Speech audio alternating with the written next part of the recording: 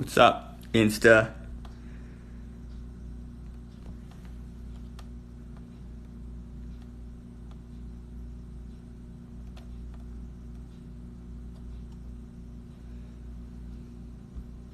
Hey, Insta. Hi, TikTok. What's up, TikTok? Hey, TikTok. Hey, TikToky. How you doing, TikTok? How you doing today, TikTok? Hey. People joining the live. Okay, I'm going to join the live as well. I'll join as Danny Tremblay. Let me know where you're from, what your sign is, and how young you are. Let's hustle this. Let's blow it up, people. Let me know where you're from, what your sign is, and how young you are. Let me know where you're from, what your sign is, and how young you are. Let's have fun on TikTok. Let's get TikTok going. Photo girl. Love the colors. I know I don't have colors very often. Let me know what you guys think of my colors.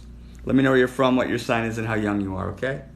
Let me know where you're from, what your sign is, and how young you are. Hit the likes, by the way. We got 31 likes. Come on. Daily life. Come on. Keep the love and likes coming. More likes can attract views. That's what it says. Keep it up. Keep hitting that. Keep tapping the screen. That's what attracting the views and comments too. Everyone who's here, say hi. Tell me where you're from. Let me know where you're from, what your sign is. Even if I know you. Shannon, where are you from? You're from the Chop Tank River. That's where she's from, by the way. Hey, DF. 1974. What are you, 1974? You're beautiful. Tanya D. Cheryl, what's up, Tanya D? Winnipeg. I'm going to be going to Winnipeg because some of the most amazing women live in Winnipeg, by the way. Absolutely love women in Winnipeg. And they make for the best lovers. They're said the best companions in life come from Winnipeg, Maryland, where else? Indonesia, the Queens as well. Sexy Gemini from Queens, no way. Be kind to the humans over here. Jesus, be kind. Debbie, what's going on? You must have a lot of guys around you because, Jesus, Debbie, you got the body of a... Yes, you are working out. Love the outfit. Loves your dances, by the way. Let me know where you're from, what your sign is, and how young you are. SoCal, what is that? What's that? Is that Southern California? Let me know, Chaos, whether or not Southern California has the guys or not. You know where I'm from. Vanilla Mom, no, I forgot actually. Where are you from? Sydney. We're going to Sydney to meet this Virgo. She's poisoned candy, which we've met before. She says that she is poisoned, but really, if you taste her, she tastes delicious and she's nutritious, actually. She's a nutrient, and she believes that she's not. She thinks that she's a fungus or something, but honestly, Emily, you are just a sexy babe. Let me know where you're from, what your sign is, and how young you are. And Taurus girl, is that Taurus girls in the house?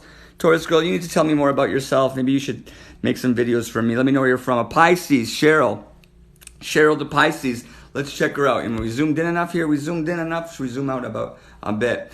Pisces, Cheryl. Where are you from, though? Los Angeles. Vanilla Mom, I want to visit Los Angeles. You going to invite me?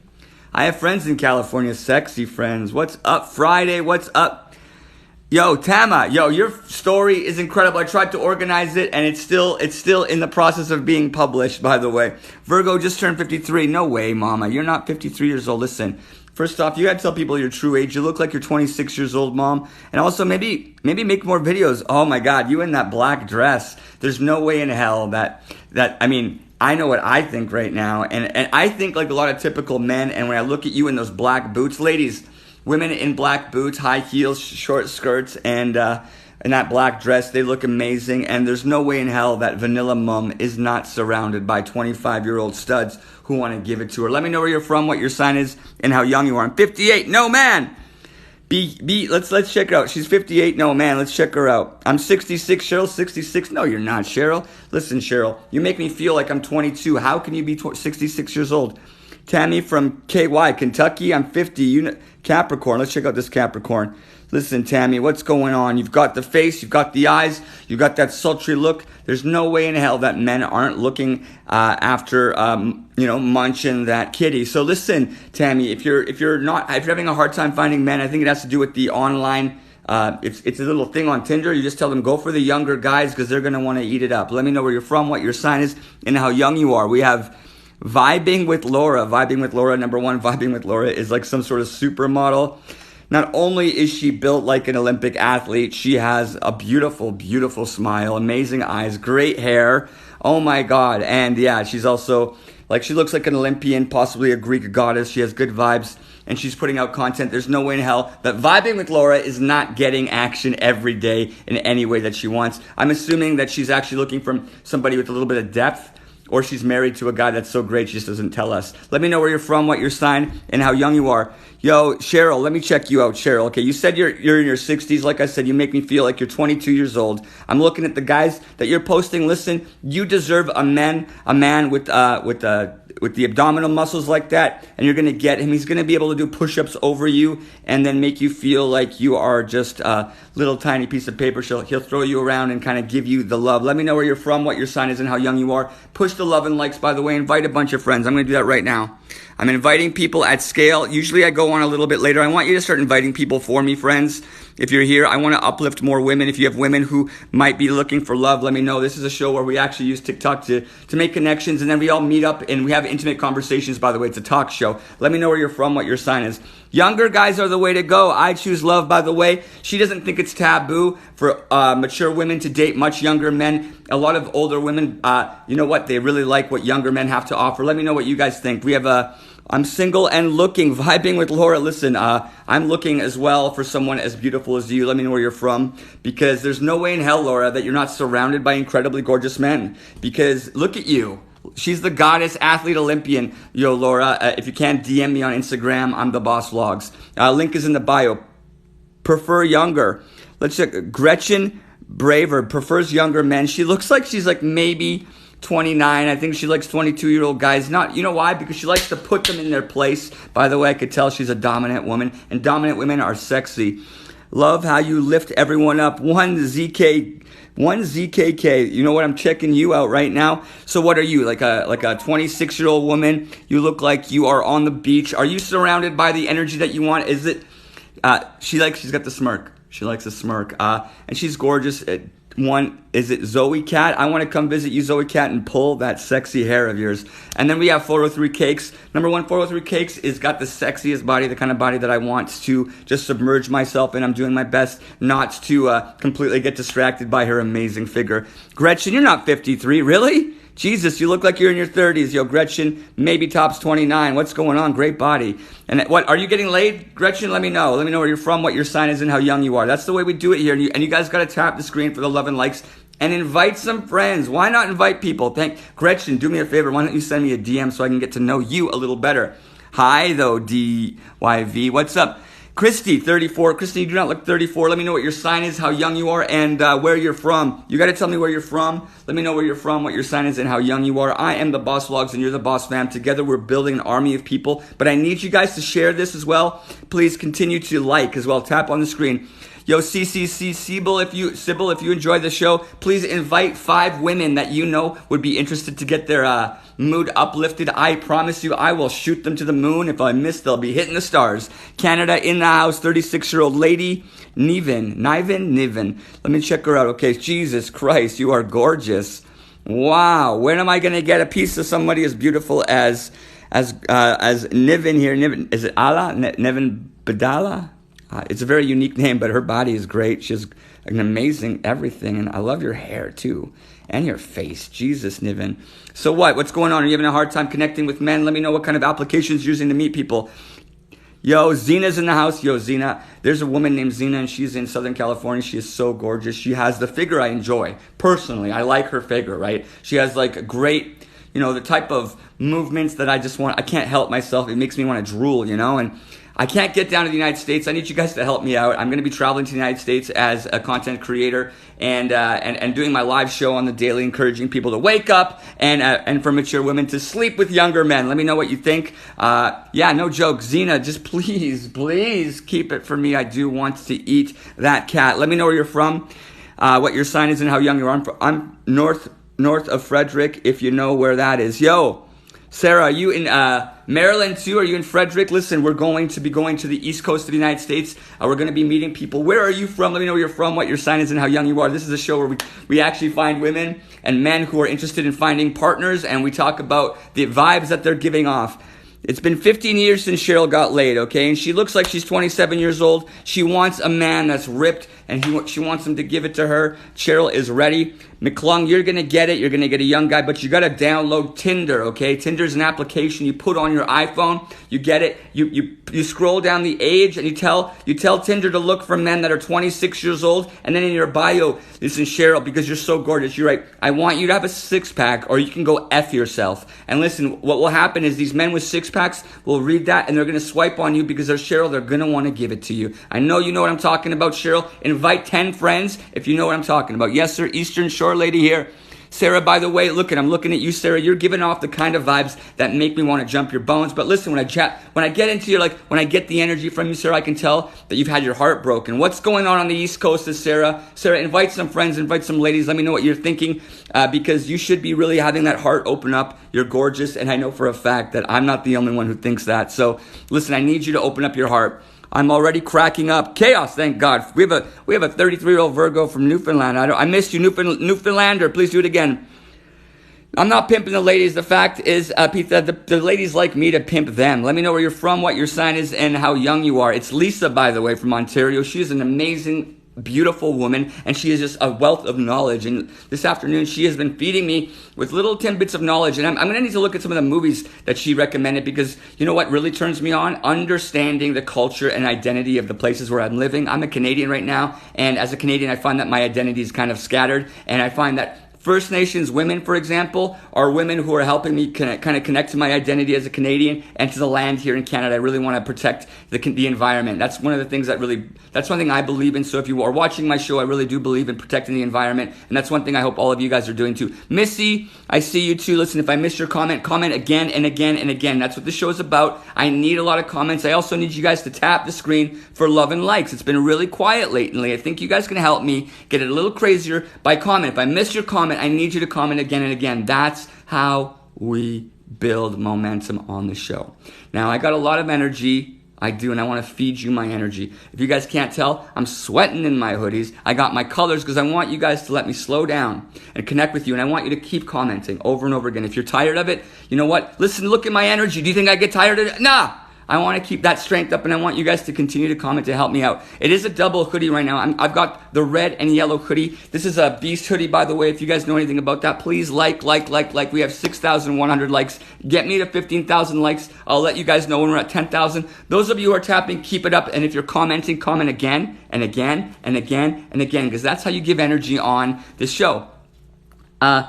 Hey, Helen, what's up? Jesus, Helen, you are so gorgeous. How you feeling these days? How's that relationship with that sexy guy that I know you're not, friends with benefits with? By the way, we have long-term, we have intimate conversations with people later in the show. If you can handle intimate conversations, please stick around. Please to keep us in mind, because this is a show where we actually dive deep into the subconscious, into what people really want, into the heart, into the soul of life. I know it sounds kind of funny, but let me know where you're from, what your sign is, and how young you are. Let me know where you're from, what your sign is, and how young you are. Right now, yeah, that's right. Keep it up. Come on, ladies. The more comments you guys give, the better. Tennessee 44 Libra. That's the way. See, Mindy of Fly. Mindy to Fly. Thank you, Mindy. Mindy, I can tell you're a beautiful woman, okay? You're absolutely gorgeous. You're putting yourself out there. Mindy, but what are you? You look like you're like 22. How old is Mindy here? Mindy says she's 44. She looks like she's 22. I'm assuming that there's a lot of young men from Tinder and all that. They're upwards of 22 to 25 years old, very interested in Mindy. Mindy likes these young men. She likes the way they perform, but she's thinking about maybe meeting a man with a little bit of substance. Who here understands what Mindy's going through? Is there a lot of young men hitting on you? I can tell you guys, young men are really attracted to older women. So if you think it's taboo, listen, get your rocks off with the young guys. Don't think it's taboo. Just use them and lose them. It's okay, Mindy. That's what you got to do. You're sexy as hell.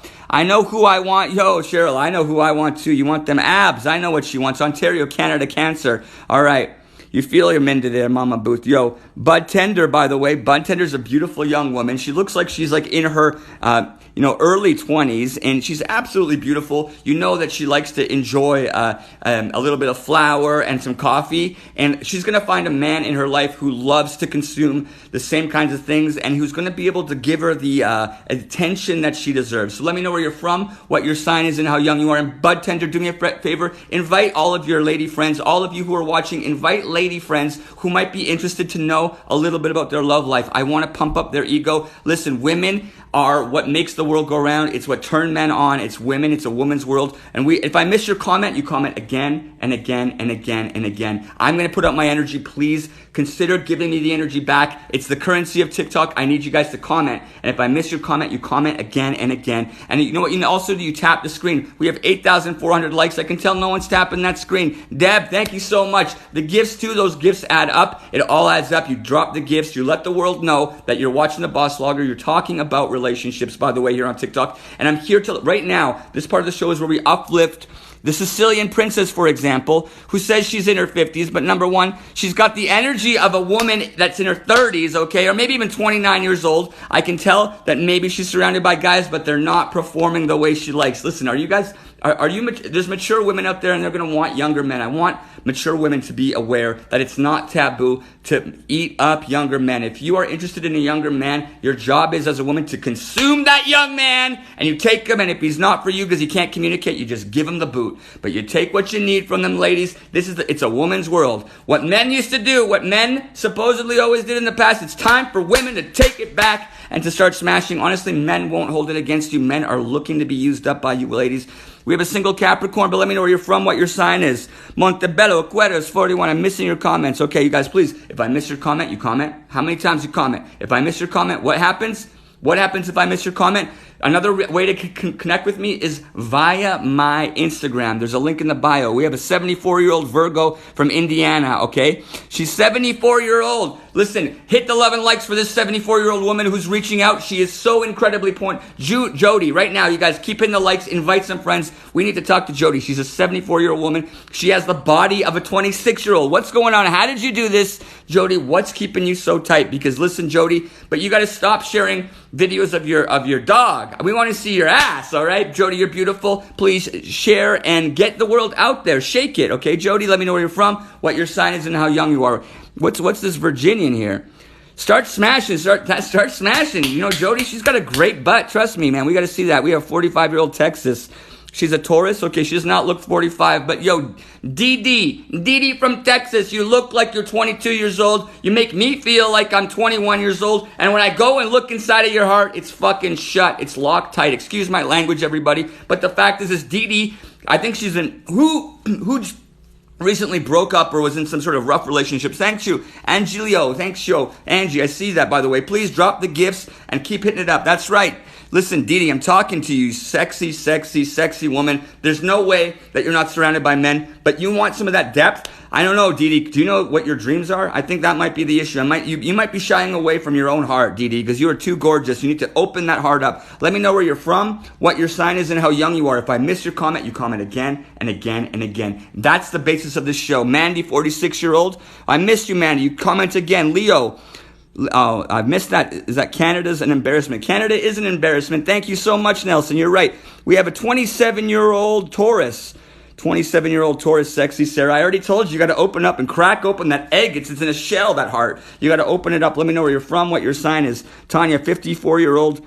Oh, I missed it, Tanya. 51-year-old Taurus from Utah. No way. There's not a chance that Angelique, you're 51 years old. I'm looking at you. Listen, I know you like trucks. I know you like them big and tough, but those guys don't have a heart that's going to be able to help you out intimately. You're going to need to maybe connect with an artsy type, maybe a young man who's going to fulfill you physically, and then you're going to need, and you might need another guy who's going to be more of that intimate connection with you. But you know what? I know you love Jeeps, but guys who buy Jeeps are not intimate people, and that's up to you to figure out how to do. Let me know where you're from, what your sign is, and how young you are. We have a 51-year-old Taurus from Russia. Are you from Russia? Is that what that is? Listen, Pixel Bell, there's no way in hell that Pixel Bell is not, getting connected to other people. Listen, I look at her network. She's connected. She's beautiful. She's open. But you know what she's not doing? She's not sharing. She's not communicating at scale. All of you guys right now, the way you find people, in case you're not aware, you got to communicate. See you know what's going on right now? I'm meeting people. They're messaging me. Make sure you guys DM me on Instagram. Links are in the bio. I'm connecting with people. There's a website links. There's all sorts of links. You know how? Communication, being vulnerable. Listen, next week I'm going to do something I haven't done in a long time. I'm going to go on a road trip with my father.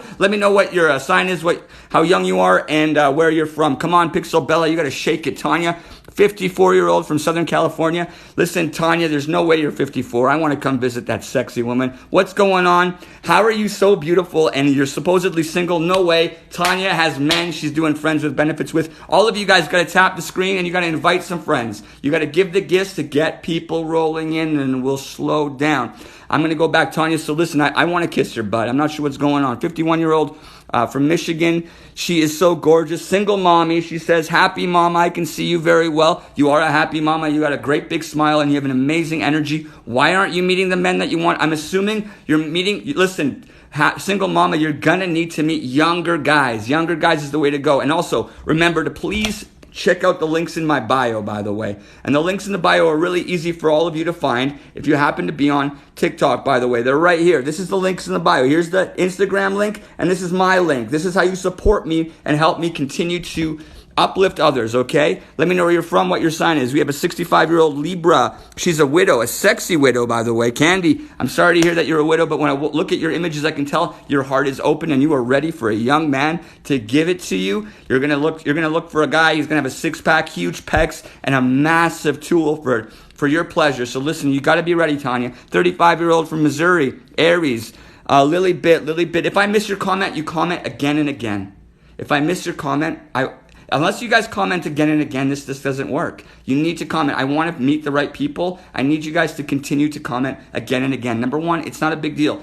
Well, you know what I suggest you do? Copy, paste your comment. Copy it and then paste it. Copy, paste.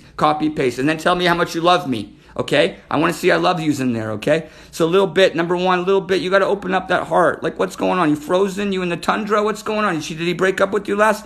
47-year-old downtown. You're 47 years old. You're gorgeous, but you need to open up that heart and tell me where you're from. Let me know, Pennsylvania, Gemini, 41. I'm looking at her.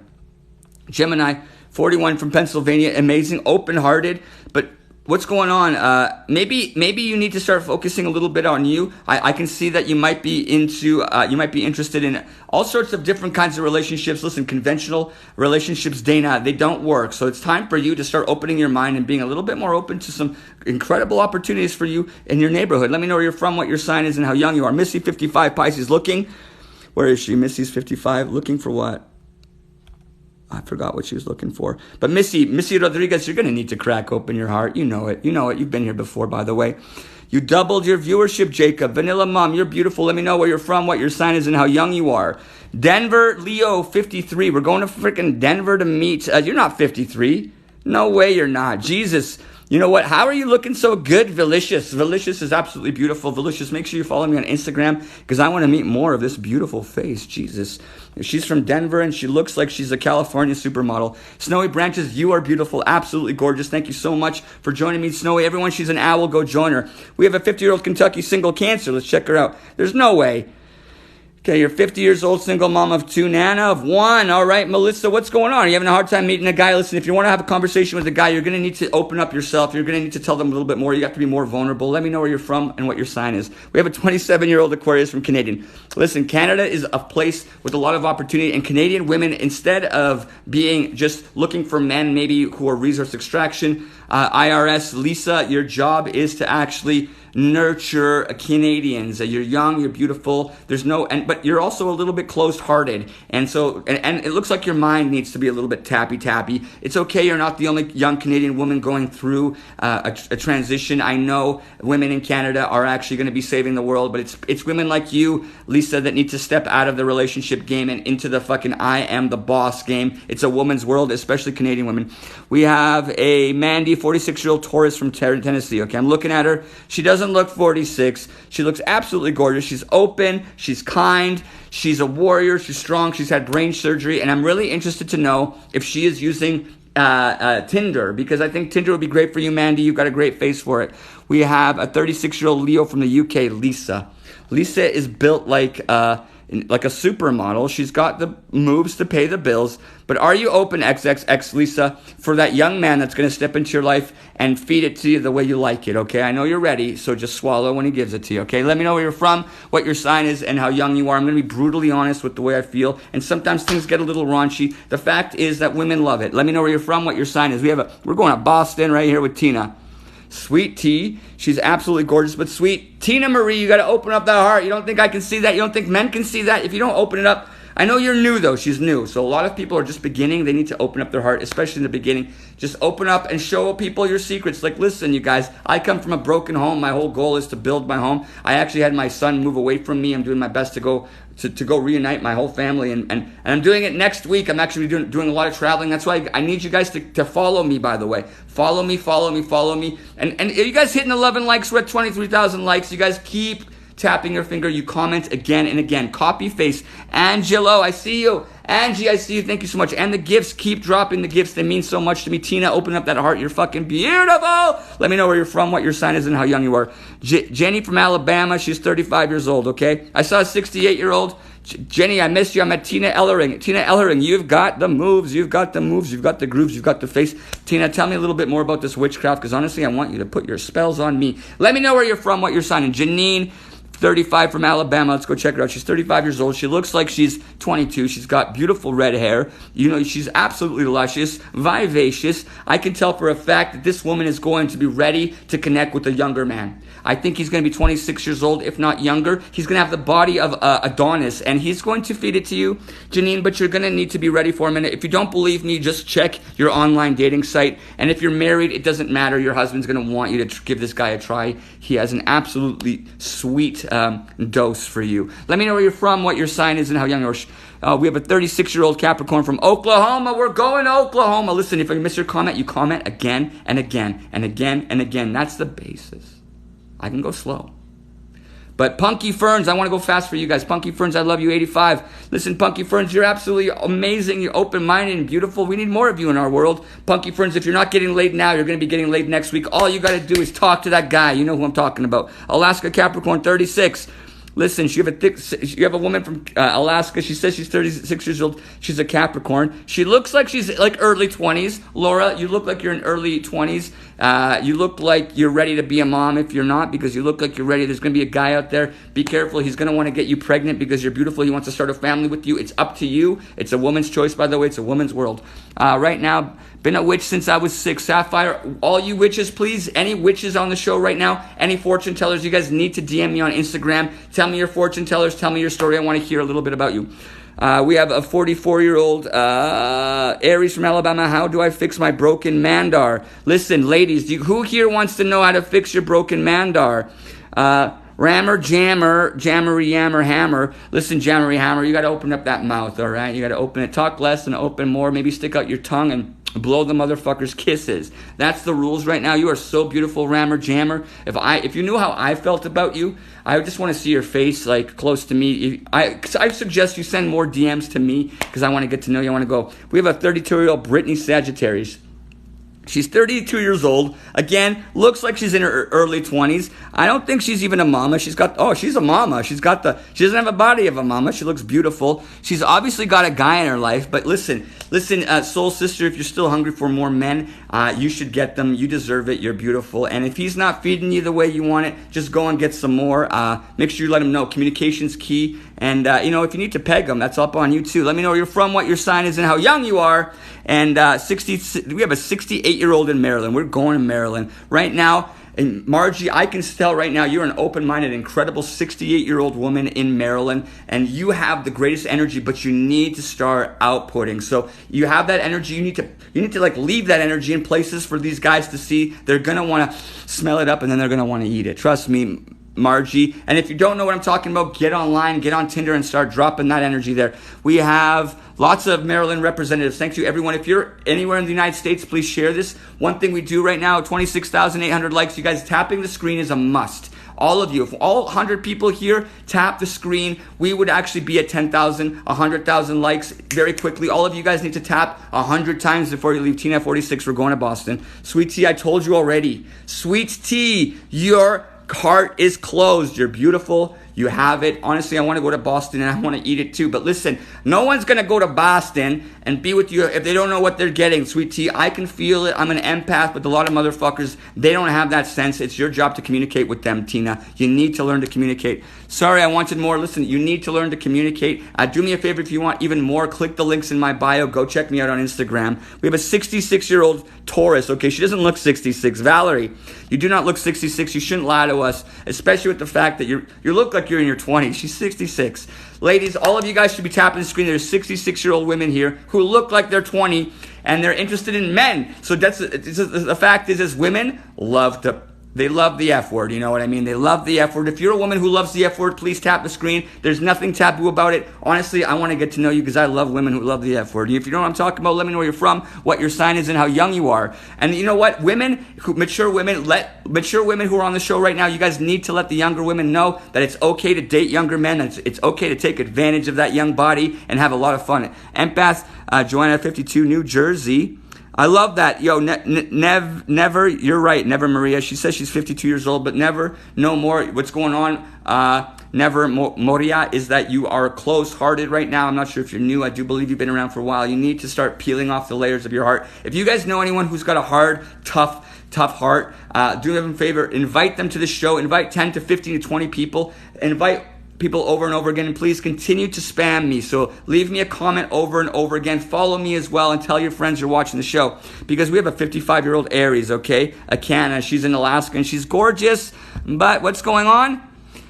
What's going on is that she is intense. You've met me already before, Nana, haven't you? If not, happily taken. But listen, he wants to watch you be with, he wants you to be his hot wife. I'm not sure he's a stag. He wants to see you. He's looking for a bull for you. Let me know, Nana, if you know what I'm talking about. Let me know where you're from, what your sign is, and how young you are. We have a 34-year-old. This is Samiam.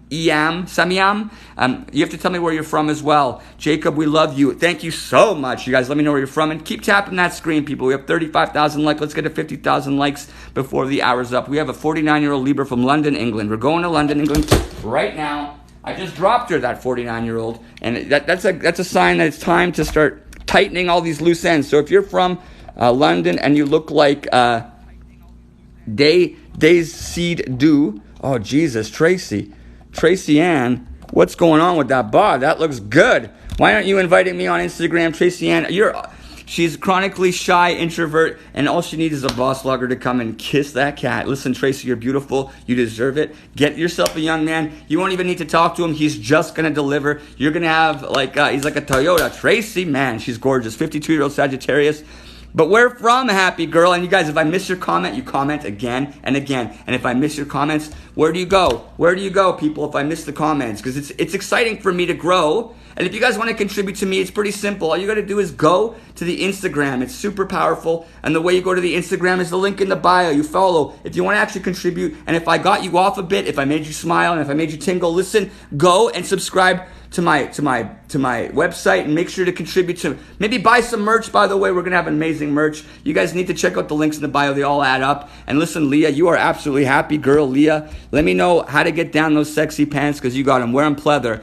Kimsita, thank you so much. We have Carol, a 74-year-old Gemini from Tennessee. Carol, you make me want to go to Tennessee. I'm going to be going to Tennessee. You know what, Carol? To check out that sexy body. Now, the two of us have met. Carol is 100% an absolute babe. If she's not surrounded by men in the next week, I have to make it down there, because, Carol, your sex appeal is through the roof. Like, what are you doing to look that sexy? She looks like she's 27 years old. I'm not sure why, but women mature better than men, and they become more and more beautiful. I don't know if you know, but young women, they're good, but older women, they're like candy. So if you guys believe in what I'm saying, let me know where you're from, what your sign is, and how young you are. We're actually having a great time here on the Boss Logs. We have a 42-year-old Taurus from Ireland, Cheeky's in the house. She's gorgeous. And she says she's shy, but she's not. She's absolutely outgoing. And she's got a great ass. So listen, Cheeky, you got to go shake that in front of those young guys, because trust me, they can smell it. And they want it. It's like supper for them. You got to go feed them that sexy shake. Yogi, I see you. You have a 46-year-old from Vegas, I think. Her name's Beyond Julia. And you know what, Julia? We love you so much. We know how beautiful you are. You have the moves. You have everything going on. But we've had enough of the pets. We're looking more, you're looking for a guy who's interested in your body, okay, not your dog. So listen, put it out there because you're sexy as hell. Let me know where you're from, what your sign is, and how young you are. Jimmy's here too, by the way. Beyond Excess, you know it. You got a great body. You got to show it off. We love your puppy, but we want to see your butt. Let me know where you're from, what your sign is, and how young you are. We have a 49-year-old Seattle Pisces. No way. Amy, you are not 49 years old. I want to move to Seattle just to meet these beautiful women. There's no way the woman's 49. She looks like she's 29 years old. She's got the smile of a 22-year-old. She's got the energy of a teenager. Amy, why aren't you smashing? Let me know. Let me know, because I think it has to do with the fact that maybe you are really sensitive. Maybe something hurt you. Maybe there's some trauma. I'd love to have a phone call, by the way. If anyone wants to call in, a good place to connect with me. And if I miss your comments, you guys, the comments end up, a good place to get your comments right here. So I'm gonna go read my Instagram comments right now, okay? Because Instagram is where it's at. I'm getting some nice new ones. I see that. Some amazing people have done it. Okay, yeah, I got one right now. Nancy, 58-year-old Libra. She's in Florida. Nancy, why don't men want to date me? Let's go check her out, okay? Nancy, I can already tell men want to date you. Why aren't you ready for these men? Honestly, Nancy, you're gorgeous. You don't look 58 years old. You need to open up that heart. Trust me, men not only want to date you, they want to have fun with your body. Let me know if that's interesting to you, Nancy. Here, I'll let her know right here. I'm just going to make her little video. Nancy, I feel the men in your world. They want you so bad. I don't know why you think they don't. You're beautiful. Consider posting more pictures and sending me some fun messages. And go and sharing my TikTok with the whole world. And inviting your friends to my Instagram. Hey, I love you, Nancy. You're hot. Let me know where you're from, what your sign is, and how young you are. We have a 59-year-old from Scorpio from Arizona, Margaret Prunti. Margaret, open up that fucking heart, Margaret. You're fucking shut like a vault. Jesus Christ. Let me know where you're from, what your sign is. You know where we're finding this right now? You guys know where we're looking right here. If you click here on my bio, you click on my Instagram, boom. This is where I'm going to go answer the messages right now. Some amazing friends are leaving amazing messages. I want you guys to leave them. And so 3 minutes ago, I got somebody. Okay, let's see what she wrote. Let's see. She might have said something inappropriate.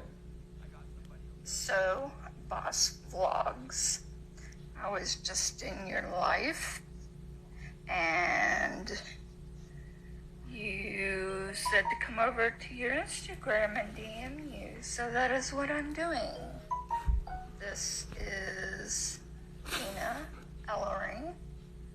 I go by Sapphire Libra, though.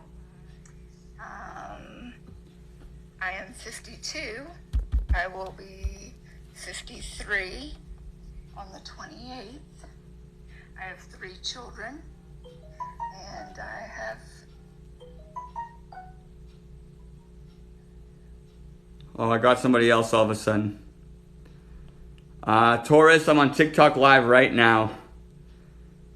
Jesus, Cassie, you got the looks. There's no way you're single. Don't tell me you're single. And if you don't have a friends with benefits, hey, where are you from? Because listen, Cassie, you got the look. Wow, great photo, by the way. I love that message. Keep sending me that stuff because I'm going to keep looking at you, Cassie. And if you don't have a guy, are you online? Are you doing the online dating? Let me know. Oh, Jesus. She sent more. Oh, Jesus. I'm in Canada. I'm a Canadian. Let me know where you're from, what your sign is, and how young you are. And the place we're getting the messages right now is on the Instagram. Sapphire, you're going to find a man. Let me know if you're on the online dating, and maybe make a video.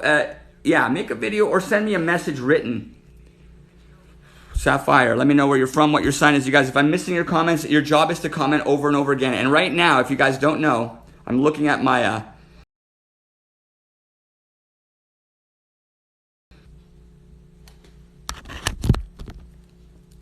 Sorry. This is where I'm looking, by the way. I'm looking right here. Boom. And that's my... And then messages. You guys click the messages and send me a message. That's what I'm looking at for right now. We need you guys to do the transfer. Is it difficult for you guys to understand how I'm going to be able to connect with you? I'm getting voice messages. 43 Oregon Taurus single. No one wants me, she says. Let me check her out. Let me hear the message. Hey, I'm on your live right now. I don't have anybody. No friends with benefits. I don't understand why.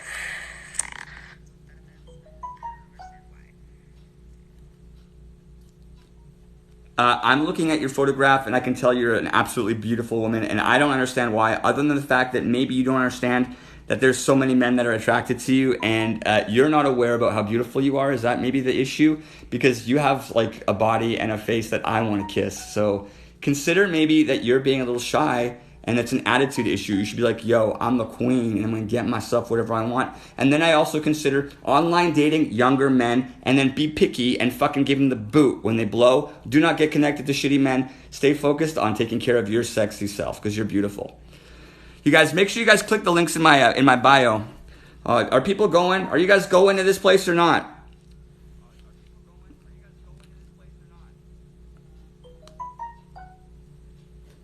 Oh my God, I remember. So gorgeous. I'm absolutely smitten, and I'm a little dizzy. Thank you for the follow. I would love to hear more about you. Let me know where you're from, what your sign is, and how young you guys. Make sure you guys are sharing people right now. It seems like people have left. What's going on? They're all going to there. You guys, you better be going to the Instagram. When you go to the Instagram, please share and then come back for a listen, okay? That's the way we do it here. And follow me on Instagram. That's another massive deal. Oh my God, I'm apologizing. People are absolutely going nuts on the Instagram. Let's see what's going on. We have a 6-year-old Gemini from Alabama. We're going to Alabama, and I'm looking at her. Yo, tell me, have you been on the online dating? Tell me about online dating, and tell me, do you understand that you have the energy of a 26-year-old woman? So maybe you're looking at the wrong demographic. You may want to look at younger men. They can deliver what you're looking for. Let me know where you're from, what your sign is, and how young you are. Does anyone want to call? As well, we do phone calls on this show. Oh yeah, that's fact. A lot of Edmontonians in Alberta, Albertans are actually some of the dirtiest people. You don't want to move to Alberta. That's true. That's true. Olsen, you're right. Olsen, you're definitely, you're a great example of a typical Edmontonian. We don't want dirty grease balls in the house. So let me know where you're from, what your sign is, and how young you are. Snowy branches. You guys keep tapping the likes, by the way. Ooh. Okay, I'm going to turn off those notifications, because who wants... And you guys follow me on Instagram. Don't group you into what? Snowy. I don't know what I grouped you in. I love you, Snowy. You're so smart. You're so ahead of the game. Hello, beautiful. Shivani's here. Hey, Betty. We have a 40-year-old Libra from Australia. No way. You guys, if I miss your comment, you comment again and again. That's how this show goes. And please follow me on Instagram, okay? Links in the bio.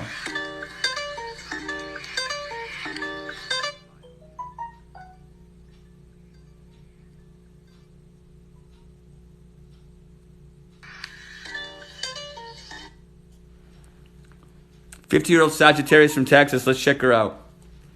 Yo, Tiny Texas Honeybee. Jesus, Tiny Texas Honeybee. How are you so gorgeous and alone? Have we met, actually? I think we might have met. Yo, Tiny Texas Honeybee. You should DM me on Instagram, okay? Send me a DM, because there's no way in hell you ain't got at least 2 friends with benefits to choose from. We have a 42-year-old Sagittarius, a Canadian Sagittarius, Carla. Carla, you know what? Canada has a lot of resource extraction, guys. Focus on maybe supporting some artists in Canada. You're beautiful. You have all the greatest looks. So we're really interested in just connecting with you further, Carla Cook, because you are gorgeous. There's no way you know. And Judy's here. Thank you, Judy. Hey, baby. 53-year-old single female from Tennessee. Lisa, you're a gorgeous woman. You're open, and you look so good. Lisa Lynn, you're single. You know what? I would consider, what's your dream, Lisa Lynn? Because you look like you're 26 years old. Are you following your dreams? You following your dreams? Let me know, because you deserve them right there. You're beautiful. And if your man's a dream, if your dream is a man, you're gonna find one. He's gonna be girthy, thick. It's gonna fill you up. If you know what I'm saying, you're gonna like it. Let me know where you're from, what your sign is, and how young you are. Let me know where you're from. 6-year-old. We have a 60-year-old woman from Florida. Please tap love and likes, tap, and invite some friends. We have a woman who's 6-year-old. And Lisa, listen, you're gorgeous. Are you on ooh, we're getting a phone call. Love and likes, tap, and invite some friends. We have a woman who's 6-year-old. And Lisa, listen, you're gorgeous. Are you on ooh, we're getting a phone call.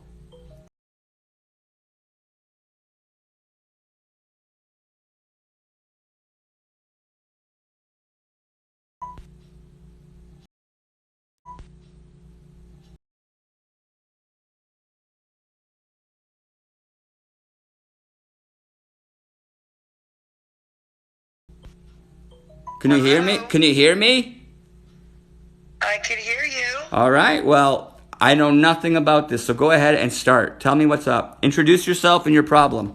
There's like 70 people here listening to you. Oh, no way. They don't know who you are, so go ahead and introduce yourself any way you want. Okay, I'm 58 years old. Been single 7 years. I don't know. I just don't know what's going on with guys. 58? Yes, sir. Where are you from? Born and raised in New Jersey, now in Florida. Nice. And when was the last time you got laid? I would say probably about 4 years ago. Holy shit. I play to keep. I don't play to play. Well, I mean, why don't you play? Because I never did. I mean, to me, sex is sacred, you know. Okay. So you're playing to keep. I'm weird, I know, I guess. Okay, go ahead and tell me your story a little bit. Can I get to know you a little better? Sure. Ask a question, I'll tell you. Okay, well, tell me about your last relationship then, I guess. Last relationship, let's say it lasted 7 years. First we walked on. He did for me for, I guess, 4 years. Then I go to a funeral. They put me in a funeral. We're getting bombarded with stuff. I need to, like, quiet these people down here because they just keep ravaging my thing, which is cool. Keep ravaging it. I'm just going to turn off the notifications. No, baby, you go ahead and do your thing. No. We need to find out about this relationship 7 years ago because you haven't gotten laid in 4 years and you think it's cool. I have a feeling it's harsh. It is. Yeah. It very much is. I mean, I don't know. I just never did one-night stands ever in my life. And I just can't bring myself to it. So what do you want? What do I want? I want someone to love me for me and me to love them. Okay. Well, how you feeling? How do you feel about yourself? I know I'm an awesome person. I'm good. I mean, I'm good in bed. I know that. I know how to treat a man. I cook. I clean. I work. You know. I do fun things. I like shooting pool, listen to music, go out on boats, swimming, whatever. 5'8", 152 pounds.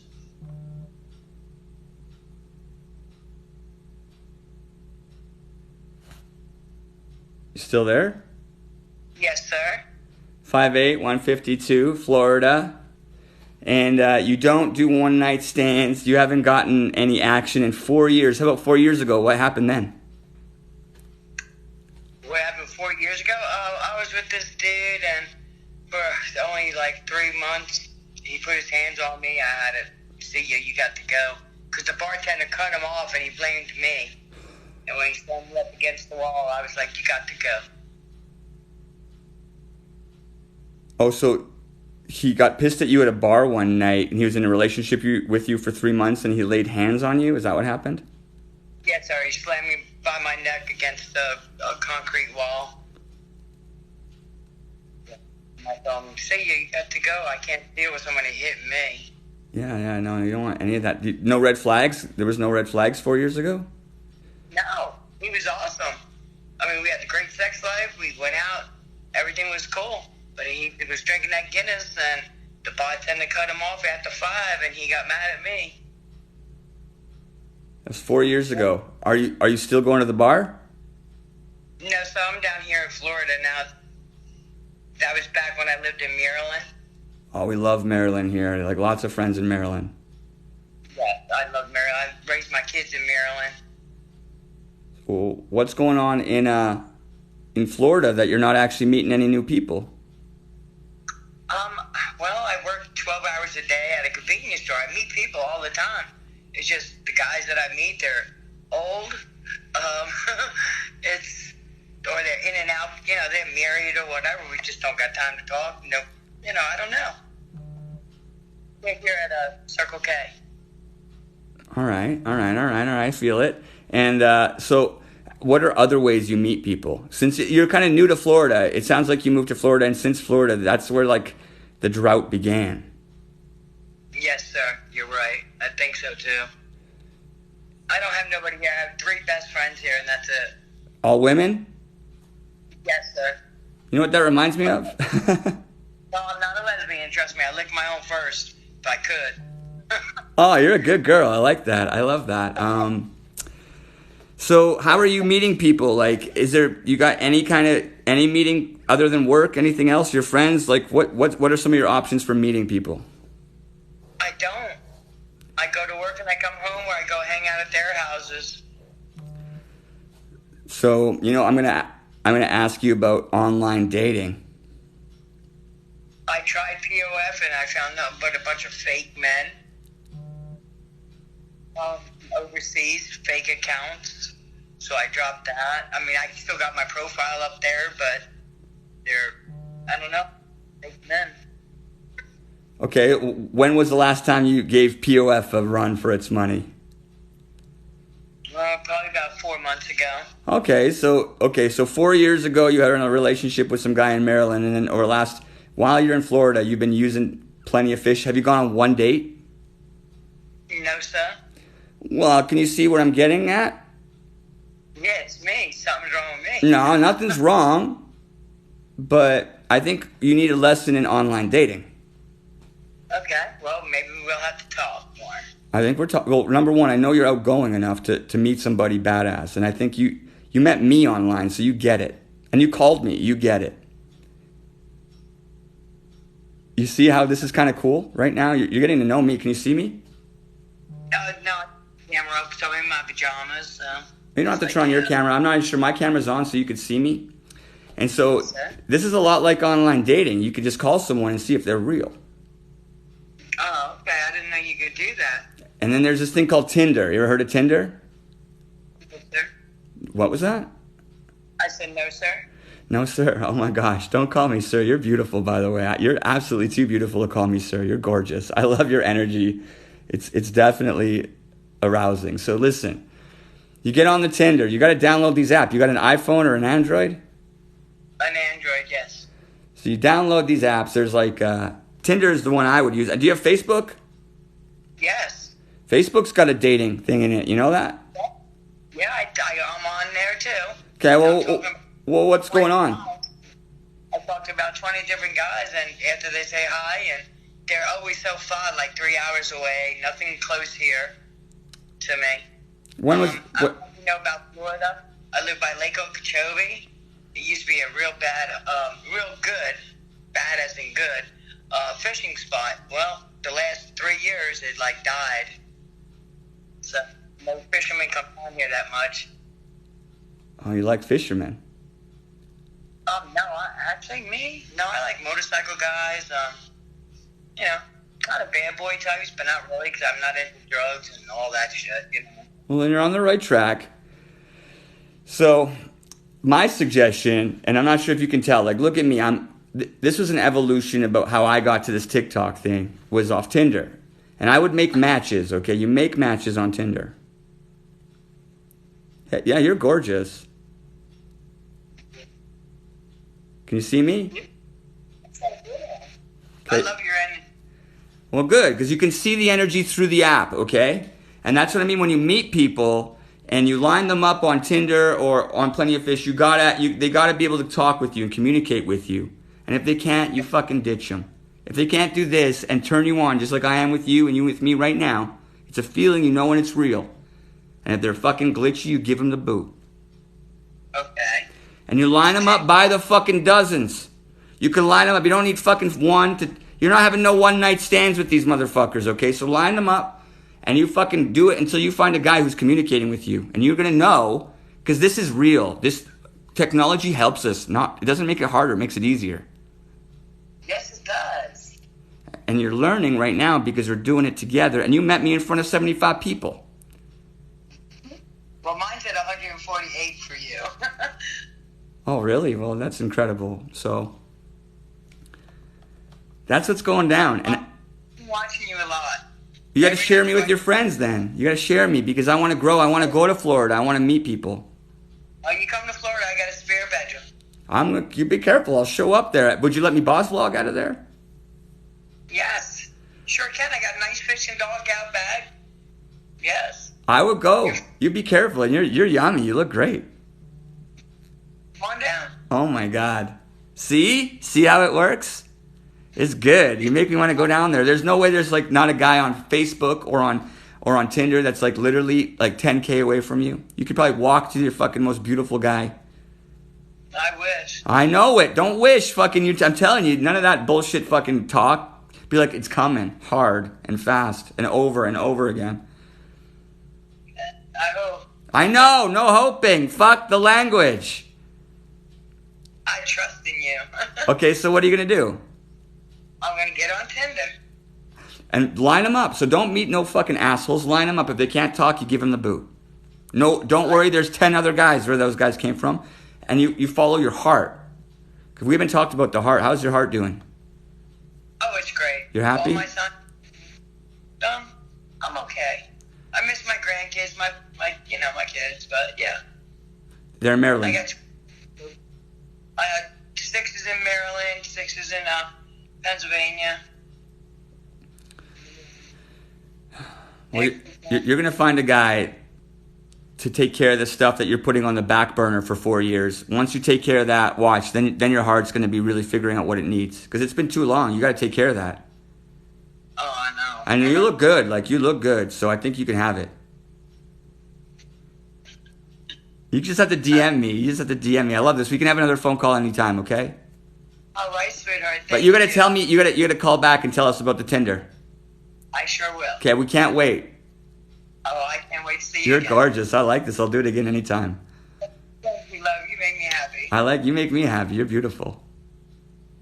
Come to Florida now. Yo, call me up. Keep calling me. It's communication, by the way. I love it. Turns me on. Come pictures of my dog and everything. I'm going to be on the dock. I love it.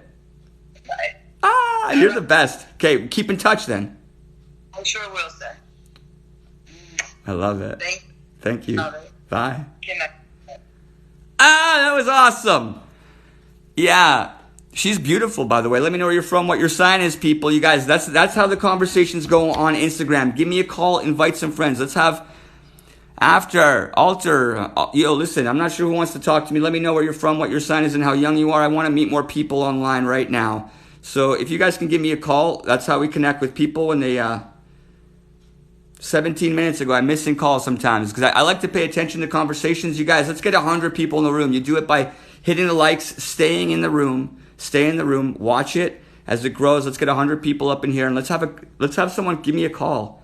Anyone having issues in relationships? We want to talk about sex? Let's do it. Nothing graphic. Let's talk about relationships. Let's talk about conventional relationships. Let's talk about different kinds of relationships. Let's focus and let's communicate. Keep tapping, by the way. That's communicate. Keep tapping, by the way. That's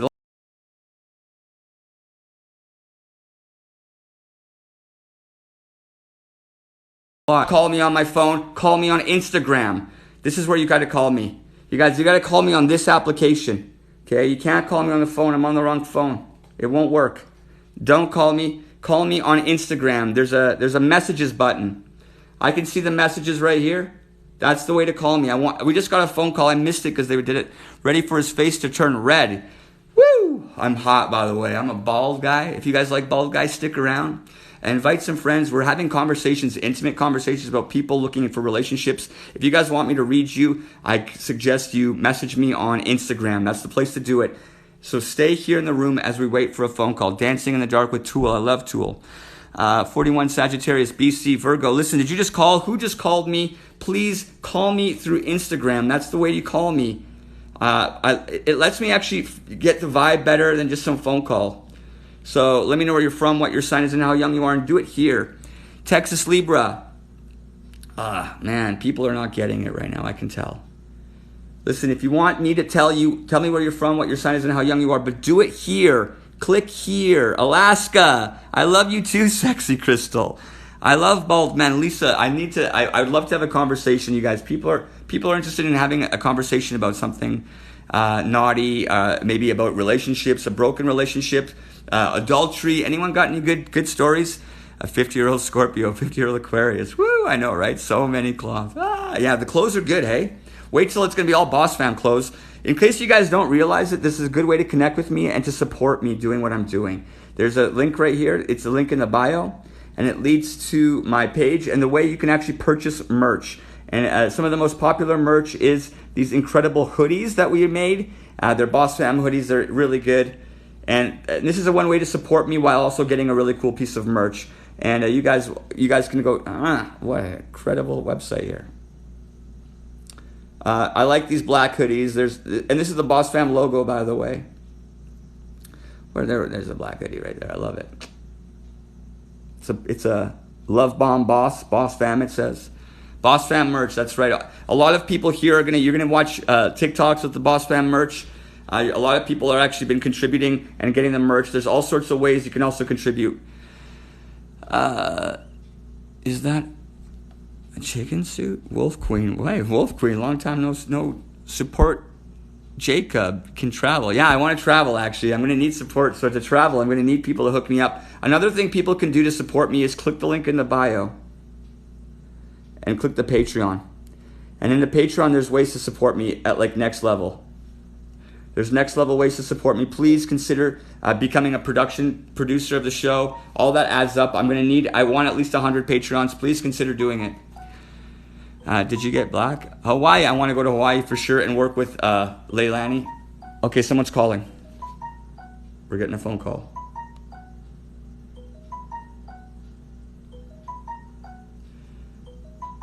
We'll try this one. Hey. Hi. Hi. I was the one that tried to call you. I know. I saw it. You actually left me 3 voice messages. I wasn't able to listen to them all. No, it's okay. I didn't expect you to listen to them right away. You could have listened to them once you got off. I want to get off right now. You know me. I'm not sure if you know me. You're gonna get to know me. I like to get off like all the time. I don't like to wait.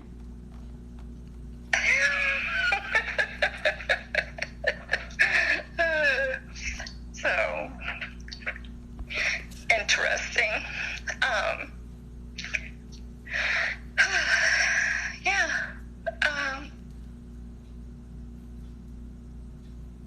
You there? Hello? Yeah, I'm here. So you know what this is about? You know what's gonna happen now? What?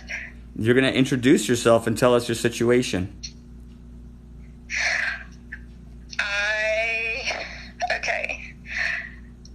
My name is Tina, but I go by Sapphire Libra. I'm 52. I'll be 53 on the 28th. I have 3 children, 2 grandchildren. I have been single for over 8 years. I have been married twice, and both those relationships ended up being very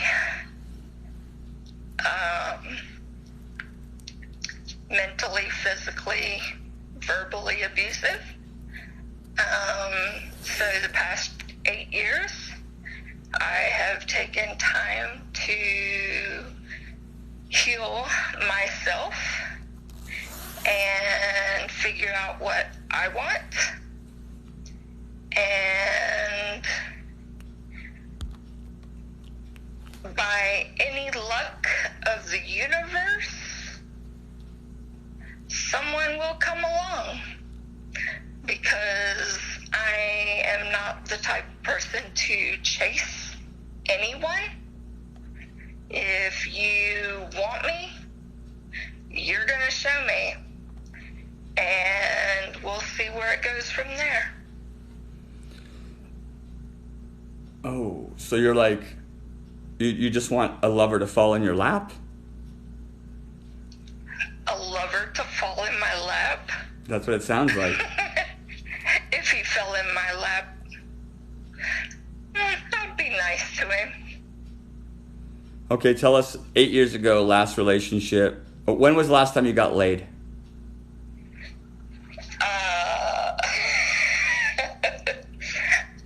Well, that question is by what means? Well, I mean, with a partner. With a partner. With a partner, 12 years. And you were divorced 8 years ago. It was 4 years it was a sexless marriage for 4 years. Yes. And then 8 years off sex and alone, and you have to figure yourself out. Yes. Can you tell us a little bit about what you figured out? What I figured out? I figured out how to love and respect myself, to not ever let what happened to me happen to me again.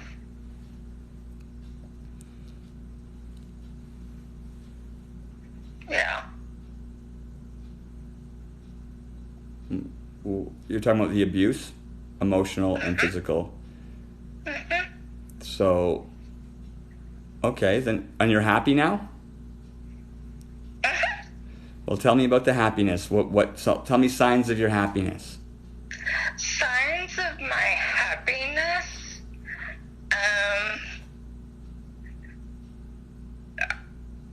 are pretty much connecting with like-minded people here on TikTok. I have found some very meaningful people here on TikTok. As before, on whatever social media sites, it just all seems so fake. And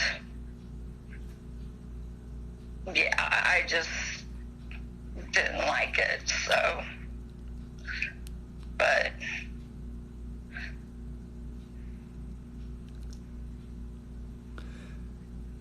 yeah. So TikTok, turning you on. I like Something on TikTok. And have you met men on TikTok? Have I met men on TikTok? Like ones that you can have conversations with? Yes. Like intimate conversations? Not quite yet. I don't know if I scare them or what. But, I mean, they still talk to me. So, I don't know. I'm the type of person, like I tell them, I'm very open and I talk about just about anything, so I leave it in their ball court, so.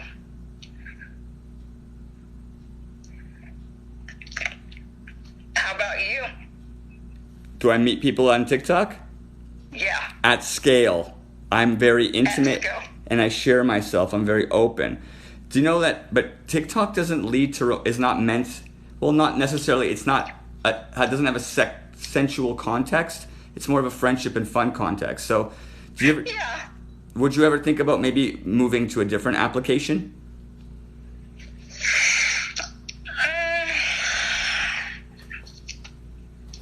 It depends on the application. What application are you talking about? What application do you know that I'm talking about, or what are you thinking? Well, I know of Tinder, I know of Fish, I know of WhatsApp,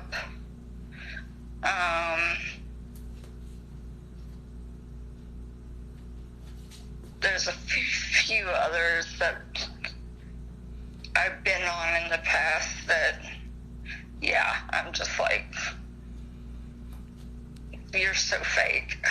What is the application is fake or the people on it? The people. Okay, so you met people now, so you don't. I'm an empath. So I pick up on people's energy very quickly. And so everyone online was fake? Most of the ones that I came in contact with, yes. So, I mean, did you even bother to try to find someone who's real? After so many fake ones, nah.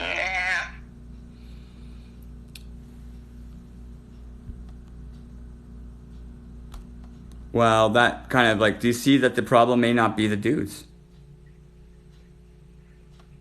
You know what I'm saying?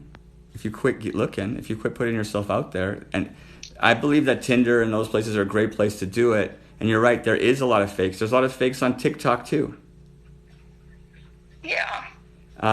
But you can't give up because it's like digging.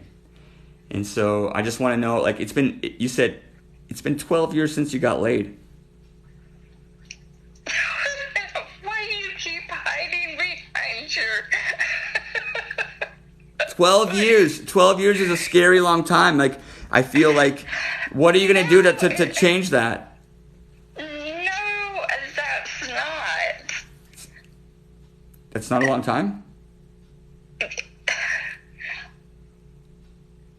a long time having a physical connection, but as far as a sexual connection, I can please my damn self. So you're that looking for aspect. you're looking for an intimate connection? Like, what are you looking for? A partner. Are you going to sleep with them? Depends on their energy. Ah, so it's not about sex, hey? Nope. All right. Okay, then what are you two going to partner to do?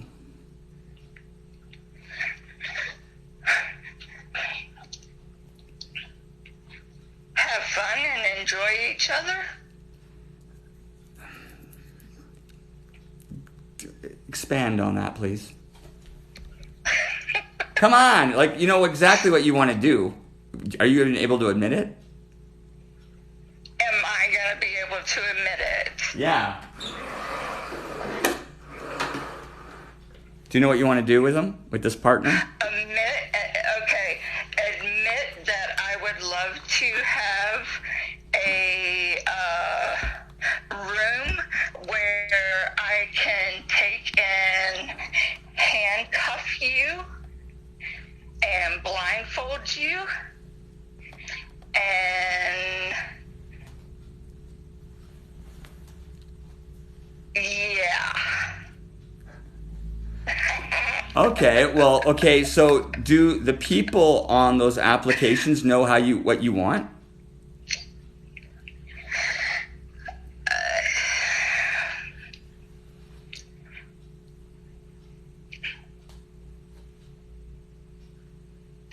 I don't let it go that far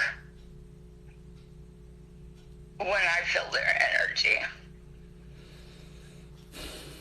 12 years. And so what? Who are you going to handcuff? And you should let them know. You should talk to them. Be like, yeah, so I got the handcuffs. I got the room. Let me have it, and I'm going to take it. And you're going to find a guy. You got to let him know, though, because if he doesn't know...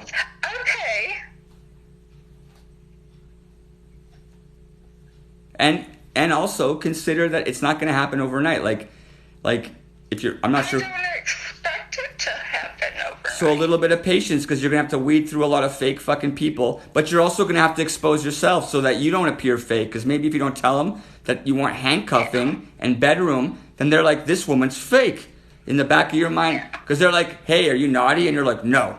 But really, you are. No. If they ask me if I'm naughty, I'm gonna tell them the truth. Okay, well then wait till the right guy asks you if you're naughty, you tell him the truth, okay? But you need to be patient enough to actually let a guy get to that with you, and that's up to you. Your expectations are like super high. Like if it doesn't happen in a week or a month or what, I don't know how long it took you initially, but you're off of them. I stayed on and just kept gathering them until I was like, let's go on TikTok and let's meet more people. And I just want to talk. And then I was like, so let's not even put up a wall of a swiping wall. Let's just talk and be like, I love you. This is me. Love me. And like I literally, it's at scale. So you need to put yourself out there kind of on a dating site too, right? And actually the reason I'm so confident is because I love myself. Hey. And then you need to know that about yourself. I can tell you got that. And it's fun alone. If you can handle it alone, that's cool. I respect the alone bit. I do. But it's more fun. It's more fun with somebody else. Oh, I agree. I agree highly.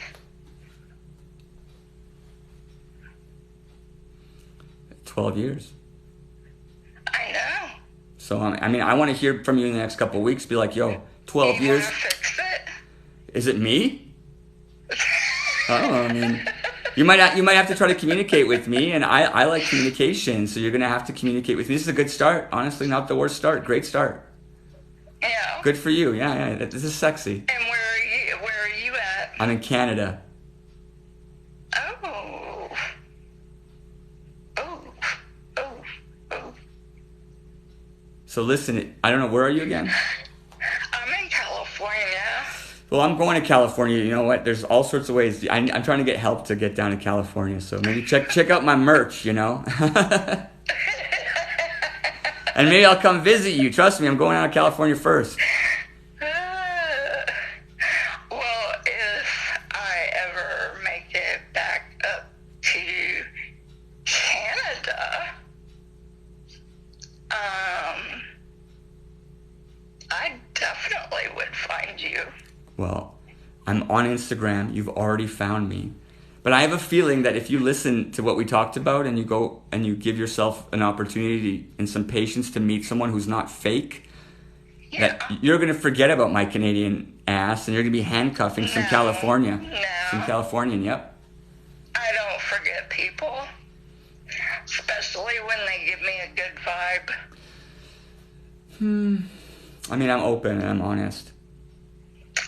And that is what I expect from somebody. I don't tolerate people that are fake or disingenuine or lie. So now it's your turn to go out there, take that, put that in mind, know that other people are empaths too, and they're feeling your energy. I feel your energy. You know what I feel a lot, Sapphire? What? You're hungry and you want it. And I think you're ready to admit it, and I think you're going to get it real soon. Okay. You down? I'm so down. Listen, we want to hear it. So you gotta experiment a bit and then come back and talk to us about it. I am literally so down. Oh, I can tell. You're sexy too. I'm sitting here picturing hiking in the woods of Canada and tying you to a tree and having my way with you. I have a lot of energy I need to get rid of, so I like that idea. I like it, and I think I'd give you a run for your money. I like that.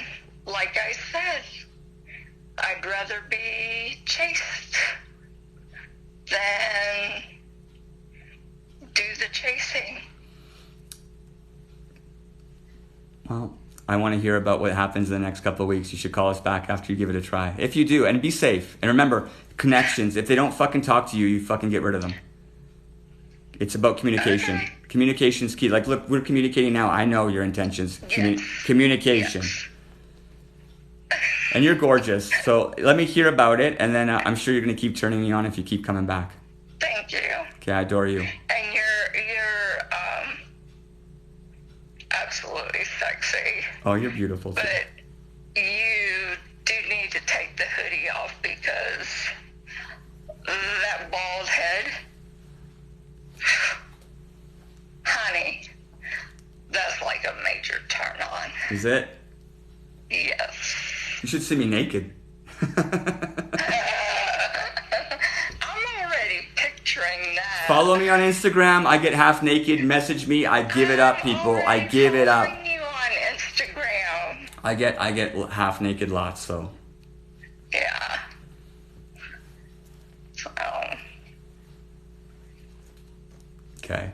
Call back when you're ready. Let me hear about I want to hear some success or failures, but we want to hear from you. Okay. all right. Sapphire, you're a queen. Have a good one.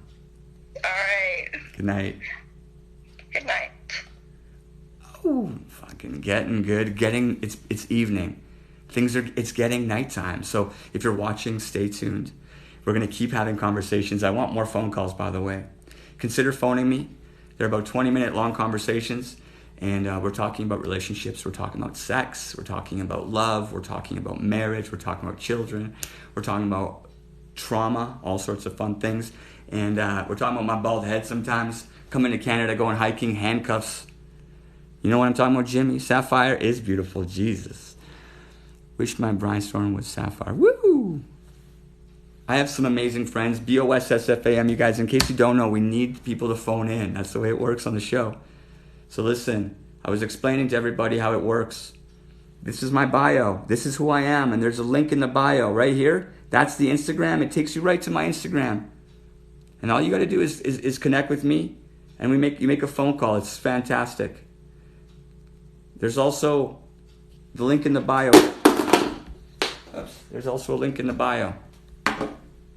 That leads to a link tree. Boom. And then there's merch. And there's all sorts of ways. Please consider the Patreon and the Boss Fam. BOSSFAM. Right there. That's the Facebook group. You need to get involved with that Facebook group.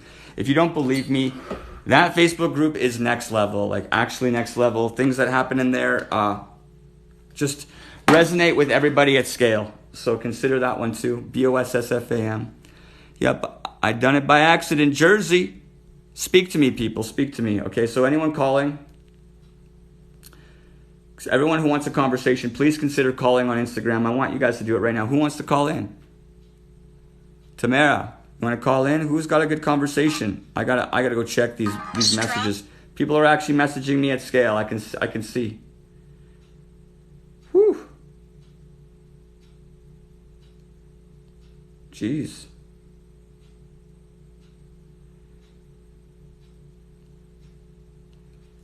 Would you maybe consider, coming in for a phone call, an anonymous phone call? Because you know what? Communicate with me and tell me a little bit about what gets you off.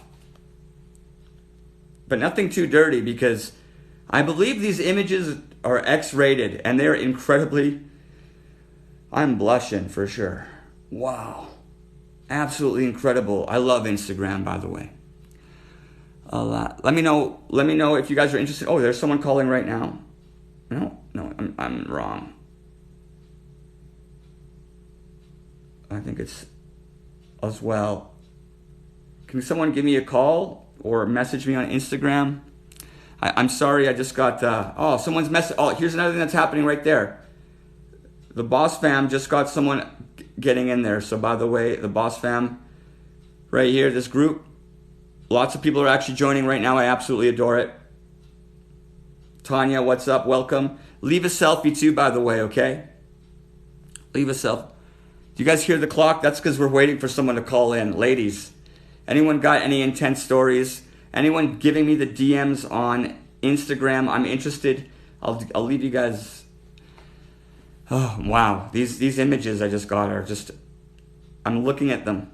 If you have any great images, please send them to me too, because they could leave me speechless and possibly blushing.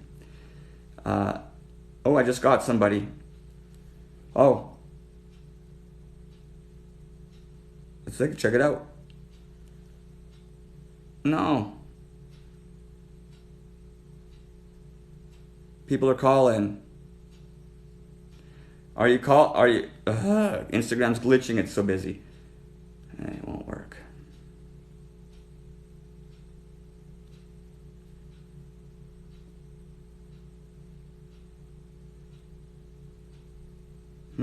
I want phone calls. Is anyone phoning? Okay, there's people phoning.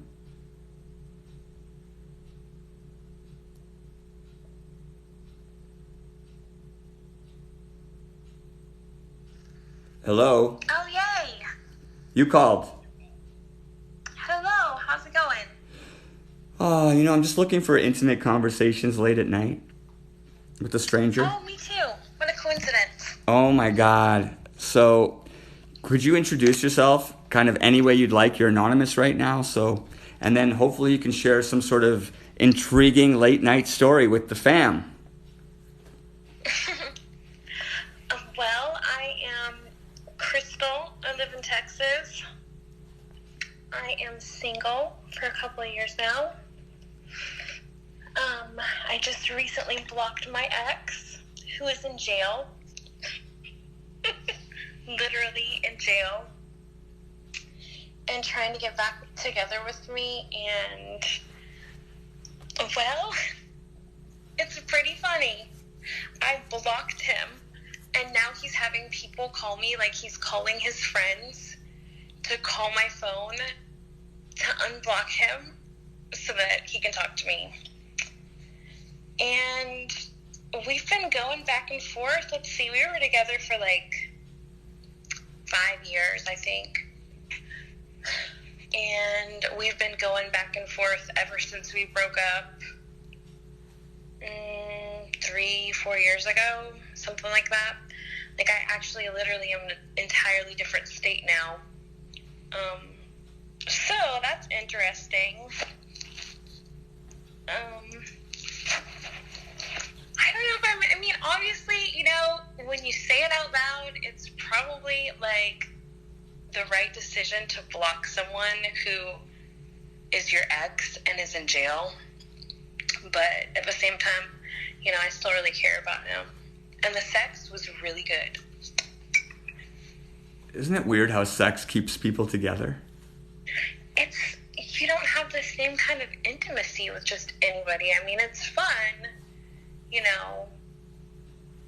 but there's that one person sometimes, that's just bomb. How old are you?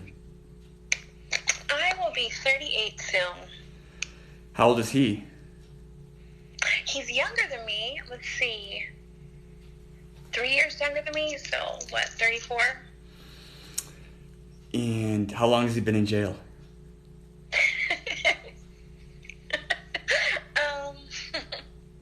A few months. When was the last? Oh, go ahead. Sorry. I think he's getting out soon, but I don't know. When was the last time you got laid? Me? It's been, I don't know, almost a year, actually. Okay, so you broke up with him quite a long time ago. I mean, I've been on some dates, but nothing serious. No sex? It's not been, I'm a nurse and COVID, so I'm busy. You're a nurse and you had a guy who's in jail. Yeah, isn't that just sweet? What did he do? What did this guy do? You're good stuff. I like you. So, he beat this person up, got into a fight with 3 guys in front of a gas station that he knew. And I think he took it a little bit further than they did. Was it a hammer or something? He pulled it out of his truck and, put it through this guy's window and then knocked his teeth out. So, yeah. Wow. Yeah. Now, He's passionate. He's passionate. You like him passionate. I love this. And he's a good lover. And has he ever hit you? Has he ever been mean to you? We've arguments, but no. Okay, well, I guess we have to know what's next. Like, what's going on? So you're ditching the jailbird, and is this guy going to come and get you after he gets out of jail? That's what I'm kind of afraid of, because, well, here's the thing. I gave him a chance before all that happened, and he was kind of in a little bit of trouble before that, too. And when I say chance, I was just talking to him, and then he ghosted me for like a month. And so I kind of forgot about it. I wasn't like calling him or wondering why. I'm just like, fuck it, we're 18 hours away. If he's going to do this, then apparently it's just not going to work out. And then we started talking again. I find out he's in jail, and then I was kind of offended. I'm like, really? So you really are kind of on a limited option here? And we didn't have a fight or anything. I just one day got tired of him and blocked him. Okay, well, so on the table for me right away, that's frightening. Like having that guy, and you know what he's like. The passion is there for you, but he might not come back. It doesn't sound like he was ever mean to you. No. How about? I mean, I've had those kinds of relationships before. Like right after I left him, I was with someone that was violent, but that didn't last long. So, and he was contacting me too. So I don't know. I must be having some sort of like. And are you giving these guys even a fucking slightest even inkling of chances? Mm-mm. Good. No, I mean, so to be fair, I accepted the calls from the guy that's in jail, but I didn't reach out to him or anything, But then you blocked him. Yeah. Okay, then let's ditch these guys, because you have kind of a unique past. And I'm thinking, we need to ditch it, I think, as you move forward. Yeah. You're a nurse. I mean, I'm okay with ditching them. I just thought it was a funny story to tell people. It's a fucking crazy story. So you're like that's what I mean. And you're beautiful, by the way. And you're a mama. Yeah. And you're gorgeous. I love it. You've got everything going for you. My job is going really, really well. And that's like another reason why I was like, okay, this could be fun. But things are going pretty good for me right now. I'm like hours away. Why would I want to get back with somebody who is in jail? Yeah, no, ladies, let me know what you think about the jailbird, because I think we move forward and then think about getting you some action. I know. I need to do something for myself. It's always work and my kid, I know. Tell me a little bit about what you want. Shit. I don't even know. I mean, I went on Facebook dating app and what is it called? Match or something like that. And I went on a couple of dates, and God, it's so, I don't know, it's like a labor. It's like another job, Dating apps, or, you kind of just put your best foot forward, and then you have to go on this date, which is exciting sometimes, a chore at other times, and then you get there, and it's like I almost immediately know, like, no, this is not what I want. But then you still have to be nice and like follow through with the date, I blame you for this, though. I'm like, that's your fault. And the last person I went on a date with was totally not my type at all. He was older, which is fine. The age wasn't a thing, but he was older by like probably 15 years.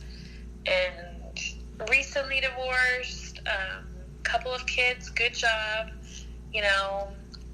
Yeah, but I don't think I don't know if a dude is it. Like, you're even still considering these dudes that are in jail. So I'm like thinking a little bit more about what you want aside from the D. Like, what would you be doing? What do you want to be doing? You got the little dude. Like, what do you want little dude to see you that's going to empower you and be like, make you proud aside from the D? Oh, well. Like, what's your dream? What's your dream?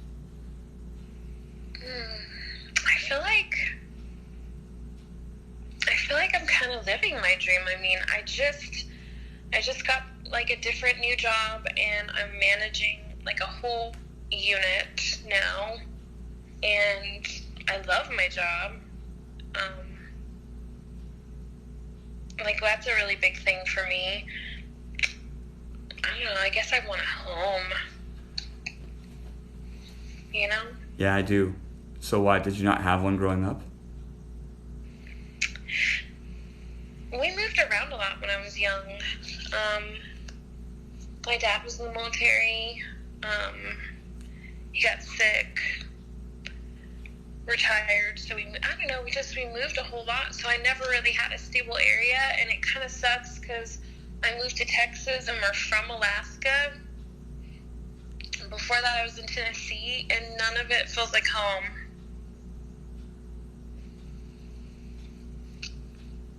Ooh, maybe. What does that mean? I don't know what it means. It means something. You tell me, right? Yeah, I think so now these guys that you've been with, were you in love with them? Was this love?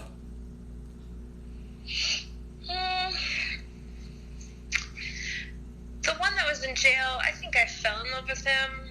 I mean, I think I still do love him, but you know how they say you have 3 loves? I think he was my second one. You know, the one you learn something from. How about you? Do you love yourself? I think so. I mean, not always.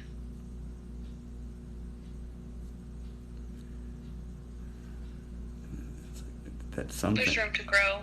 There's room to grow. Which way? Where are we going to grow? I think that's the most important love you need to start focusing on. Because I think I can tell there's a little bit of of yearning for something that you're not letting yourself have.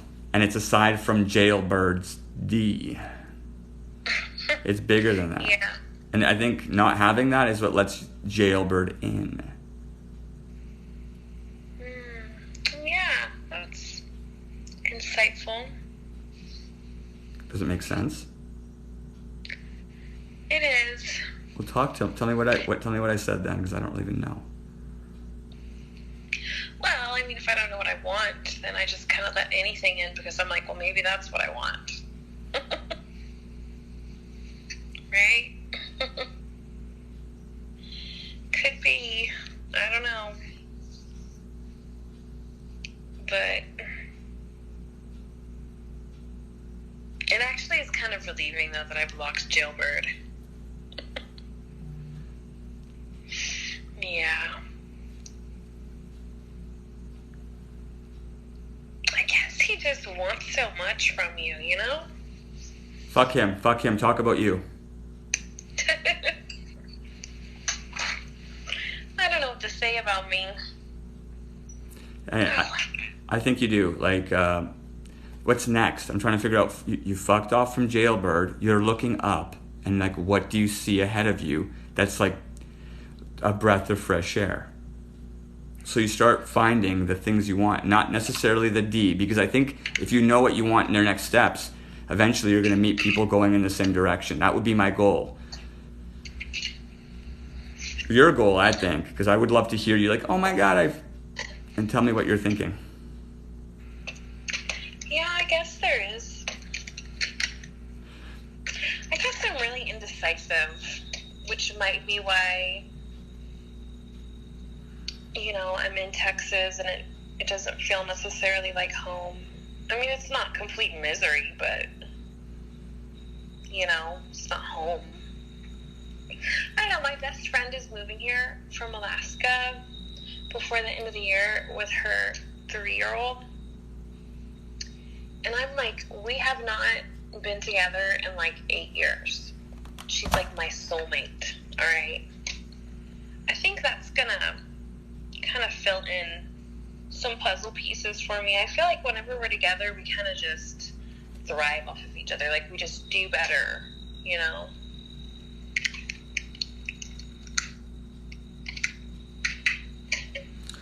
I like it. I like that. That's the coolest thing you said so far. And I think there's more to it, too. Don't you think? Yeah. I mean, I feel like things are more positive when we're together. Okay, but what is she? What has she got to do with? Like, what are you actually referencing when you're bringing her up? And the reason I'm okay with her, because I can hear you longing for home, quotes, because you're like, home. I'm like, fuck, there's a home, and this lady's like not at home. I'm like, that sounds like a problem, by the way, because you're like, yeah, I wish I was at home. I just lost my mom last year, and so my dad passed away like 10 years ago, so I really don't have any close family anymore, you know? Like, my sister's here, but she's married. My brother's in Oregon. He's married, you know? So everybody kind of has their own family. It's not that we're not close or anything. It's just that maybe, I don't know, I don't feel like I have my group of, you know, support system, people that you can count on. Yeah, I hear ya. But I mean, there's one super support that you need to nurture to get the rest of the supports. Do you know what it is? No. Yeah, I think you do. I'm talking to her. No. Yeah, you keep cutting yourself out of it. And then you're like, the home bit. I'm like, why aren't you filling up? You got to fill your own cup. You absolutely have to fill your own cup first. You're not filling your cup first. I don't hear it. But that's just maybe you think I'm full of shit. No, I don't think you are. You sound like my therapist, honestly. You're not filling your cup. And I'm not a therapist, so. Yeah, well, I guess you're right. That doesn't sound like someone whose cup is filled too. So, and you got to know that, right? So it's like, it's actually the way you think. And that's what I'm trying to say is like, what do you want? Because let's talk about it so you know how to think about it. But talking is important. You got to kind of like let it out. Is it something you're holding back? And okay, just so you know, because you said your friend's coming, I think your friend coming might actually make a home feel and you might start a new groove. So, I mean, being patient for that is interesting. And then I think that's something that's on your agenda. And I think getting rid of Jailbird is amazing, but I also think you'd be interested in getting smashed. You know? What's smashed? Having, like matched? Yeah, making a connection that's a... Okay. But I don't think you need to actually do anything like... I don't think you need to get in a relationship or anything like that, but that's separate. I think I'm just trying to be like a 38-year-old woman. 38-year-old women are... They have a unique desires and a certain... And that makes them happy. Like, if they take care of those desires, they end up seeing what they want more clearly. Well, I think that's the coolest part about getting older is kind of learning yourself more and what you are willing to put up with and what you're not, you know. So it's kind of liberating, choosing who's going to be in your life and who's not going to be in your life. I feel like when I was in my 20s, you know, you're all passionate and all about love and finding love and smitten. And I think 10 years ago, if my ex was, even if he was in jail, I'd probably be like, oh my God, he wants me. But it's not really like that anymore.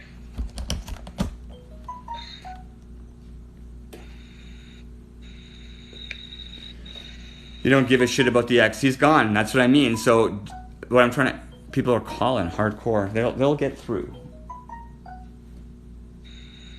Okay. So sorry, I'm getting distracted. I don't want to get distracted because do you want yourself was my question. Do I want myself? Yes. Yeah. Nice. So what do you want? What does yourself want? What are you going to do to get her? To make her happy, to make her all smiley and not give a shit about Jailbird, and be ready to be patient for a friend to come and make herself prepared so in case the perfect lover comes by, she'll know to snatch him up because she's good enough for it.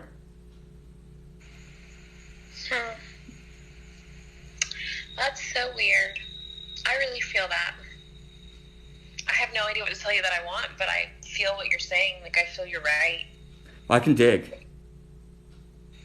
Where are you going to dig? I can dig because you got to go back to the beginnings.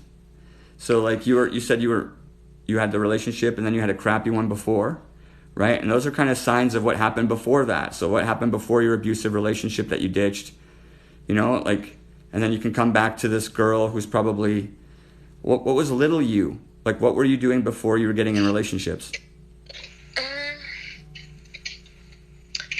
Like, as a child or a young adult, or after, or right before the relationships started? Well, what you can remember and where maybe there is an issue. You tell me. Oh.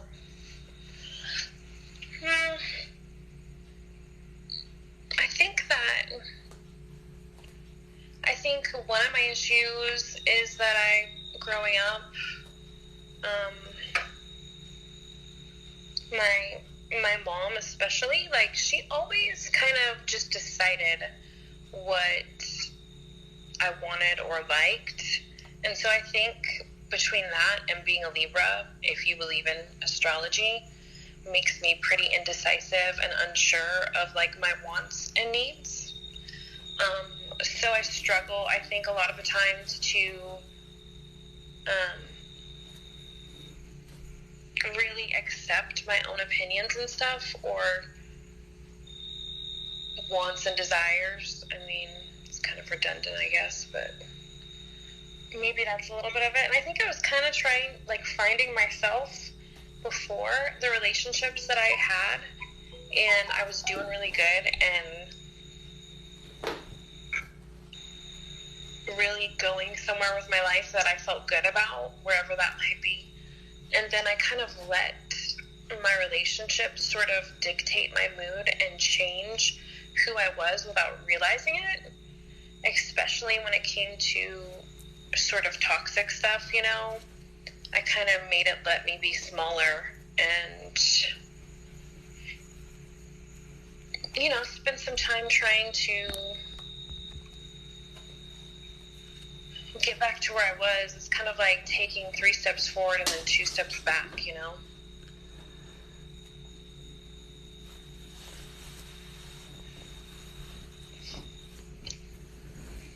hoodies are coming off. You can see me, hey? It looks good. Yeah, well, you talked about a lot of the issues. So the Libra shit, I don't think it matters. I'm just going to erase it, but you said something else. So what was the other thing that was causing that indecisiveness that back in the day? Well, my mom was, like, really controlling, kind of narcissistic. And don't get me wrong, I love my mom. I mean, she passed away, and I feel kind of lost without her, That sounds like it. But she definitely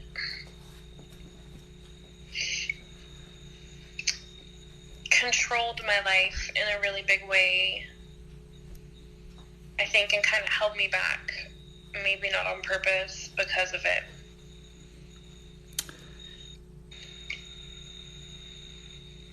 Do you talk about this with your psychologist? No. Okay, so she made the decisions for you. So go back to the beginning, because you were telling me that she was making those decisions for you. Like, you were little and she was doing that. Okay, do you see that? Like, I saw that. You gave me that memory. Can you see it? Am I wrong? Yeah, I can see it. Now put yourself in her shoes and be nice to yourself and ask you what you want. Damn, dude, you're gonna make me cry. Yeah. It's so weird, though, because I always try to put myself in people's shoes, especially when you have bad experiences with them and you think about the way they're treating you or the way they act and how it makes you feel. And then I try to think of it, like, because you spend so much time, like, kind of demonizing that person when they make you mad or make you feel a certain way. But what made them that way, before you can go there, and it sounds rough because your mom passed away, what do you see with you? Like, so you are now your mom that was used to bickering into your ear when you were little, telling you all those emotions that you just brought out and the way you defined her, you're removing that and you're giving yourself space to share. And so what does she want?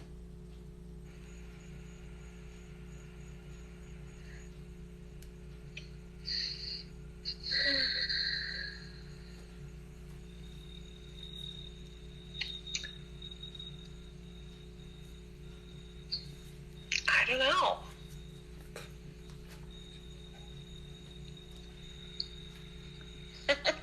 You saw that. You know I'm fucking not an idiot. She knows. She knows better than you. She doesn't want no jailbirds.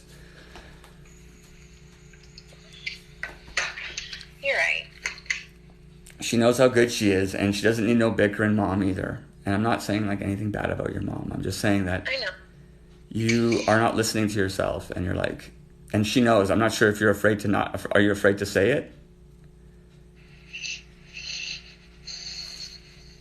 I don't think so. There's a little one. So there's a little Crystal, okay? And she is in total, like, she is your boss. She's the boss of you. So you have to be nice to her because she's in control. You never, like, do you know what I mean? And you're like, and you're not even letting me, maybe I'm talking to her right now. And she says, I don't think so. So maybe it's really important that before there's any other things, she should really listen, because I think she knows, but she's just not telling herself, or she's afraid, or she just never got to express those things. So you need to let her express it. It's real. It's simple too. It's simple things.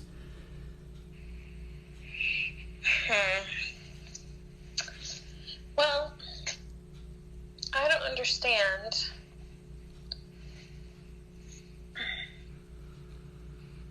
I don't understand how you're so good at this. I was not expecting this conversation. I thought it was going to be a little goofy. Oh no, I'm a smash. I told you, I'm trouble. You guys, people don't come up and watch me for fun. I'm breaking hearts. You know who you're talking to? Yeah. Yeah. Good. And I'm doing what I want. And I'm doing what I want. And I'm not letting other people's ideas of what I should say come out. I'm telling you how I feel. And I'm being like, oh, well, this is what I see. And I think a lot of people hold that back. And it's boring. I agree. I agree with that. And so I'm really, listening really to you, don't and all of us want to understand. have, you're so open, like you're so open. And a lot of us are like waiting for you to tell us. Because you're like on the edge, you're like walking this line, and I feel like you still have somebody telling you that you're not allowed to be yourself. And I'm like, and that's yourself, by the way. So I can hear her saying no to her, and I'm like, what the fuck, it's boring. And even considering the jailbird, I'm like, oh my God. And you're a fucking nurse, like, oh my God. So as soon as you start considering these things, I'm like, you're looking in the wrong direction. And I might be wrong. Oh, yeah. No, you are. You're not wrong. But I'm not your mom. I'm not your mom telling you what to choose. I'm trying to ask you what you would choose if you could choose.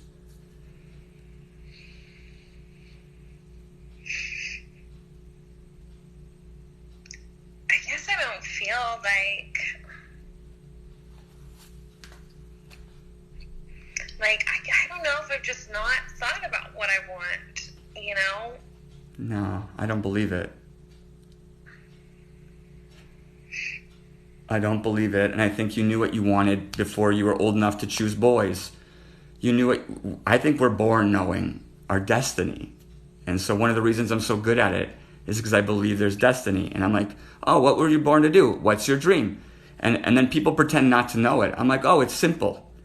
It's a simple thing. It's not difficult and convoluted. It's what you wanted to do when you first knew you wanted to do something. And it's your little self. It's that little girl. I don't know if she danced. My little boy drew pictures and played music on the piano that he never learned to play. And he sang and he yelled out the window and he looked at his friends playing. And I'm going to do that forever. Right now I'm in the window yelling at people and they can hear me. And I found it again. And I'm going to do it. Some people might say, that's stupid. I'm like, I don't give a shit. There you go. Yeah, well, I'm waiting for you because you have that too. We all do, by the way. All of us do. And people who say, no, I don't. I'm like, I don't believe it. Some people are letting their mother do the talking for them, cutting, you know what I mean? And I can see that, and I'm like, fuck that. I agree. And from the time, like, that I had my son, I was always so worried that I was going to be like my mother, or here's the kicker. I'm adopted, and my biological mother was an alcoholic, and she had 3 kids, didn't raise any of us. So I was afraid I was either going to be like my mother that raised me, who I still love despite her flaws, or my biological mom, who I really don't know. So they're both kind of, not to be mean, shitty mothers, obviously. And so that was like a really big concern for me. So I feel like, I guess I'm proud that I'm not like that with my son. You know, I don't try to tell him how to feel, or, you know, say, why do you feel that way? You shouldn't feel that way, kind of shit that happened to me. And honestly, still happens to me, because my sister is like the exact same way as my mother, and she's never had kids, so she kind of treats me like her child. We found the next voice that gets to get the boot. You know what I mean? That shit doesn't matter. And so we're down with just little you, and I love the fact that you're, and then the way you are with your son, and you're gonna like listen to who your son wants to be, right? And then you're gonna let him be that. That's a thing a lot of us, like including myself, I didn't learn about what I'm talking to you about. Do you know what kind of did it to me? And I talk about this a lot. Have you ever watched the movie Christopher Robin? Yes. It's a great movie. But now, you know when Christopher Robin, he comes outside and he's like, I didn't even watch the whole movie. I didn't even need to. It's a scene where he's like outside next to the tree and Pooh pops up. And he's mean to him. Do you remember that? Mm-hmm. And he's like, who the fuck are you? And Pooh's like, I'm fucking happy. And he's like, shut the fuck up. Get out of here. You're not real. That's what we're doing right here. And we need to be nice to Pooh. Because Pooh is the best. And you got a Pooh too. You're being nice to your kids, Pooh. You got all that stuff now. So now you have to be nice to yours. And I think being adopted and having... So there's some subconscious stuff. Is your adopted mother still alive? Yeah, she is. How is that relationship? It's not really existent. She tries to reach out, and what's so annoying is that she literally tries to make me feel guilty about not being close to her or being like a good child. And she does the same thing to my biological sister and brother, who, by the way, I met my biological sister, like, my son is 11, gonna be 12. I met her like a year before I got pregnant with him. And it was so weird to meet, like, your own blood. We were so much alike, and we're so close, even though we don't live in the same state. And she's awesome. She's just great. But, yeah, when did you see her last?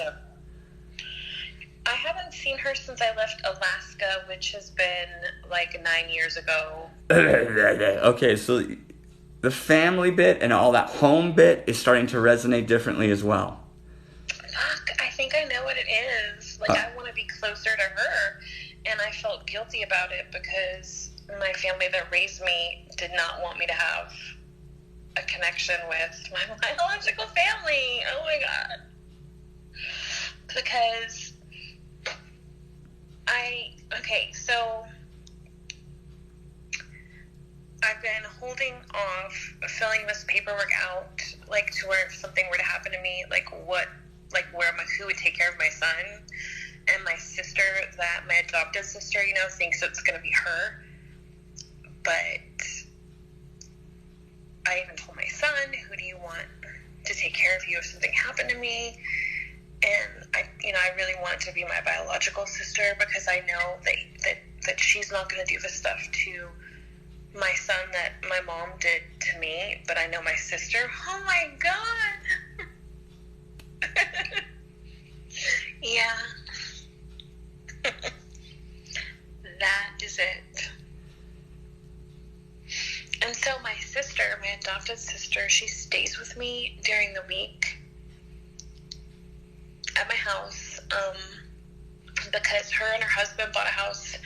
So I live in Austin, Texas, and they bought a house in Houston, Texas, and she kept her job here in Austin taking care of this guy who's dying.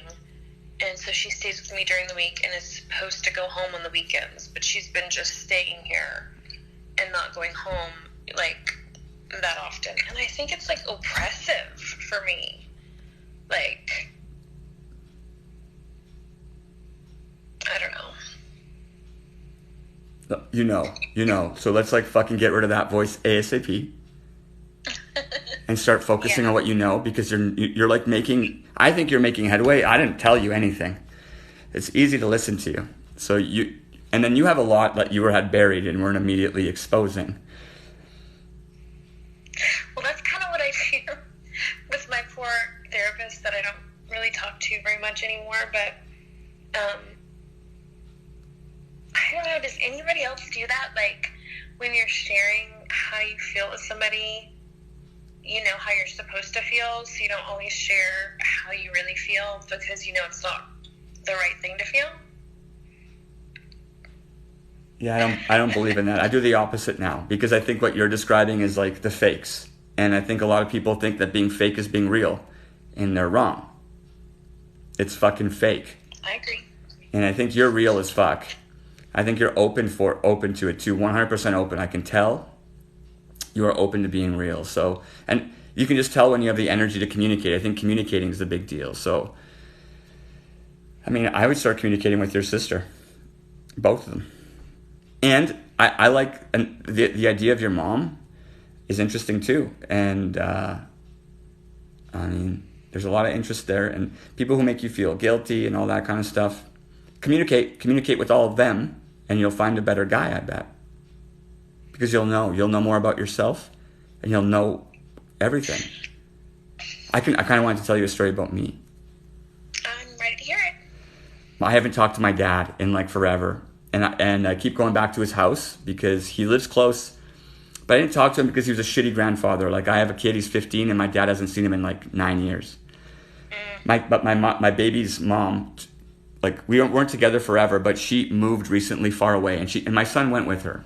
At first, I thought my son ditched me, but I realized my son just followed his mom. So I wasn't resentful because it was actually kind of ancestral. I did the same thing with my mom, and I ditched my dad. And then my dad got hurt and forever hated me, kind of thing. Because in high school, I decided to go out living with my mom in high school instead of living with my dad. And when I visit my dad now, he's like literally thinks about this thing that's like 20 some years ago. He's like, you left me, you know, it's your fault. And I'm like, Dad, that was like over 20 years ago, bro.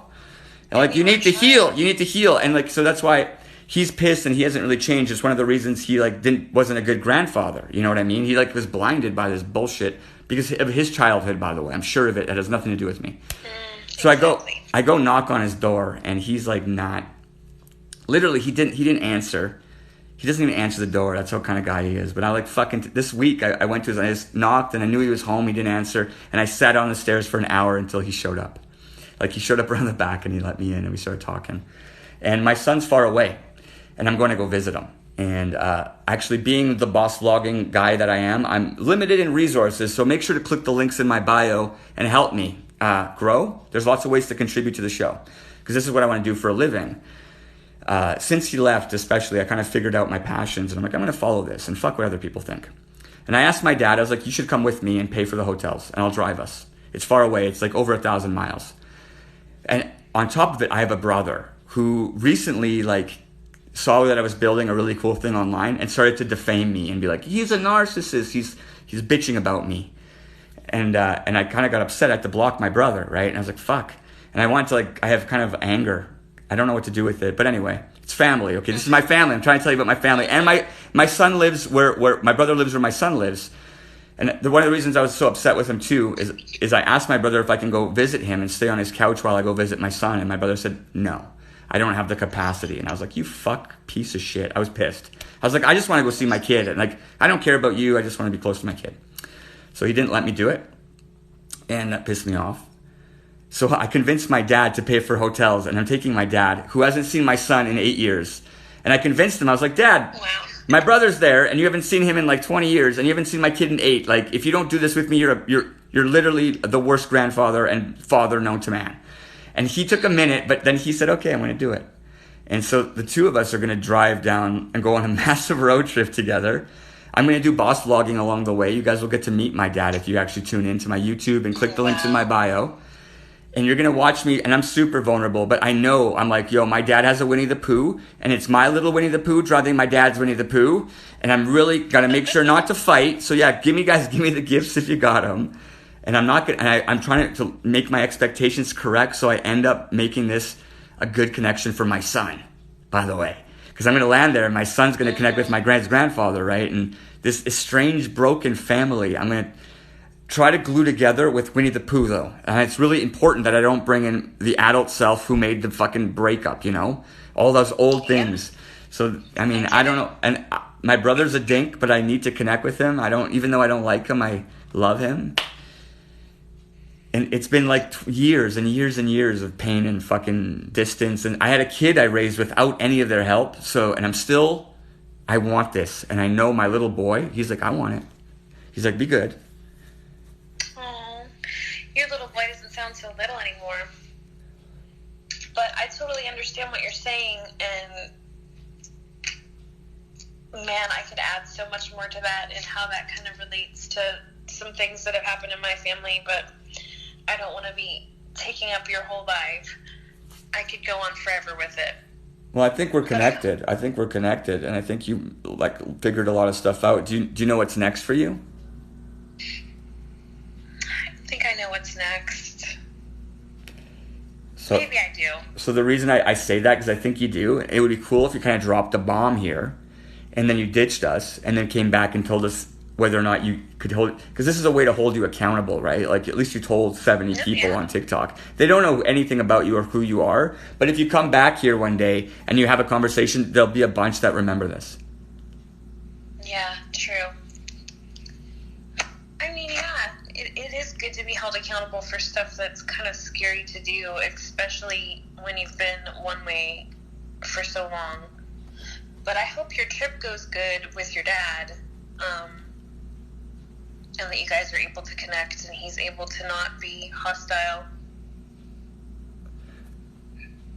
I hope you can create that document and put your biological sister in it and let your real or the other sister know what's going on, and maybe you guys could build a less hostile relationship. Me too. Although I kind of feel like my sister that lives here is trying to have a good relationship with me, but I think I still feel hostile about some of the things that she's done to me, and it's hard for me to want to accept her kindness anymore.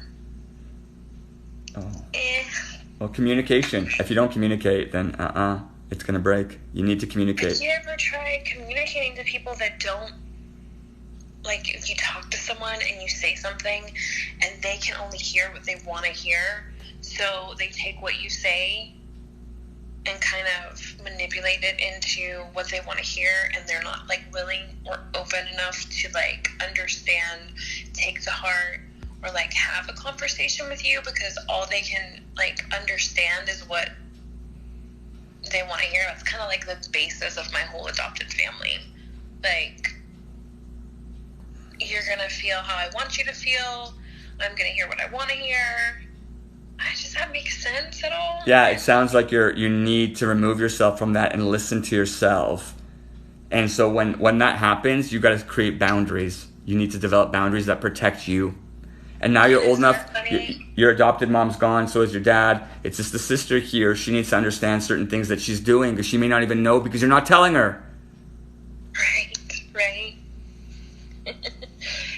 Well, I don't know. I think that the reason why I was doing so much better before those relationships that I had with the guys is I was on my own and away from my family, away from other people, and I was developing myself. And then I'm so used to the way my family is that when I'm with someone, whether they're like them or not, that I mask myself with what I think makes them happy because of the way my family is, you know? And so it kind of just suppresses yourself, you know? And then now I'm under the same situation because my sister is still here, and even if she's not actively trying to do anything to me, it's just like ingrained into me to be some certain kind of way because of them. But I can go on and on and on. No, that's so, like, I'm just excited for you to tell me what you're going to do and then come back. So if you need space, take the space. You can go on and on and on. I can tell you, we can talk forever. Most of the time, I think we got to somewhere, actually. I'm just not sure if you're going to do anything about it. Because I think if you talk to your sister, the one that wants to be sweet to you, but isn't, it's because she doesn't know and it's your fault. I'll blame you, just so you know. You're letting her do it because you're not creating that boundary, and then she's just trying to be your sister like she knows because she watched her mother do it her whole life. Exactly. So that's what I'm, like, saying about, like, it's so hard for me, I guess, to set boundaries because I feel like boundaries are mean. And I feel like when I look at someone and I see how they are and why they're that way, the behavior makes me mad, but my heart tells me I feel bad for you because I know why you're that way. And so then I don't make the boundary because I feel, does that make sense? Yeah, it's you not actually standing up for yourself, and you're letting them fucking plow over you, and then it's actually you letting your mom beat up on your insides, and she's gone, and so it's you, it's actually no longer your mom, it's you. And so when you're letting them do it, it's actually you, and it's hard for you to look at yourself realizing that you're letting them do that.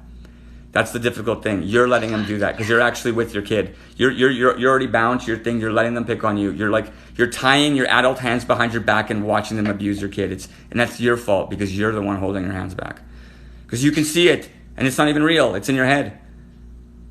Just release it. Just release it and then hold them back while protect. And then look at what you want. And that's what I mean. You're not even looking towards poo at all. You're still like you have your back towards poo. Yeah. So I kind of want to hear that. What happens when you actually listen to yourself? Because you shouldn't even be going towards relationships at all. Like you might need to get laid because you're a woman. Women need to get laid too. I agree. You know. But don't like the relationships. You're in relationships and you got your back to your kid. They're going to hurt them. They're going to hurt you because you're letting yourself get hurt. I know that made it come out weird at the end there. I'm sorry. No, I get it. And it's funny that like all of my career choices, even before I became a nurse, I'm always in a leadership position. So all day at work, I make decisions for other people and choices and run things, and then I don't even apply that to my own personal life. Isn't that fucked up? Say it again at the end. And then in my personal life, I don't even apply that to my own personal life. Isn't that fucked up? Well, no. That's an example of what's happening. And so you're doing it backwards. You'll actually be a better nurse, or you might even do more what you want. You'd end up in Alaska. Right. I think. I mean, you're not listening to yourself at all. You gotta clue in. Well,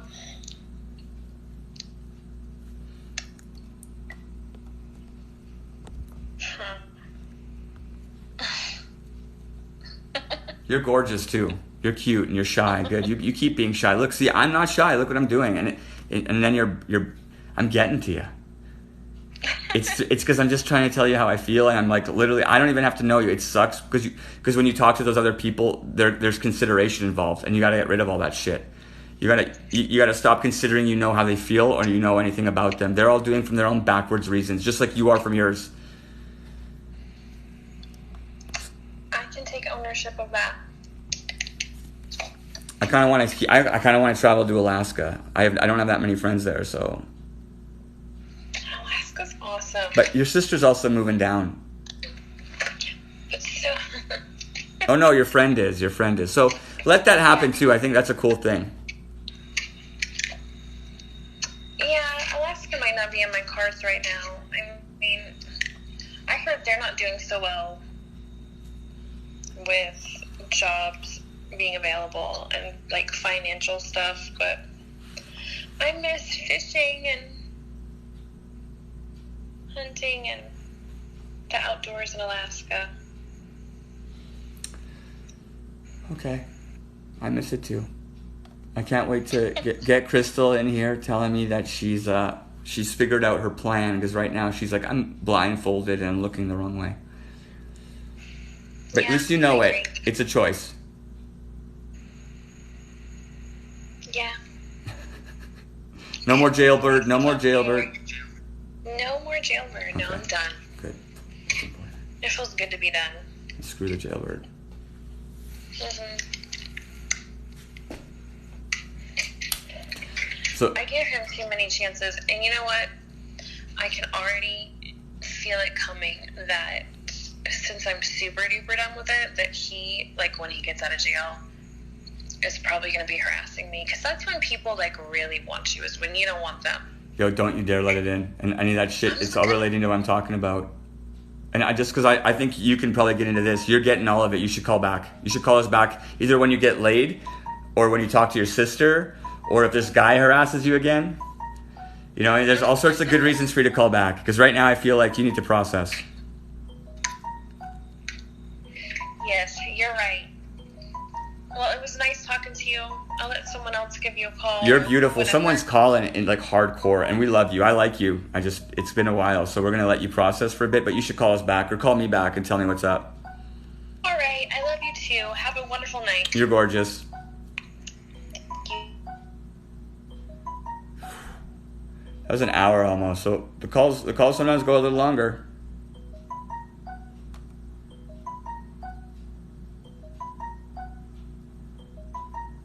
I'm getting a call right now. I wonder who it's from.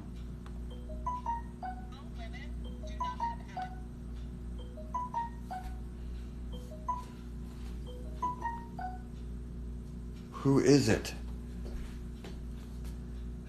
You can't call back after a while.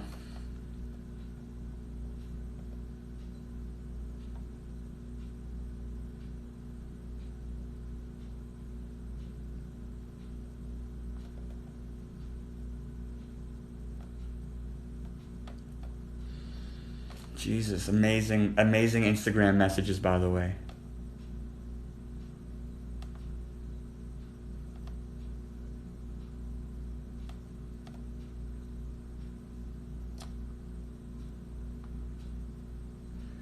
So, a good way, dry mouth? Yeah, maybe.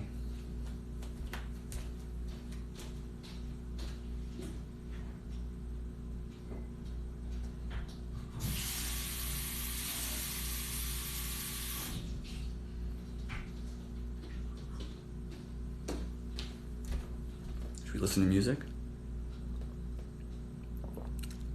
Oh, man. Hey, ladies. We're just talking about relationships, by the way. Yeah, Tama, what's up? All of you guys, let Bridgeroni know what's up. Let's check out Bridgeroni here.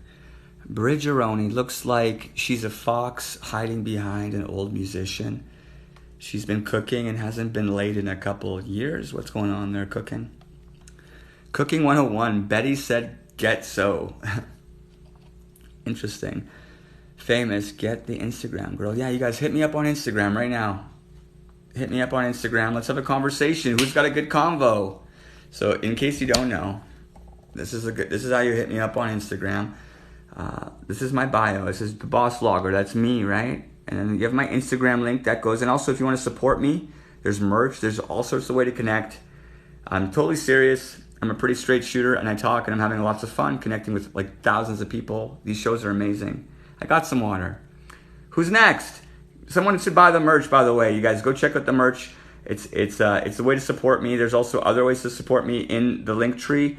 You could click any of these links. There's also I like having conversations with people one-on-one. If you're shy, you want to connect with me, you can book a one-on-one conversation. BOSSFAM. That's the Facebook group. That's something I'm really interested in growing, and that's kind of like it generates its own world there. And I think a lot of us would. And by the way, this is This is a very special woman here, Betty, and she's wearing one of our hoodies. See, they're high quality hoodies. They're really good. It might be dark. I'm sorry if it's a little dark. It's as bright as my phone will let it go. Look, so you guys can actually see so many people in the Boss. I think there's men in there now. There's men in the Boss fam. There's dudes. So, I mean, invite people. A lot of stories. Share your selfies. The link is in the bio. In case you guys want to know the link tree is here. It's right there. Boom. And then the Instagram to call me. Do you want to call me? Click here. And then boom. And I'll get your text. No one's texting me? I had phone sex tonight, inspired by your guest a few days ago. I didn't think I had that in me. Wow, it was intense. Now I'm looking forward to the real thing next week. So we've talked about phone sex on the show. People started having phone sex. Oh, my freaking Instagram's such a wiener too. It's so glitchy.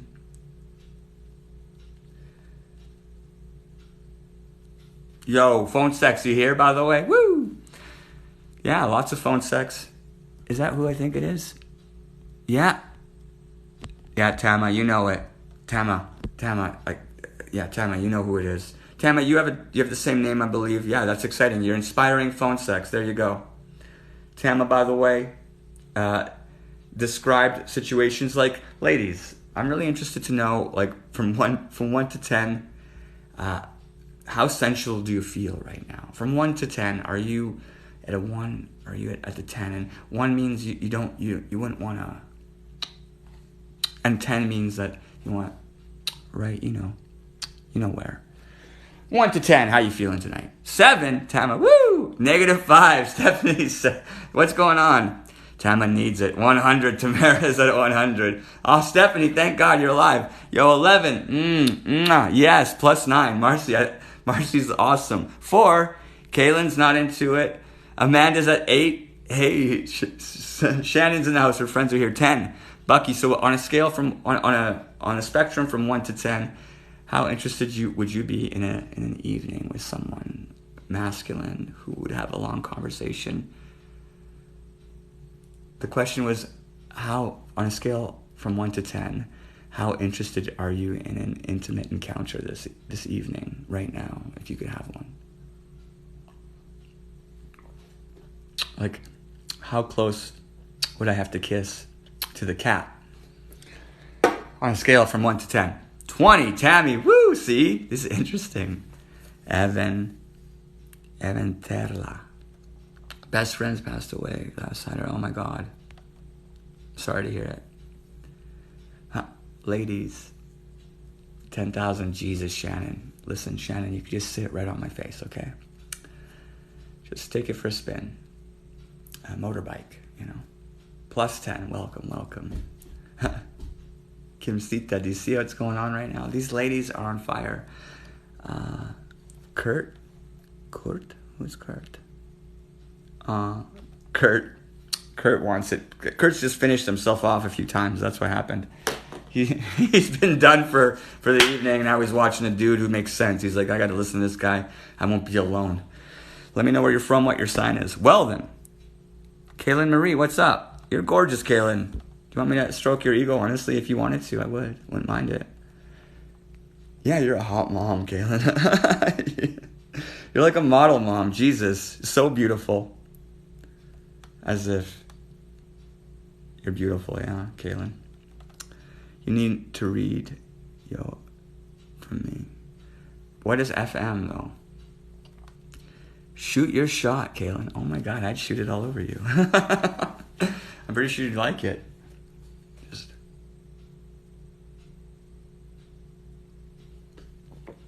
all over you, Kaylin. Indianapolis, Indiana. We're going to Indianapolis right now.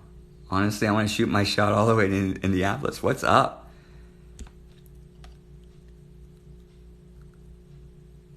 Is it Ellen? Jordan Ellen? Gorgeous Jordan. Jesus, Ellen. You're the view.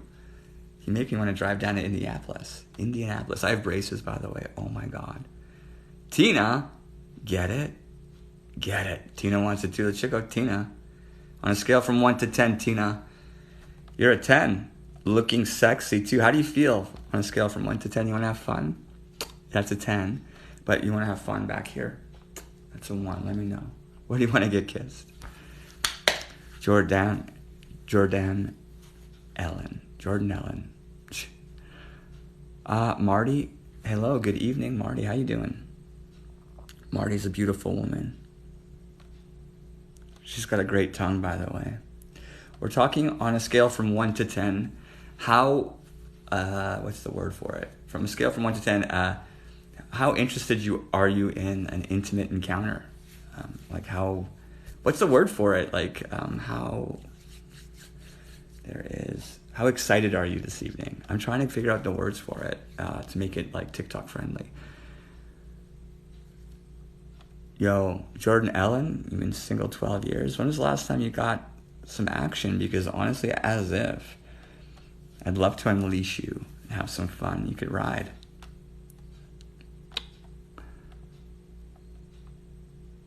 Oh, Tama, I'm getting worked up right now for sure thinking about you. Tama, you're fucking so sexy.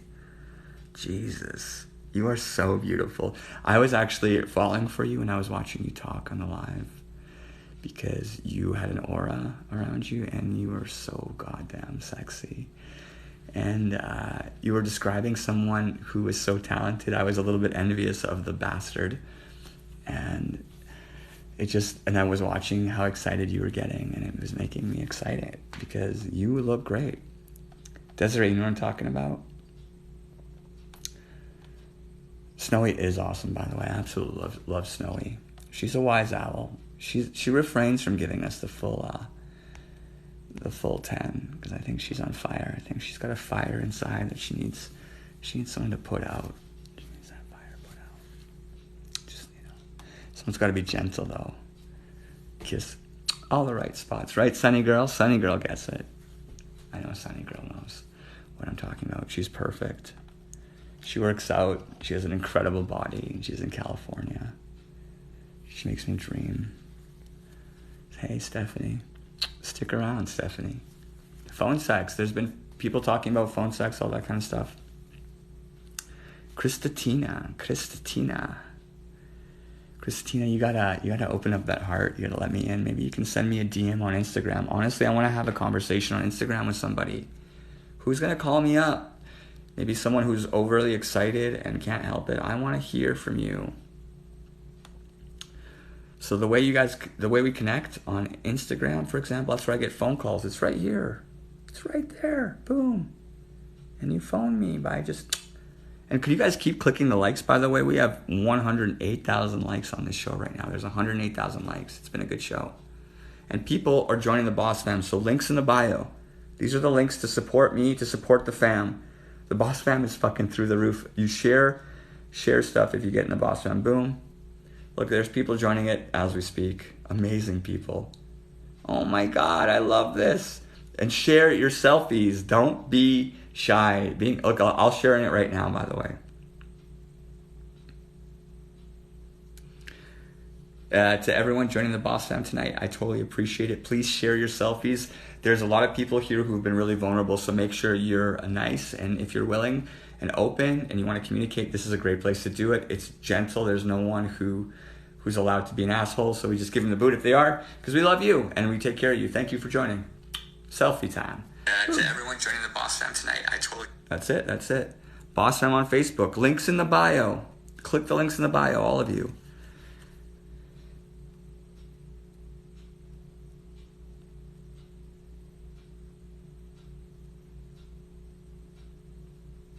I'm getting hungry up here. What do you guys think? Oh, take care of me. Thank you so much. Well, Shivani, for sure, you've been really kind to me. She's been supporting me, by the way. There's that. That's one way to support us. But there's also like merch, in case you guys didn't hear about it. There's merch. Please consider it. The link is in the bio. Here's the merch. Yo, Tama, you might want to send me an email with that story you sent, because I tried to shoot it and eventually gets really convoluted and I'm afraid I'm going to mess it up. It'd be cool if I need a special way, maybe a link to a blog post. Could you do that? Are you doing that blog yet? Because I remember you're saying you're going to write a book. Key, we're actually asking people to click here, okay? and to message me and to maybe let's have a conversation about relationships. By the way, we're looking for conversations about relationships. I can tell nobody. We got to ask people where they're from, what their sign is, and how young they are.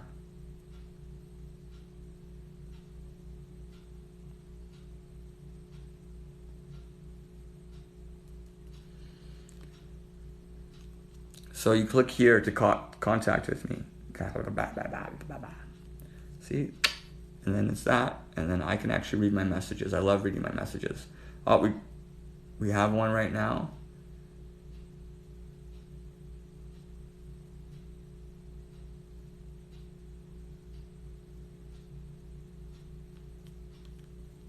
I miss you too. Keep coming back. You should give us a call. It's a call-in show. It really is a call-in show. Is anyone messaging right now? Anything fresh? Interesting. My Instagram is really acting up on me. I'm gonna just remove all that stuff and open Instagram up. Yeah, Spokane's in on my thing right now. Woo. And consider following me up too. I'm getting hungry. My Instagram won't work. Not sure why. I think if you guys call me, it'll work. Also, watching my live. Anyone watching the live? There's a few people here.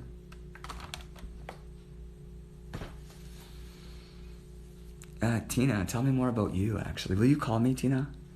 Tina, call me. Tina's...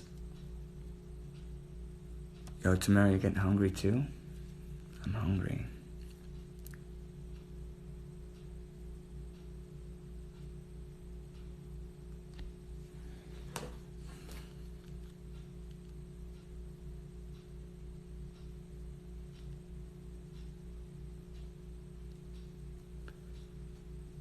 Christina, will you call me?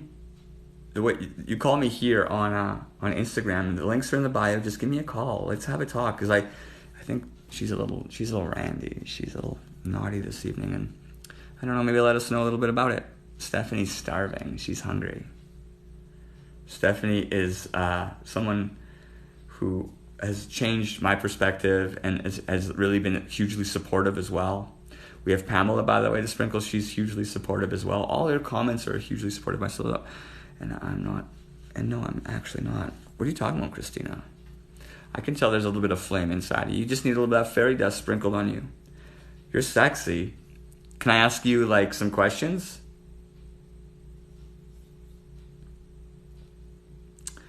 Would you consider calling in? Maybe a phone call? We're trying to have fun. We're just trying to have some fun conversations on a Wednesday night. Because you're absolutely beautiful and so attractive. But, I mean, I don't know anything about you. I'd love to learn a little bit more. Jesus. So unbelievably beautiful. I'm telling you. Okay, maybe we're getting some messages. Looks like my Instagram's working. Come on, Wi-Fi. Oh, my 12-year-old. Trust me, but we'll have a good conversation. Just the two of us. You've heard the conversations, Christina. And I'd love to have you maybe message me on Instagram so I can at least see what you look like, because I feel like you're a little bit reserved. What did Snowy Branches say? She's our owl. Go for it. Oh, hey, Sapphire.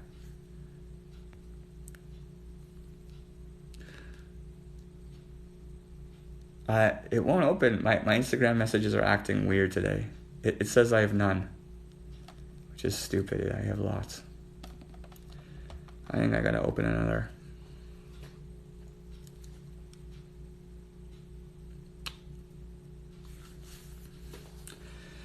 So I haven't been working out. Maybe I should go for a run tomorrow. Yo, you gonna go for a run with me, Snowy? I want to take Snowy on a run with me. I think she's sexy. And she knows how I feel about her. But I think she's a little intimidated because she thinks I'm aggressive. Can one of you guys message me on Instagram right now, because I'm not sure if they're working, and let me know. Come back and tell me. My Insta is messing up your Wi-Fi too? Yeah, my Insta's messing up it says no messages. No message requests. All requests, top requests. And there's none. It's like Instagram is broken.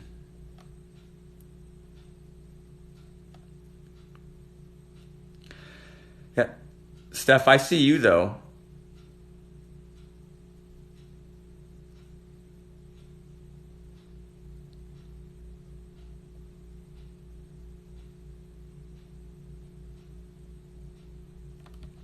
We can definitely talk before I leave. And the phone sex isn't designated for the TikTok show. Hey, you guys like my beard? I'm bald. I'm a bald guy.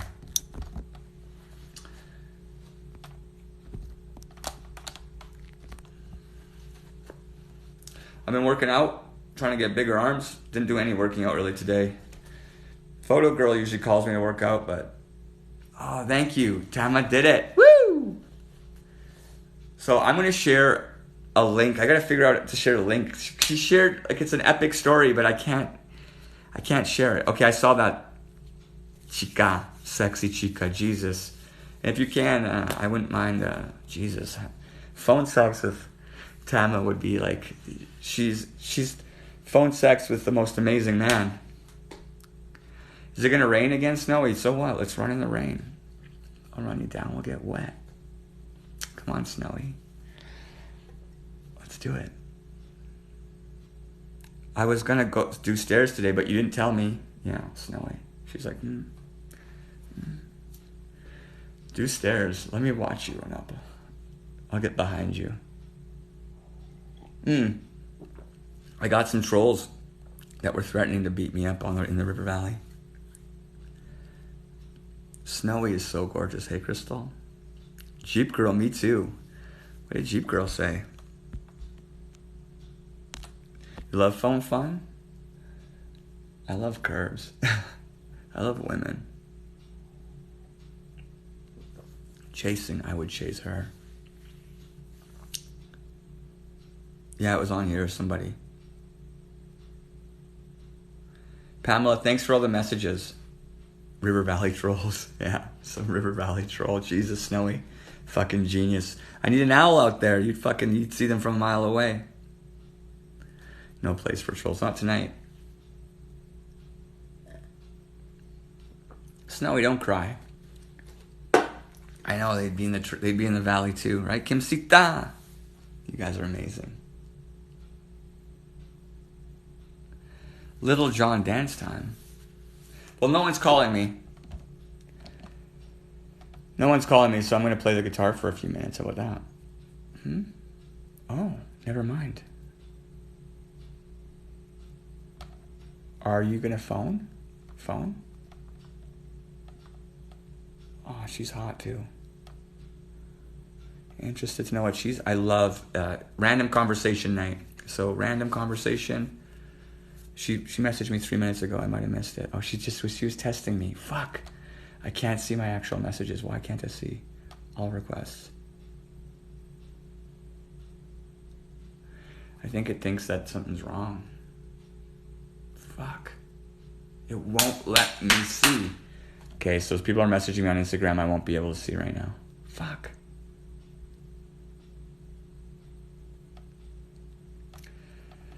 So I sent you a request to see your Instagram. And yeah, tonight's random conversations. Usually we have conversations about relationships and intimacy. And they're fun. And I'm interested. It's anonymous. It's whatever you want. You can introduce yourself. Bring the story.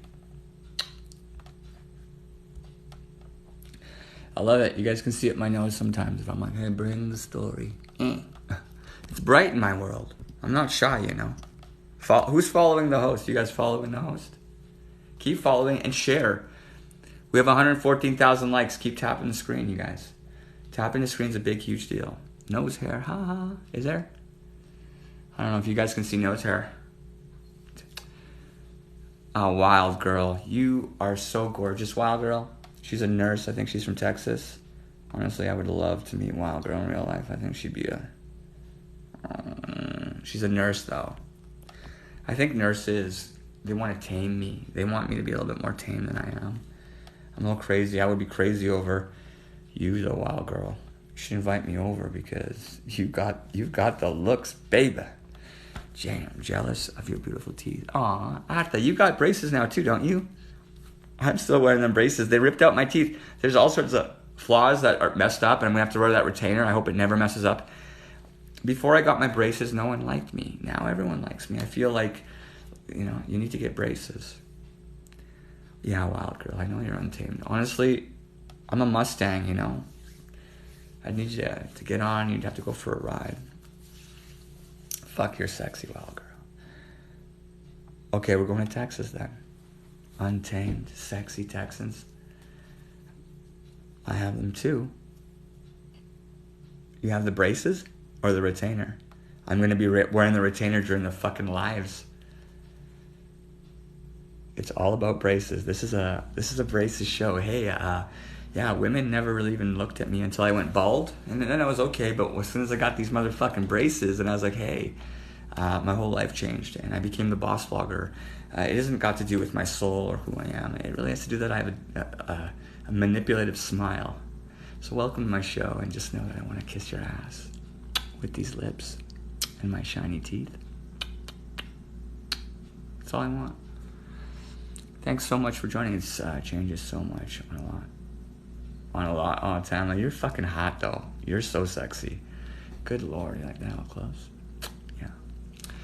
I love riding Mustangs full throttle. Oh, Sapphire wants to ride. You gotta handcuff me though, Sapphire.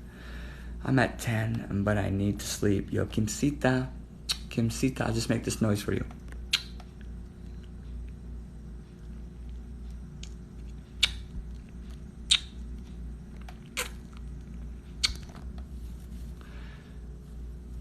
Personality is 100. Yeah, personality kisses.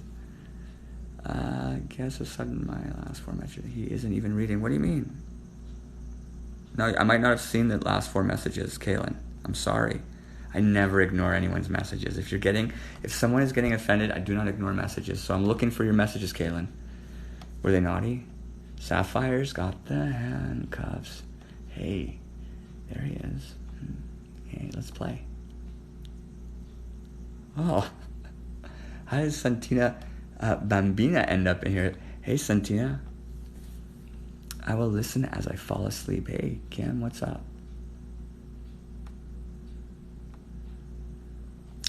I will listen as Kim Sita, you're amazing. Already, I joined Instagram. Yeah, Instagram is super important. Go check out the Insta. Get involved. Do you guys want to see how to do that? It's super easy. It's fun. Famous. Have you messaged me? Is anyone even calling me on my broken? Oh, maybe. I can tell that I'm getting messages. Oh, they finally worked. Okay, I'm getting accepting. Barely reading it though. Would you consider calling in because we want to have a conversation?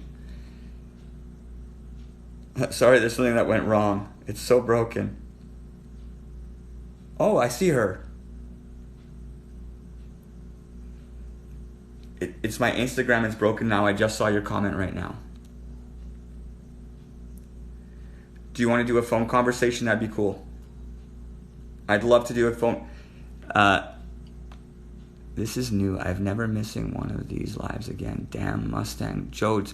So listen, what you do to get involved and actually just support the boss vlogger here, this guy. He appreciates your support. I shop for groceries at No Frills and they literally released the game. How cool is that? Okay. Oh my God. Why would they do that? So right here is the Instagram. That's how you connect with me. And you leave me a message. I want to actually have conversations with people.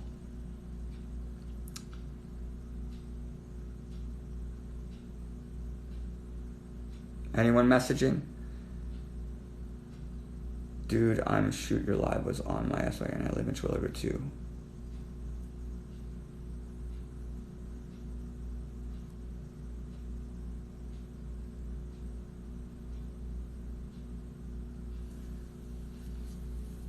Snowy call. Snowy won't call. Snowy's shy. Oh, I'm getting a lot of amazing messages. And I responded back here, just sent. Hey, Caitlin, come on, Caitlin. Is she even there? Just call him. Hey, what's up? How are you doing today? What's up? Just call me. Original fam, what's up? Can you show your Insta again? Do you guys want to see the Insta? Oh, Jesus. The Insta's right here. Whoops. The Insta's right here.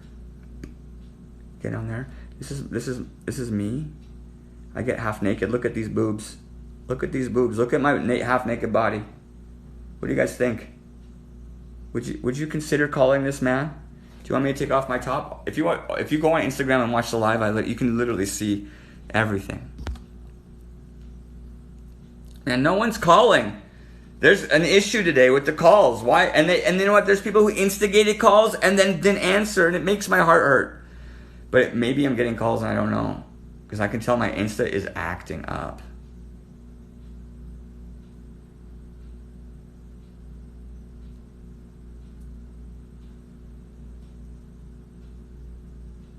It's broken, and I think it has to do with this. There we go.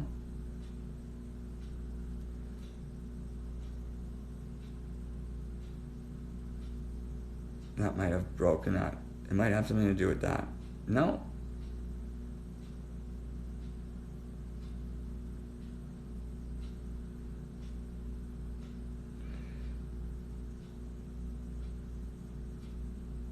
Oh my God, Kaylin.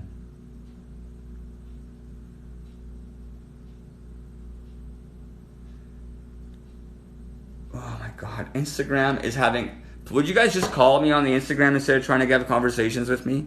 Wait, Chica, what is your sign? Tama, Chica, it's in love with you. If I could, I would love to meet you halfway. You're fucking so hot. I love everything about the way you present too. You do such a great job. Your style is so amazing and you're beautiful. Plus you're super passionate. I bet you'd be great in bed. Oh my God, okay. Are you guys following me on Instagram, those of you who aren't? Okay. Would you consider... Oh. If you've been on the show, you can't call back. Would you consider calling? We haven't heard your story yet.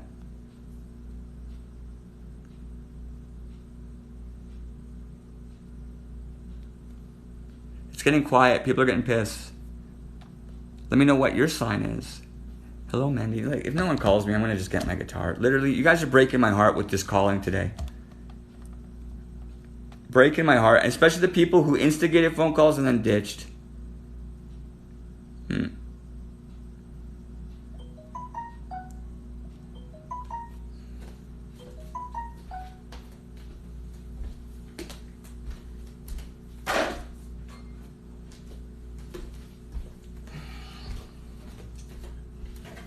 This is what you got. Instigating phone calls and then ditching.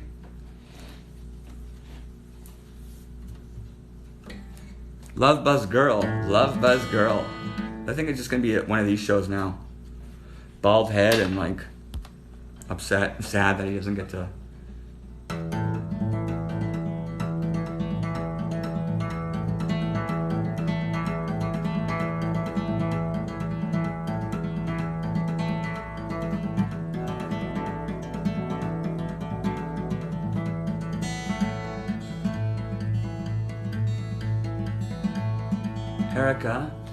Erica, why are you so beautiful?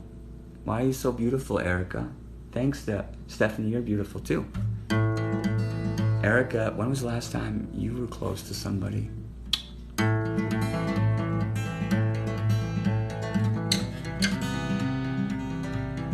gonna call me famous or what? We're waiting for conversation. Everybody's hurting for an intimate conversation. That's what everybody is wanting. Nobody's willing to be intimate. Honestly, ladies complain about intimacy and they just force the man. They're like, get up there and be intimate. Go play your guitar there. Let us watch you. I'm going to Australia. Erica, you still here, sexy? Oh, she's shy.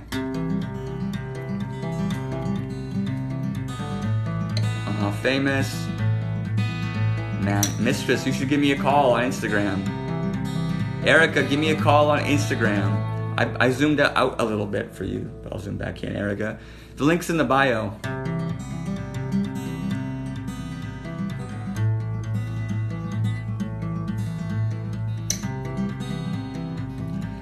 Oh, Stephanie, you were talking about having phone sex. And we're still waiting on some things that you're going through. Yo, Carrie, how about you phone? She's from Ireland. She's like 22. And she has an incredibly, like, she's a model. But she, like, hooked up with her high school sweetheart, who's like a laborer. Do you just hear me or see me? I think you're beautiful, Famous. I hear you. Do you just hear me or see me? Did you call? Are you guys following me on Instagram? Link in the bio.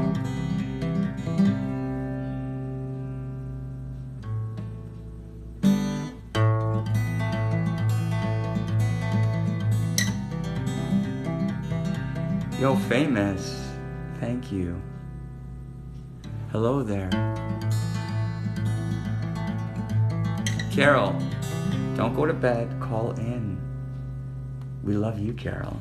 Talk to us. Let's like go into the Garden of Eden.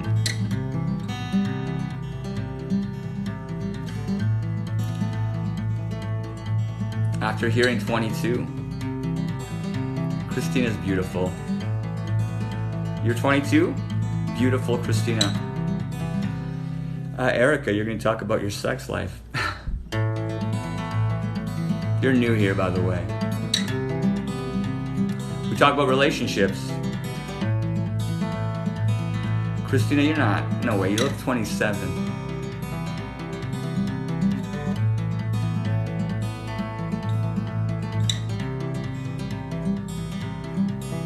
Love Buzz.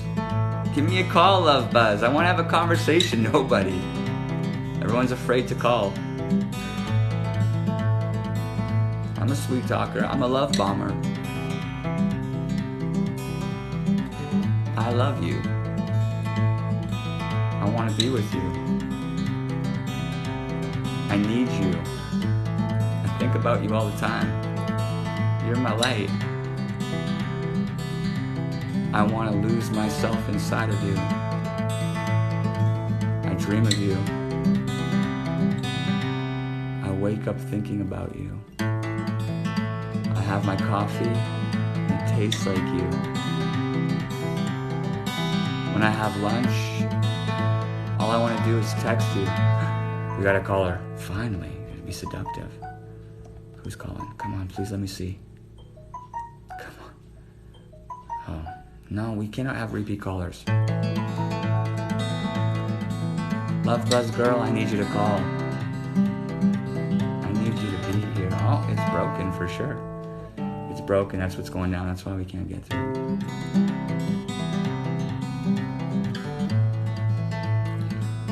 God bless you. Let's have a night together, let's make a date. No, don't go to the office, Snowy. You should meet with me tomorrow. No repeats. I know.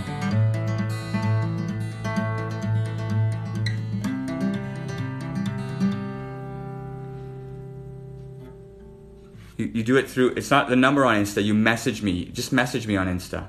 All you gotta do is message me on Instagram. So there's a messages button. You need to do it on Insta. Don't call, but there's a messages button. It says messages. Give it up, but we're gonna want no repeats. Sometimes people call two times in the same night.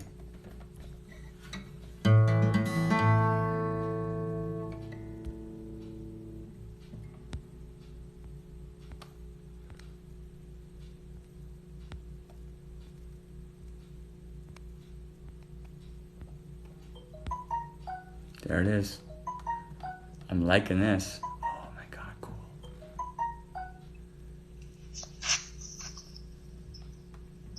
Hello. Hi. Hi. So you're anonymous. I don't even know who this is. You've already called me? I said since nobody called, I figured I would. Okay, good. I love that. So Are you ready for this? I don't know.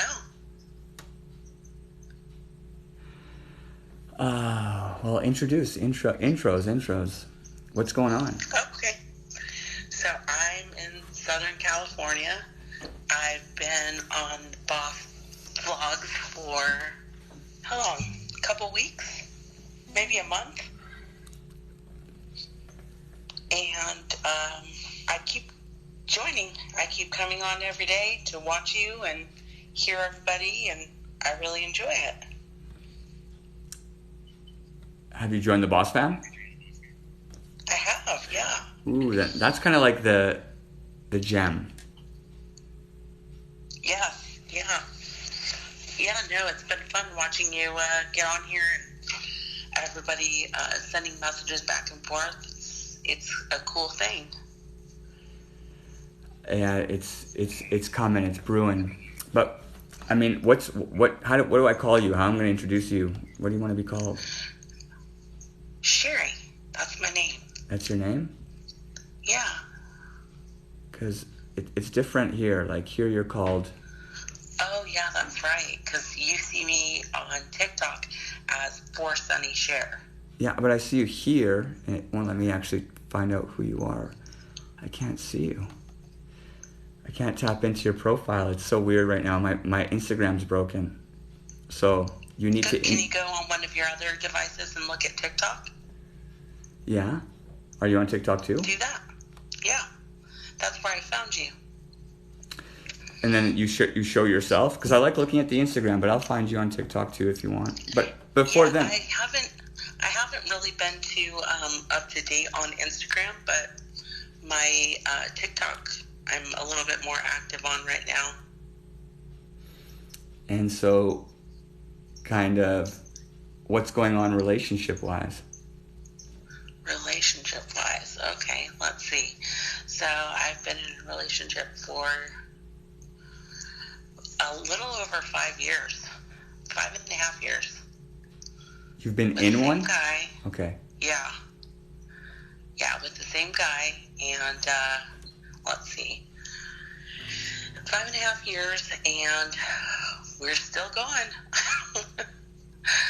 We're still going. I don't know.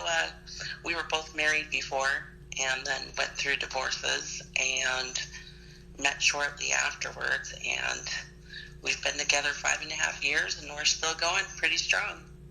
So everything's good. Yeah, that's pretty much where I'm at relationship-wise. How's the intimacy? I know you have other questions. How is the intimacy going? It's pretty good. You know, like let's see, how do I explain this? Because I know this is what you're into. Let's see, so are we matched equally? Probably not. I'm definitely more, what's the right word? I'm more the seeker, you know? The pursuer, if you will. Does that make sense? Is he younger or older? He is 2 years younger than me. And you are pursuing him? More often than he is me. But you're happy? I'm happy, yeah. Yeah, everything's good as far as that goes. I mean, of course, you know, like, who wouldn't want it more? I would want it every day if we could get it every day. You're 38. He's 36 years old. He can't give it to you every day? No, I'm not 38. Where do you get 38 from? Oh, that's what I heard. I'm sorry. And now I'm 46. How old is he? And he's 44. Yep.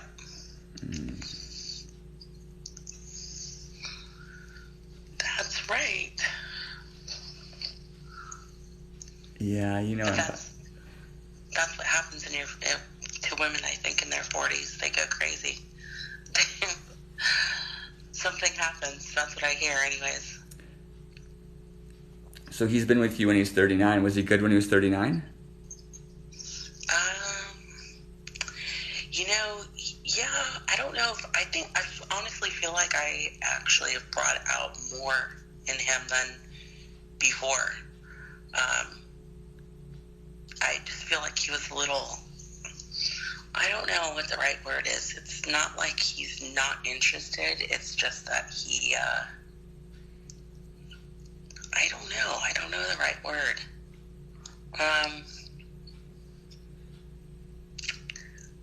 I kind of wonder, so this is a little bit more personal, but, he takes medication for, like, anxiety, and the guy that I dated before took the same thing, and he had issues with that.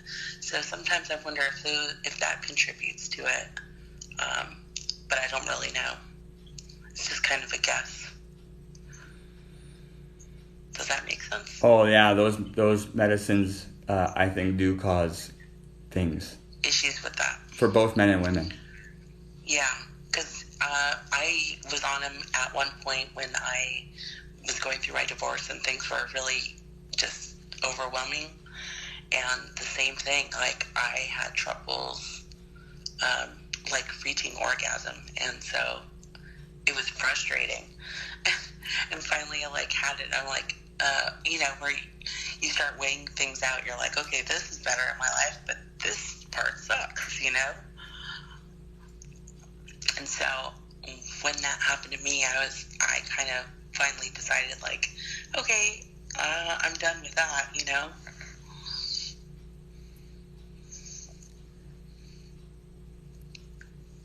So is he having the same issue? He can't finish, so he's just gonna chill on it? No, he can. He has no trouble finishing. That's not his deal at all. It's just, like, getting him there, like, to, like, want to have sex is sometimes an issue. Like, he kind of is a little more passive about it. It's like if I'm not the one, like, completely pursuing, then he's kind of like, almost like he just isn't thinking about it, Oh, so you're the one, like, flipping the switch for him. Yeah. And you're, like, waiting for him to come flip your switch. Well, sometimes, so he's gotten better about it, because, like, basically, like, when that happens, I tell him, we've had to talk about it, because I tell him, you're not, like, giving me what I need to, and my needs are important, too, so, like, you have to be the one, I don't want to be the one that tells you every single time, like, you have to know, too, and, be responsive, the same way I anticipate your needs, you don't have to tell me. I just know, But, like, and I don't always need reciprocation. Sometimes it's just fun for me, Like, I enjoy making him feel good. And I don't need him to do it back,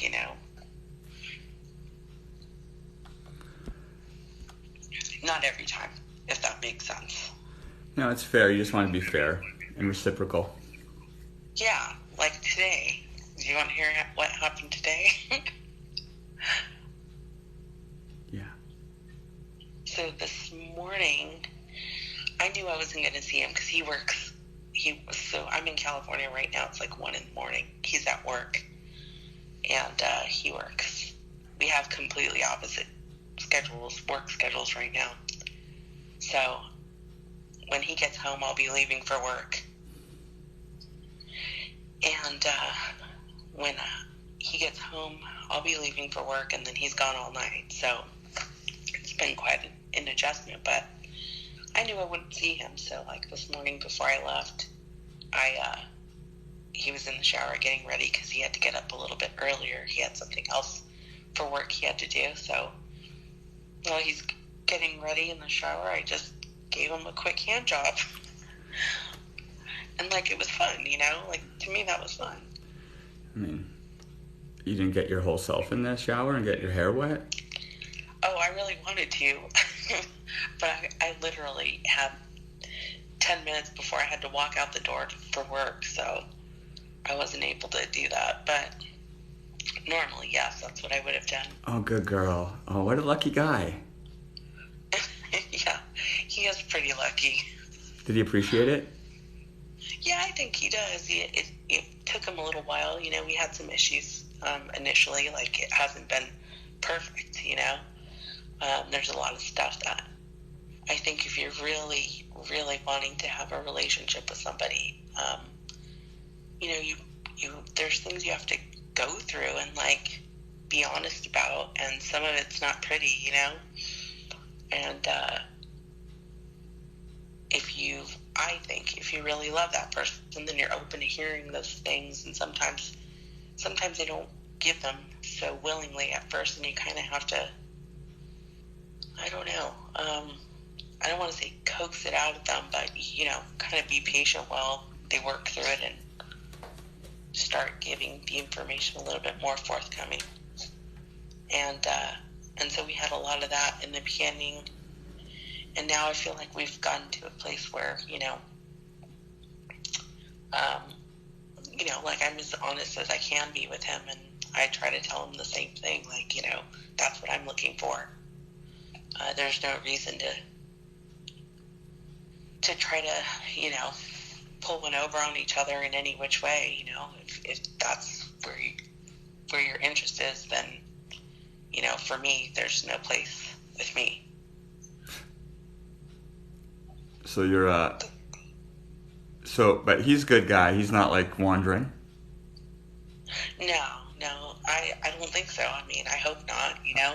I don't get the feeling he is. I know in the past we've had, you know, some issues with just, he tends to be like, so the things, here's kind of the kicker. So, like, I found, like, my ex-husband wasn't very, he didn't have a lot of personality. This guy has a lot of personality, and I love that about him, but it's also the same thing that is problematic with him, because he has so much personality that, you know, he's always willing to talk to anyone and everyone, and women sometimes, I think, get the wrong idea, you know?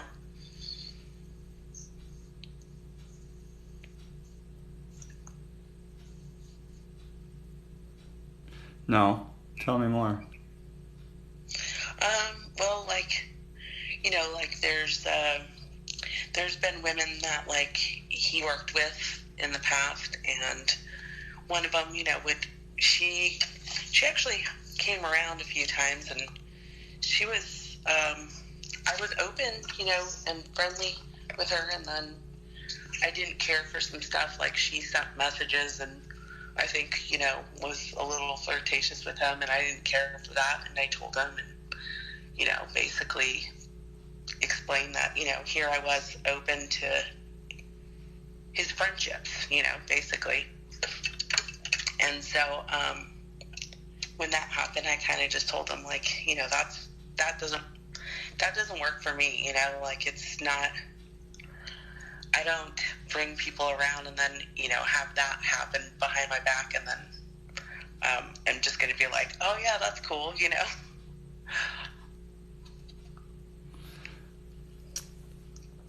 But he's not boring, this guy. No, he's not boring. No, we're good. Like, we're a good match. You know, like, we have fun together. We really have a good time together. We laugh together. You know, I really do. I really believe that. And I didn't have that before. And, you know, I can tell. And, I think he can tell as well. I think that's why, you know, we're still together. 5.5 years is a good chunk of time, you know, and you should definitely know that you're with the right person after that long.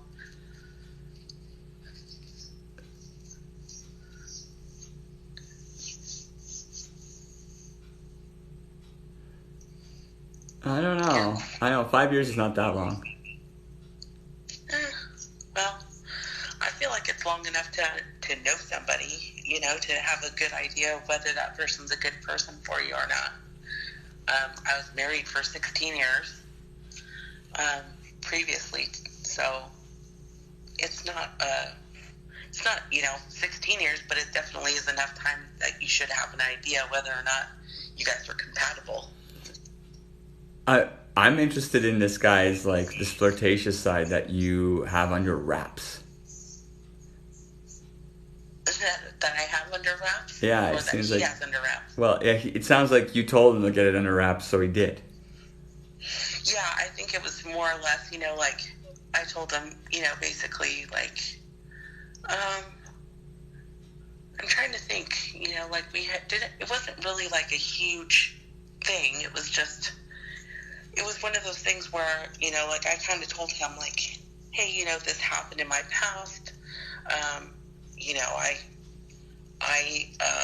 you know, I don't think any one perfect person is perfect, but, you know, to be forthcoming with somebody and just tell them, like, hey, you know, this is, you know, if you're not in a committed relationship, then, you know, and you're interested in seeing other people, then you should be able to just say that, you know, and not pretend that it's one thing if it's not that thing. Do you know what I mean? I'm thinking about him from that perspective that he's really social, and then sometimes there's more to it, because not even necessarily flirty, he just likes to go out, and then you kind of shut him down there. Just thinking about him. That's kind of weird. Is that weird? What do you mean he likes to go out? Well, he likes to be out there, he likes to communicate, and you're like, well, listen, you can, but, you know, limit it. Zip it when it gets too far. And I'm like, oh, well, it sounded like you just floated around. I'm just thinking, he's a free bird. And it's fun. It's fun to float around and meet people. Like, would you let him boss vlog? I don't know. I don't even know if that would be something he would be into. But would I let him? I don't know if let is the right word. I'm not, like, that's the thing, you know, I don't want to control anybody. Like, if it doesn't come from him, then I don't want it. Yeah. You sound like you guys are a pretty good relationship. I'm just thinking, well, I'm also wanting to ask, did you ever consider fucking anybody else? Or having a threesome? No, but I have in the past, and that was my point, is that, you know, I've always told him, like, hey, you know, like, when he knows my ex-husband, but not, like, they used to work together, but they knew each other, and, you know, I guess, like, we didn't know when we met, but he knows who he is, and he knows they had, like, minimal interaction, but they knew each other.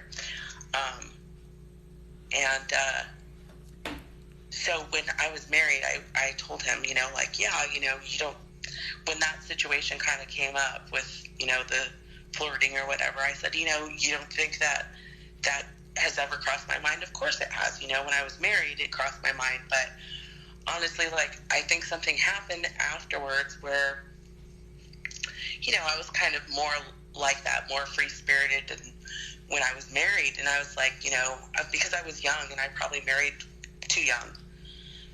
So, you know, I found myself in that situation when I was in my marriage, and then, I don't know, something changed, you know, and I just realized that, like, once I realized I wanted a serious relationship with him, that, I don't know, there's something in me that, like, I don't want that with anybody else, you know, like, I tell him, like, I could do something if I wanted to and get away with it, but I don't want to do that. Like, I want to know, like, that when I look at myself in the mirror, that I know that I've been faithful to him, and that when I look at him, I don't feel that. Do you know what I mean? You don't feel like letting him having, like, or experimenting and having that. You don't need to do that. That's not what you're looking for, and that's not going to fulfill not you. Anymore. Interesting. I mean, that's okay, but he's fulfilling you, and you're pursuing him, and he's moving after you, and as long as he's happy, it sounds like it's pretty healthy. Yeah, I think so. You know, I think if that's where he was with things, and hold on 1 second, I want to plug in my phone so it doesn't die. You know, like, if I'm very open-minded. Like, if he was to come to me and say, hey, you know, like, I'm interested in this or that, or, you know, whatever it is, I don't know that I would say 100% like, oh yeah, like, sure, but I'm always open. You know, I try to be open-minded because, like, life is really short, you know? It's really short, and I just think that, you know, people should have the experiences that they want and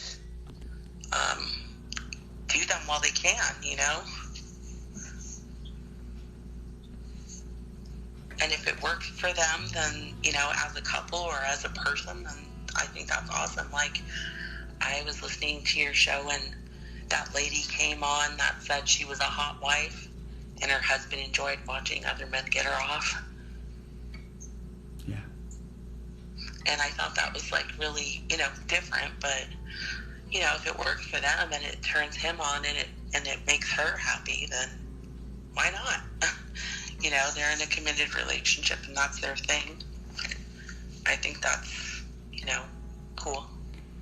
Exactly. Yeah. So you heard all that stuff and you're open to it. You understand that other people have different bits. I'm just thinking about flirty guy. You know, I'm a flirty guy. And if someone was like, you can't flirt around, I'd be like so crushed. Because then I would have all this flirty energy and I couldn't put it anywhere. Well, you can. You just need to find the right people and communicate. Yeah. And, you know, I don't know, like, can I ask you a question about that? Okay. So, like, the flirting. So, I've had, you know, another boyfriend in the past who actually, your personality really reminds me of what I see on your, you know, your channel. It reminds me of my friend's personality, a guy that I used to date, and I was really young at the time, but he was like that. He was very flirty, and it was fun. Like, we had a good time. We always had fun, you know, and I never really had this jealousy thing because I knew, like, he was into me, and he, like, I think part of why he liked me and was so into me was also because I wasn't threatened by it, you know? Like, I just knew that was him, and, you know, it was fun, and we would just laugh about it, you know? But I wanted to ask you is do you think, like, the enjoyment that you get is because it's, what's the word? Like, that there's, you know, multiple people and that, you know, you get different reactions from different people? Or is it something else that I'm kind of off base on? I believe it's a disarmer. It disarms people. And so for me, and it's a way to kind of invite people to play. And I think to be flirty, and if someone responds to the flirt, it's like it's a visceral reaction that happens over even online. And it invites, and it's a safe space, because if you like to flirt, and if it's flirting is kind of, it makes me think that it's just a safe thing, right? Like, I think if someone's open to a flirt, they'll be open to coming and playing and having an intimate conversation. It's a part of being intimate with someone. So I'm guessing I flirted with you when we first met. Well, I think you do a little bit of flirting with everybody, don't you? Well, and look what it leads to. Yeah, that's my point. You see, you get a following. You've got a tribe. But it's because I'm having intimate conversations with you that aren't necessarily about me, you know, getting, or any of us actually getting to gratify each other. What we're actually doing is we're creating this intimate space, and then we can acknowledge it, and then realizing that that doesn't mean exactly that we have to be intimate with one another physically, but we can do this, and this is half the fun. Yeah, I get you. I get you. This is half the fun. That makes sense. And it's like, but look, to get someone to open up about their insides, they have to, and I have to be like, hey, I like those insides. And they're like, you can see my insides? I'm like, I'm looking at them and they're perfect. You know what I mean? That's the way it is. And the fact is everyone's, if they're alive and they're vibrating on my show and the energy's here, then they are perfect. And destiny and fate and the big thing is giving me big energy, and I'm accepting of it, and I want to nurture it and be kind and gentle to it. And yeah, you're right. It turns me on too. To know I'm connecting, it shoots me right now. I get a blast of it too. Yeah, I get that, because it's, you know, you're reaching somebody on a different level, on a deeper level, not, you know, surface interaction like you do day to day. Well, like most people day to day, just kind of running through the, you know, the program of work life and, you know, the mundane stuff, you know. Right? Well, yeah, you're right, 100%. But it's yeah, and then I invite them into this place where they really want to go, which is where the two of us are too. You came in here too. You're like, oh, I'll come, and you even have you have a great playground with your guys, so you don't even need. But see, what do you think your guy would think about this conversation, and what would you think if he was having it with another girl? Well, what would he think? Let me see. That's hard to know, okay? Because normally he knows, we know each other really well. That's the weird part. Literally, if we are having a conversation, we're super tuned into each other, and I know what he's thinking before he opens his mouth. Do you know what I mean? Yes. And he'll look at me funny because I'll tell him exactly what he's gonna say, and then he just looks at me why does this happen? You know? And so we're just really in tune that way.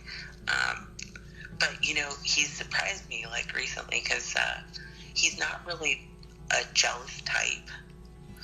And then recently something bizarre happened. We went out to eat, and we had this waiter who was he was kind of over the top, he was just he was really passionate about what he was doing, and I think that my boyfriend's used to being the one, if there's a room full of people, he's the one that everyone's paying attention to because he's really loud, and he's super friendly and talkative, and he can make me look shy, and I'm not a shy person. But my point is that so we have this waiter who is over the top, and towards the end of dinner, he was super friendly. He didn't say anything bad about the waiter or the server. And then we were almost wrapping up with dinner, and I had to use the restroom, so I stepped away from the table, and I went through the hallway to where the bathrooms were, and I was in the bathroom, and then the way this restaurant's set up is it's, I don't know how to describe it. So it's all of these little restaurants that are connected to this center, hallway, where the bathrooms are all shared by all the different restaurants. Well, I don't think he realized that it was set up that way because you can't tell when you go into the restaurant. And so I went to go to the restroom, and I left, and I guess apparently the server came into the restroom, or it looked like he was going into the restroom. And really he was on the phone outside of there's a little lounge area. So he's on the phone having a conversation with somebody. I know because when I left the bathroom, I see him there. I come back to the table, and my boyfriend's what did he talk to you about at the bathroom? And I'm what? And he's I know I saw that he went into the bathroom right after you, and you just came back to the table, and he came in right after you. What did he want? And I go, oh, I didn't talk to that guy. And he's he looked at me funny, he didn't believe me. And then we left the restaurant, and he was so pissed off. I have to laugh because he's never had this response. So the guy had forgotten to give us the guacamole that he ordered, right? So he gave it to him to go, and we left, and he was so upset in the car, and he didn't say anything. And I was why are you so upset? What's wrong? And he wouldn't tell me. And we got home, and as soon as we got home, we hadn't even walked in through the door, and he threw the guacamole away in the outside trash can. And I'm wow. I'm I wonder why he threw that away. And then I was oh, he's pissed off. So we come inside, it took me like half an hour of coaxing him, like, what's wrong? You know, why are you so fired up? And he wouldn't say, and he wouldn't say. And then I was like, do you really think that I was talking to that guy? And he's like, yeah. And I was like, I didn't. Like, I promise you, you know, like, when have I ever done anything or said anything to make you think that I would be dishonest in any way like that? And he was, you know, really tight-lipped and didn't say much. And then finally I said, do you honestly believe that? And he's like, no. He's like, if you tell me you didn't, then I believe you. And I was like, well, nothing happened. I had zero conversation with that guy. But it literally took so long, and it was so unlike him to be so jealous like that. I was like, that's really bizarre. So I still haven't really made much sense of it. But I just figured maybe he was having a moment. I didn't mean to go on such a long rant. Oh, everyone likes him more now because he does like you. And you made his blood boil a little bit because he was just into you like that. So he loves you. Yeah, I think so too. It's a love story. Yeah, it's good. I'm happy. I think it's good for both of us, but like I told you, it didn't come easy. You know, it did have hiccups and had a lot of, you know, when I came into this, like, you know, I understood where he was because I was further along in my divorce than he was, and, you know, I think I was more of a friend to him in the beginning than I was a girlfriend, you know? And I think sometimes that's what you have to do, is you have to switch hats, and you're like, okay, yeah, I'm his girlfriend, but, you know, I'm his best friend, too, and I'm going to listen to him and help him out. Because I care for him.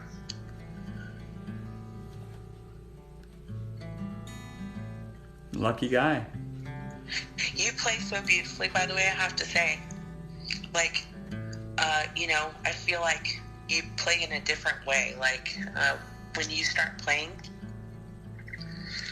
like, usually I'm laying down and I'm listening, and I just kind of get lost in it. And, like, I love, like, how the tempo changes from like something really fast to like kind of slow and mellow, and then you kind of just float in and out of these different areas. Does that make sense to you? I love what you just said. It makes me teary and so happy. Because like I don't know how to explain it because I don't play guitar and I'm not instrumental like that, but I'm really into like, you know, like somebody who's, you can tell when somebody's passionate about what they're doing, and I feel that like through your music. When you play, like, it sends me through, you know, like, all these different places. That's how, the only way I can describe it is, like, my soul and my mind feel like they float to different levels. I hope that doesn't sound cheesy, because that's not what it sounds cheesy when I'm saying it, but that's not how it feels to me. Oh, it makes me feel emotional. I love the guitar, and I appreciate that so much, because that means a lot to me. Yeah, it's really relaxing, and I think it's awesome that, you know, you incorporate that too, because I think it's so beautiful. Like, I feel like it captures, I think, what you're trying to do in a non-verbal way. So both of those things together are really kind of have a lot of contrast, but are both really deep. I'm so lucky. Yeah, you're talented. You're super talented. Those are both really huge gifts, you know, to be able to coax people out, to speak intimately. Strangers, total strangers that you don't know, but you are developing and, you know, pulling out of their shells and are coming back for more, you know? Yeah, I'm coming back. I want it to. It feels good. Yeah. Yeah, you can tell because, you know, I can see it in you, you know, and that's what you get from other people. It's kind of like this, like a cycle, you know, a cycle of feeding and building. Reciprocating. Yeah. Yeah. That's awesome. So I think it's the coolest thing, and I think you really, like, I know you have an idea because I can see it in your eyes when you talk and how excited you get.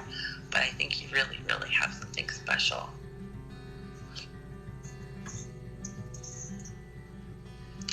I don't even think you know how special it is yet. I think it's just it's still a baby.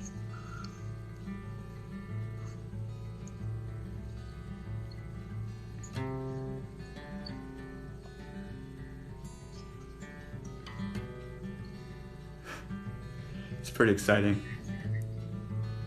Yeah, it is. How come nobody's calling you today, Jacob? It is what it is. It's quiet tonight. I think you're getting it kind of crazy.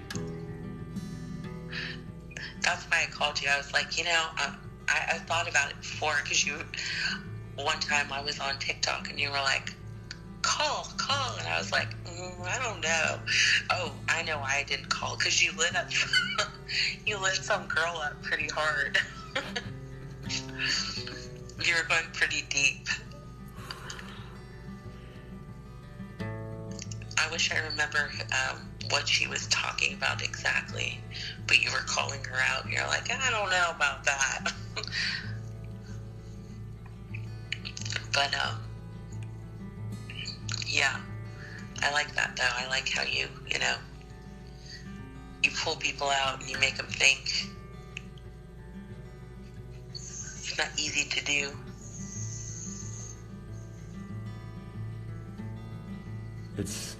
I'm going to stay here. This is all I want to do. There's like nothing else. I've been cutting everything else out of my life. I'm going to go to visit my kid, which is making me kind of nervous because I'm going to leave. I saw that. But I'm going to keep boss vlogging. Soon, aren't you? I'm going to leave next week, and I'm bringing my dad. That's so awesome. It's so weird, and I'm going to expose all of you to it. Is he ready for it? Yeah, I think he is, and if anything, it's my job to be nurturing and kind to him, since I kind of instigated it. I'm sorry, I got tongue-tied. Has it been a while since you've seen him? Yeah, it's been up like since my kid has seen him. It's been 8 years or so. Wow. And my brother, 20 years. So I'm taking him closer to my brother. It's a lot of stuff. Wow, that's exciting. Very, and it's like new. Yeah, that's cool. That's really exciting. I can't wait to hear more. And you're gonna vlog when you're there too? I'm gonna vlog, and I also make YouTubes. You do? Yeah, my dad's a photographer that hasn't been shooting, and I have cameras. I'm a photographer, so I'm gonna try to use this cross-country thing in this beautiful area to take photographs and kind of show more of the art. Because my family's, we're artists, we just don't know it, and you just made me cry, because I think I'm gonna be an artist. I'm not gonna stop. I'm not gonna let anyone. No, this is what you're gonna do. Yes. Like, this isn't a question. I already know it. Well, you and I don't know if you remember, but it was probably about a month ago now, and you were talking about it, and I kept telling you, like, you're gonna do this. Like, I was really excited for you, and I still am. Like I told you, I don't think you know yet, but it will. Like, you're just seeing the beginning of it. But you're right. Like, what you have is something unique and special, and people are coming back, and as more people stumble upon it, they're going to look at it and go, hey, what's this? And they're going to realize how special it is, and they're going to be here too. I'm going to keep coming back. It's what I know how to do now. Yeah. You're doing an awesome job with it. I think you're doing an amazing job, and I think you have so much to offer. And I think that in turn, you're going to get a lot back in return too. I'm getting it right now. I'm getting a lot back. That's so cool. You're giving me a lot. You do. Yeah, you have, quite a following. We have the Boss fam. It's my family, and you guys are actually watching me rebuild my fam jam, and I'm going to show it. But I think that's what this is all about. I'm like, this is how I want it to be, and this is when I meet my dad. I want it to be like this, and this is pretty heavy, right? It's a heavy place to be, and my dad has to understand. I'm like, this is where I am, and it's really gentle, and he knows my little boy and all that stuff. He knows who I am inside, and I think I'd like to meet him on the inside because I don't know if they might not be ready. Do you know if he knows who he is? No, he doesn't. Inside? They don't. Both my parents are like, there's a lot of that. That's one of the reasons that my revelation and my understanding of what I've received is so important, because I feel like, number one, it actually gave me hope to have a family, which is so weird, and it means you have one outside of your own family. You can create your relationship with yourself, and now I got to make sure I have that with my kid, which I do, and my kid knows I'm coming, and I'm going to tell him about my dad, and he's like, my dad's going to meet him, and I'm going to just see if we can do it. I'm going to try to be gentle and have no expectations. It scares people when I talk about this shit, though, and I don't know if it makes sense. Yeah. It scares them because I think a lot of times people don't know who they are like that. And I feel like also there's like so much, there's so many heavy parts that you have to like face with yourself to be able to get to that spot. I think baby boomers were kind of like told not to look at it. I think it's a whole generational thing. Not all of them, but a lot of them, It's like been cut out. Mm-hmm. That's why lots of us don't have it, because our parents didn't know about it. Which is so bizarre to me, because if you think about like the time that they grew up, it seems like that's what they would have been doing, Just like kind of I don't know, like my parents were kind of hippie-ish, Maybe they were different. My parents were like worker immigrants. Okay. So do you think your parents have access to their inner child, or did they? I'm not sure. Well, so my mom, I think she is very in tune that way. She's super intuitive, and she's, had to do a lot of self-work to be okay with, like, just being, just being present. And now she's so calm, and she's just always like really, she finds joy and happiness in simple things, and I just think it's really beautiful, and it makes me so happy for her, that she's peaceful and doesn't have conflict. And I remember always seeing her in conflict, when I was younger. And my dad, well, I just recently lost my dad. So, I don't know. That's hard to say. Like,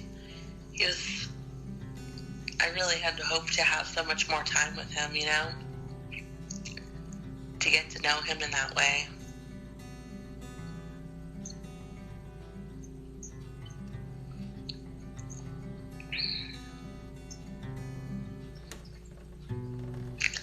I don't really know if he was there exactly, Mm-hmm. Yeah.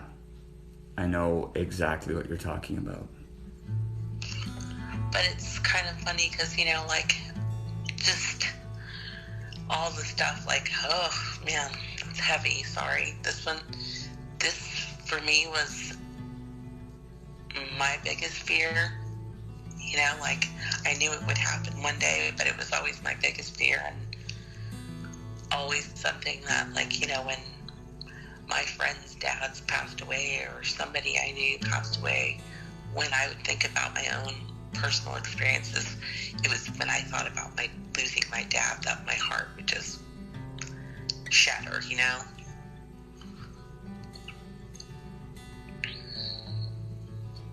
Yeah, I'm sad. I'm sad for you. I'm sorry to hear it.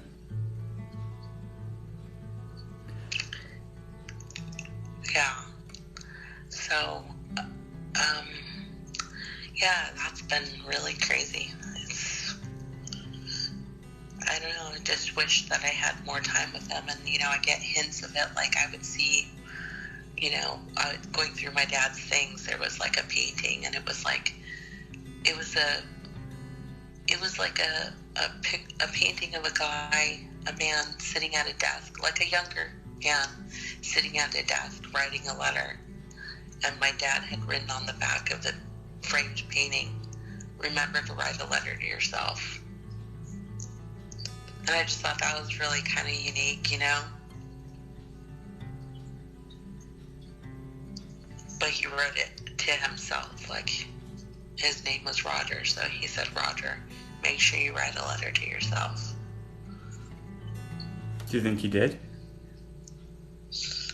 Yeah, you know, I remember, so when I was around 19, I lived with my mom. My parents were divorced, and I lived with my mom, and I started kind of butting heads with my mom a little, you know, and so my mom didn't really want to, I don't think she wanted to deal with, you know, me and being a young adult. And so I lived with my dad. I moved in with my dad when I was 19, and we lived together for a couple years. And when I lived with him, I would see him journal a lot, and he would tell me, you know, like you should write, you should journal. And he's like, it's good, you know, it's good for you. So I kind of feel like he did know himself that way, but I just don't know how much and how deep he got, you know. How much he shared with you? Are you asking me? No. I mean, maybe there's things that he kept to himself. Yeah. But, yeah, he's definitely a big part of my life. You know, he taught me a lot about really loving somebody, you know, like he always told me since I was really little, you know, that he loved me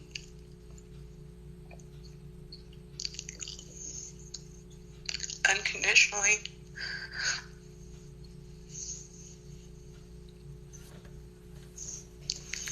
He was a good dad. And really needed a point to make me know what that meant, you know, to know what that meant.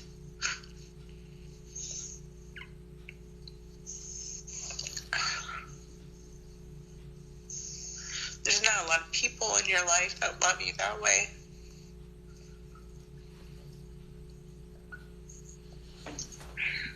Dads are pretty good when they're good. Yeah. Yeah, they are.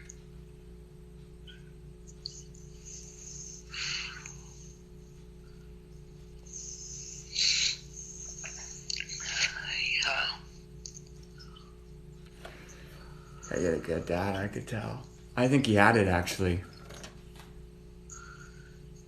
Yeah, you know, he had a lot of, I definitely think he had a lot of it, you know. I think he was very introspective, and not just that, like, he really cared about other people. Like, he really did. Like, he cared about other people, like, genuinely, though, not like in a fake way, you know what I mean? Like, if he, you know, if you were in front of him and you told him about what you're doing, you know, he would tell you, you know, like, he would really want to know, like, tell me more, like, you know, like, he would dig deep, you know. He'd want to understand why you were doing it, and, you know, he would just really want to know, you know, more about it. And I always thought that was really cool. How he would just make you feel like, you know, you were the only person in the room when you spoke to him. And that's a gift. That's a gift that you have. That's what I mean.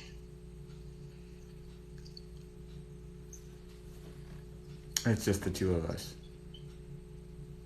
Yeah. You know? It is and it isn't, right? But that's the gift.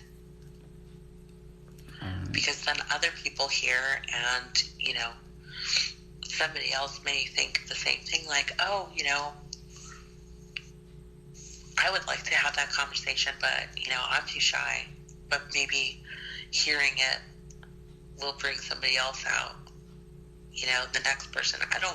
It's not a question. It will bring somebody else out, Oh, they're already thinking they want to call in. Yeah. Yeah. That's cool. It is cool.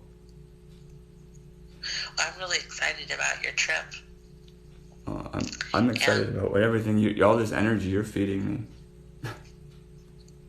Yeah, well, I think you're very deserving of it. Like I told you, I think you really have something special, and I know that I don't speak just for myself, but I think there's a lot of, as you know, you have a huge following of women, and I think they're very appreciative of having a space like this and somebody like you to bounce things off of and get, a man's perspective from. So thank you. I love it. Oh my God. You know what? You've stroked my ego so much this evening that I'm kind of on a different plane right now. Well, good. That's good. And you touched on all these happy things, and you have a cool relationship. It seems very gentle and kind and loving. And then we talked about our parents, and that made me think about my dad. I'm still wondering how it's gonna look when I make it, and I please pay attention and poke at me if you see anything weird. I will. Yeah. I will. I'll trust you because I think you got it. Yeah. I think you're on the right track, though. You just have to be patient and gentle and realize that it might not all come out as quickly or as deeply as you may want it. But the interesting thing, actually, just real quick, one of the interesting things about my dad is, like, his girlfriend used to always tell me when I first met her how my dad was kind of selfish, and that he selfish with his time. Like, he really had like a very regimented schedule for himself. Like, he woke up early and he would work out. This is when he wasn't working anymore. Even when he worked, he had his routine, but it was different. So he would get up and he would go have coffee at like 5 in the morning, and then he would come back and he would work out, and then he would take a shower, and then he would, he had just all these little routines. And she would always say stuff, about how she would want him to do all these other things or things with her, and he wouldn't break his routine. And I used to tell her all the time, like, one of the things that I learned about my dad is that you can take the piece of pie that he gives you, or you can sit and complain about the piece that you're not getting,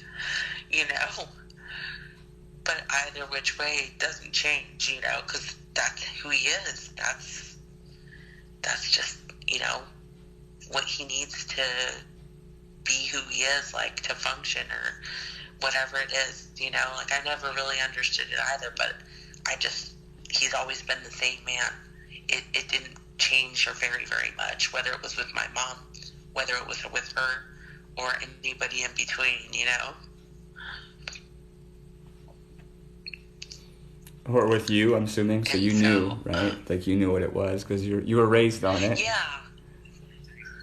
Yeah, and it was the same, like, I didn't see him all the time, but when I did see him, I had his full attention, and so, I don't know, of course I wanted more, like, I think that's normal, like, especially for a girl who loves her dad, she just wants every second that she could get with him, it's like anybody that loves somebody deeply.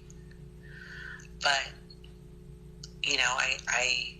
can look at the times and say, yeah, I didn't have as much as I would have liked, but the times that I do, like, stand out in my head, and they're very special, you know. And I know I had his full attention.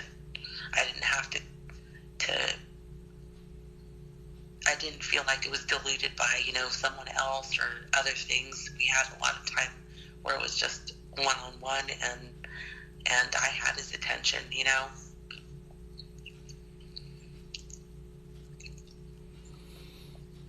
It sounds good. It sounds good. It sounds good. It sounds like your relationship too. So, you know, he built a good little foundation for you.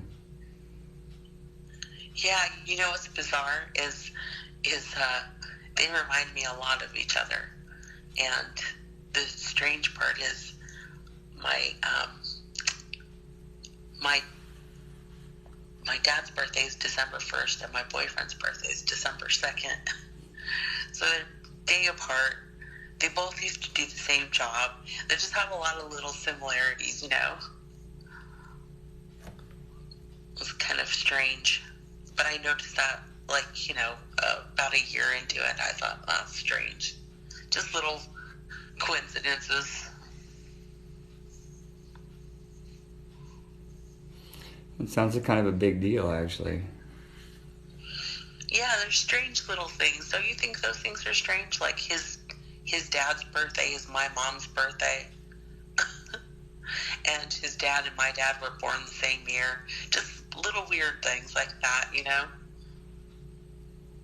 Well, I think you should stay connected with me and just keep telling me about all these, like, connections and how they're actually not just no big deal, that they all add up. And it's actually the universe saying that you're making the right decisions.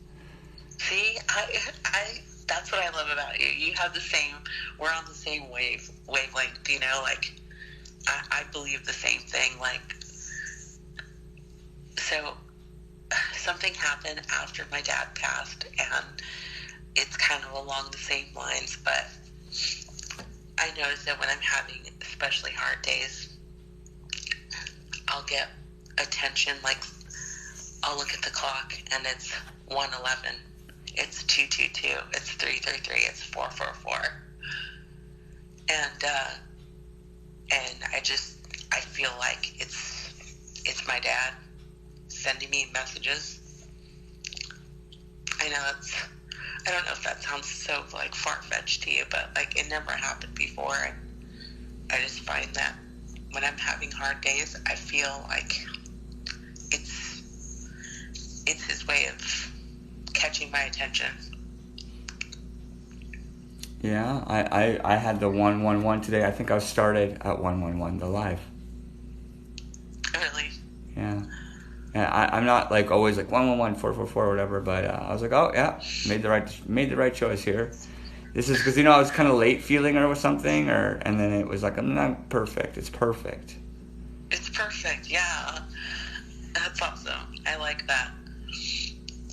Yeah, it's weird. It has been 111 a lot, but and then it's just strange because that happened. You know, like, looking back, like, the first week that after he passed away, we kept getting little messages like that of, like, numbers, and I just think it's kind of funny. I felt like it was something that caught my attention, and then afterwards, I feel like it's his way of saying, oh, she would get this, you know, like, this would catch her attention. Yeah. So, I believe in, you know, there's more to a good friend of mine passed away one day, and I was playing the blues that I'd never played before, and I was like, oh, and I thought about him a lot when I was playing it. Thought about his dad, all these things, and I found out he passed away, and I was like, that was him. And I still play it like it's still his blues. I just know it was him who gave it to me. Yeah. Yeah. So that's like real. Energy passed through you, huh? You can't create or destroy energy. Yeah. You can't. Right? No, we are in a system that we just can't see certain things because we aren't that. But we're not on that frequency. Yeah, it's a frequency thing, and some people are and some people don't. And, like, the system itself doesn't like listening, or I feel like there's things that are happening, and technology is actually allowing us to vibrate with one another at scale. And so, yeah, this is all just a vibration. It's people who like to hear the sounds, and it's now amplified with technology for each individual. I don't know if that makes any sense, but there's something there. And I mean, it's been a long night now. Yeah. So eventually, the source, like, it's hard for like being alive and being in it. It takes energy for us, you know what I mean, to dip into the 111. Yeah, that makes sense. It's what everyone's kind of looking for, though. It's like we go there when we dream. It's in charge of all of us. All this. This is not a joke. There's something more here.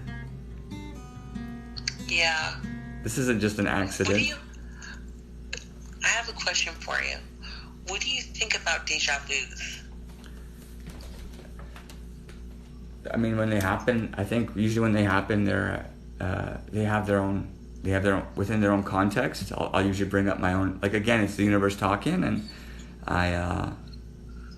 but I also feel like my life is on repeat. Like, I feel like there's like a Jacob Boss record, and I mean, I think our life is repeatable. I think we've all lived this over and over again. It's like, this is a record. Like, our whole life is a record, and the universe wrote it, and it can play you backwards and forwards. You think you're going forwards, but you could be going backwards. It doesn't. You're already written in stone. You're written in stone. It's fate and destiny, man. It's this conversation was written in stone, and the way we're gonna blow up is written in stone. And the reason we can see it because we saw it and we know it. Yeah. And we know the story, and we're writing it, and we're writing it from that other place, which is telling us that we're going in the right direction. That's us. Your dad is you. Yeah. We're all the same thing. I know. Isn't that wild when you realize that? Like, I have that realization a lot where it'll just hit me, and I'm like, I don't know, like, sometimes if I'm going through my day and, like, I feel like I have these two conflicting things where, like, I'll go through the day, and one day I might just be, I don't want to say bitchy, but I'm just kind of like going through the motions of life or whatever, and, like, people annoy me, and then I have this other side that, like, when it's good, it's like, I just look at people and I'm like, oh, they're so beautiful, like, everyone's so unique and different, and I just, like, see this beauty that I can't even put into words, there's just something beautiful about each person, and I think that's the spot, like, that's the spot that you have to be in, but I don't know how anybody is ever 100% in that spot, or if that's even possible. No, if you get in it, then you have to get out of it. It's a balance. It's a frequency. There's peaks and valleys. Oh, that's so weird that you just said that. That's funny.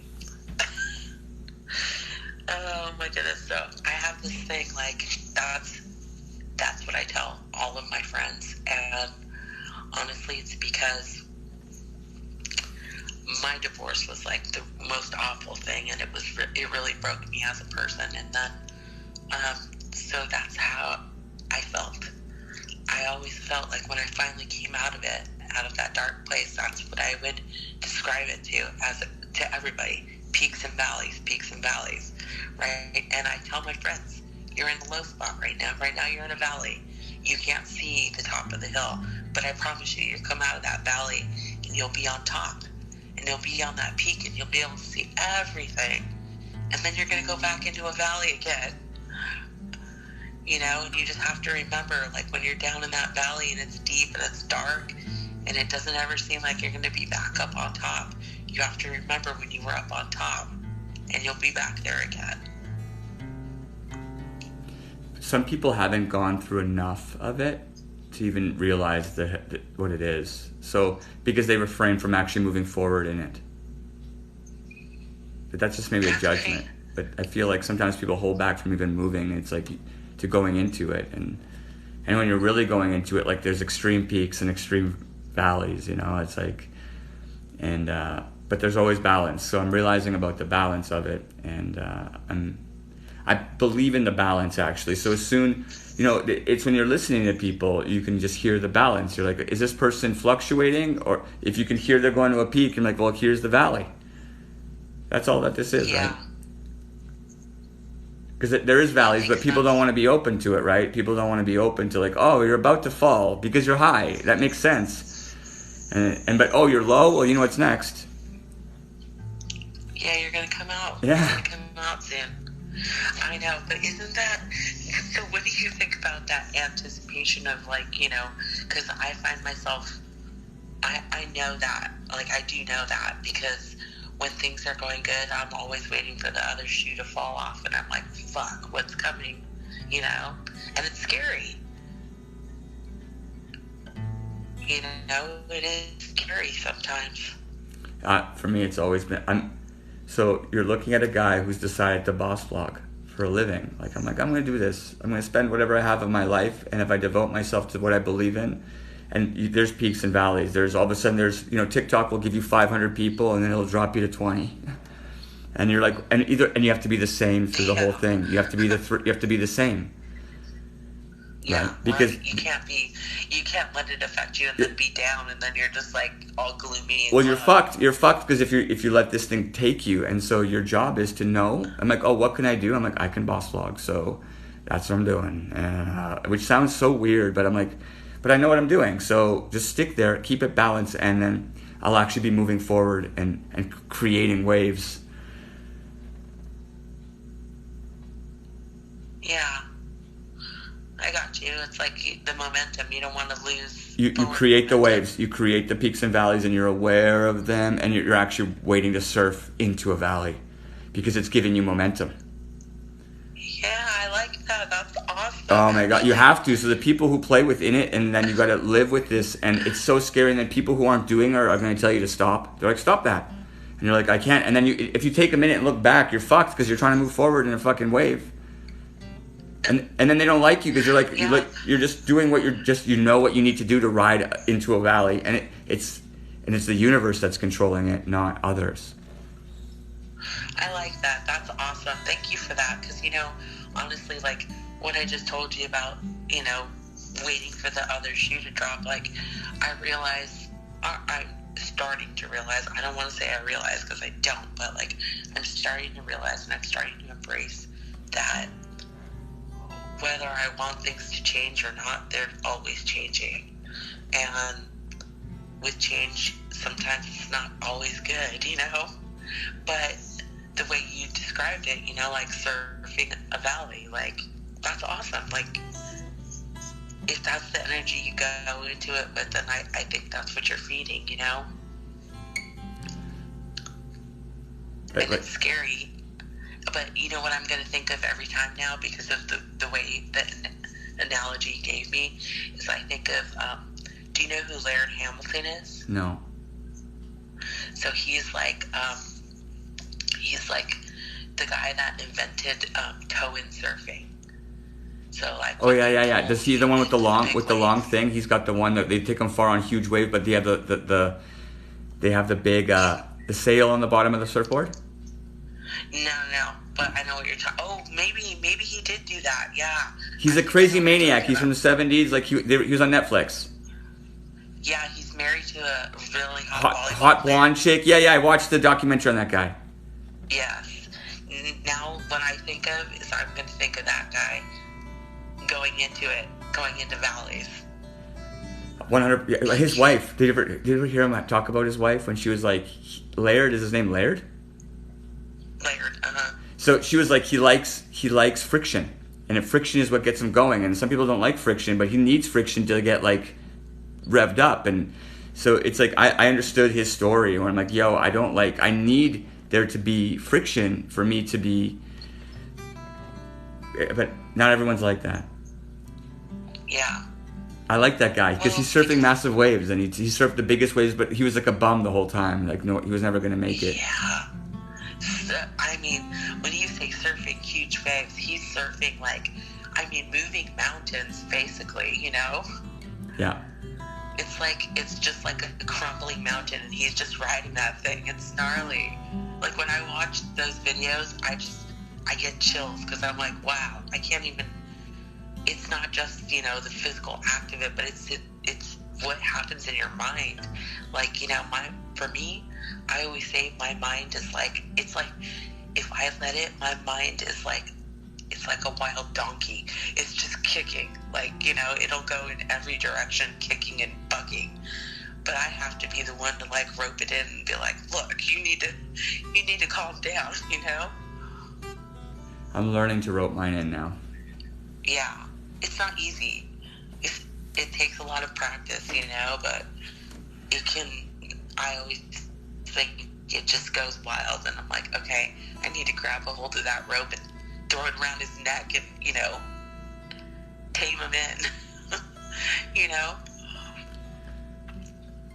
And then you feel guilt because you might have let him go too long, all sorts of things, right? But then it's just such a weird, and then the guilt is actually like strength, and you're like, no, that was the right choice. I've been learning to love myself. Yeah, it's not easy, is it? I mean, to learn, like, if you don't, I don't know, it's weird how we're not taught that, you know?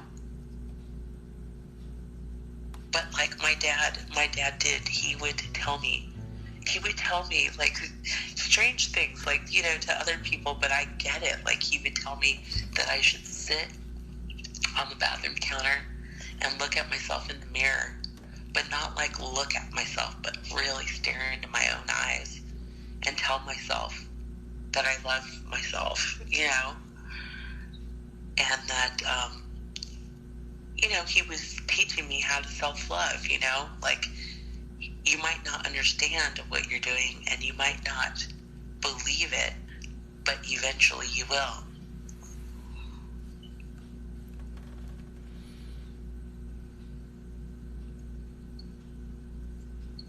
Well, I mean, you have a cool dad. You had a cool dad. I think he had it. Honestly, I think your hippie. I'm not sure if I heard about your mom, but your dad had it. Yeah, he was really a cool person, you know? Really a cool person. Journaling for sure. If he journaled, he had it. Yeah, he did. You know what's funny is I have no idea where. I kind of had hoped to stumble across that when I was going through his things, but I didn't. It's kind of neat not to either, you know? You still might. You never know. I don't know. Because I would have felt weird reading his stuff. Would you have read it? You would have tried. Yeah. Yeah. I don't know. I would almost feel like I was like, you know, that was his private, you know, those were his private thoughts. Yeah. But I don't know. See, I journal and I think to myself, like, you know, one day my son's going to read it. And I think it's okay. Like, the whole reason I do it is to understand myself better. So maybe if it brought him some sort of comfort or some kind of understanding of who I was, or built a better picture for him of who I was, then that's good, right?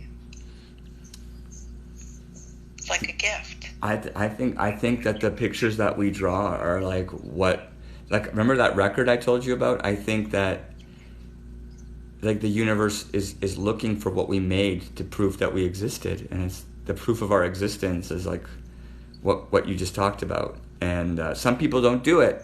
They don't put out, right? And I think that it's like that's one thing I encourage people. I'm like, put out, man. Put out, share, communicate. I call it communication. You have your stamp, right? Yeah, leave it. Fuck. So people know. Leave your mark. Because memories and all that, this is all like a record, right? I really believe that. So that's one of the reasons it's so strong. It's because I left so much in the past, and I'm going to continue to leave so much, and I'm going to be passionate about that. Do you want to hear something strange? I don't know how much time you have, but it's not long. It's just, I don't know if you need to go. Go. Okay, so this is still about my dad, but it's about the same thing, about leaving a mark. So, like, the way my dad passed away is, my dad was, like, super fit. He was 62, but he was, like, super, super fit, and always has been, like, his whole entire life. Always worked out. Like I told you, he had his routine, and that was just part of it. And so he was an avid mountain biker, and he used to like race and compete with 20 and 30-year-olds, you know, and had no problem keeping up. In fact, he usually was the lead. And so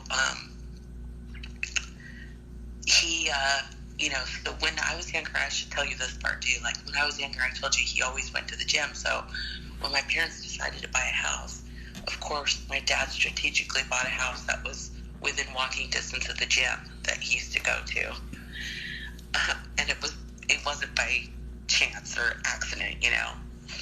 And so when my dad moved into his last house, I told you he was an avid mountain biker. Well, he chose a house that was on a biking trail. So his backyard was this range of mountains, and his backyard was the biking trail that he rode often. So the way he passed away is through a tragic mountain biking accident. He was out riding, and him and his partner, his girlfriend of a long time, they had a beach house, and they were getting ready to go to the beach, and she told him, you know, like, don't go out. And he's like, I'm just going to take a quick ride, and I'll be back. And he had been racing on this app. It's called Strava, and all the guys that, you know, are into the sport, like, they all log their time in there. And so it's like a constant, like, log of, you know, your race time and, like, your stats. So my dad was out practicing. He was trying to get something that they call it King of the Mountain, and basically it's like the best time on that track. And so he had rode on Saturday, and then he went out on Sunday to ride the same track real quick before they left. And some kids had been out, and they had moved a jump, and they put it in a blind corner, and he didn't see it, and that's what happened. So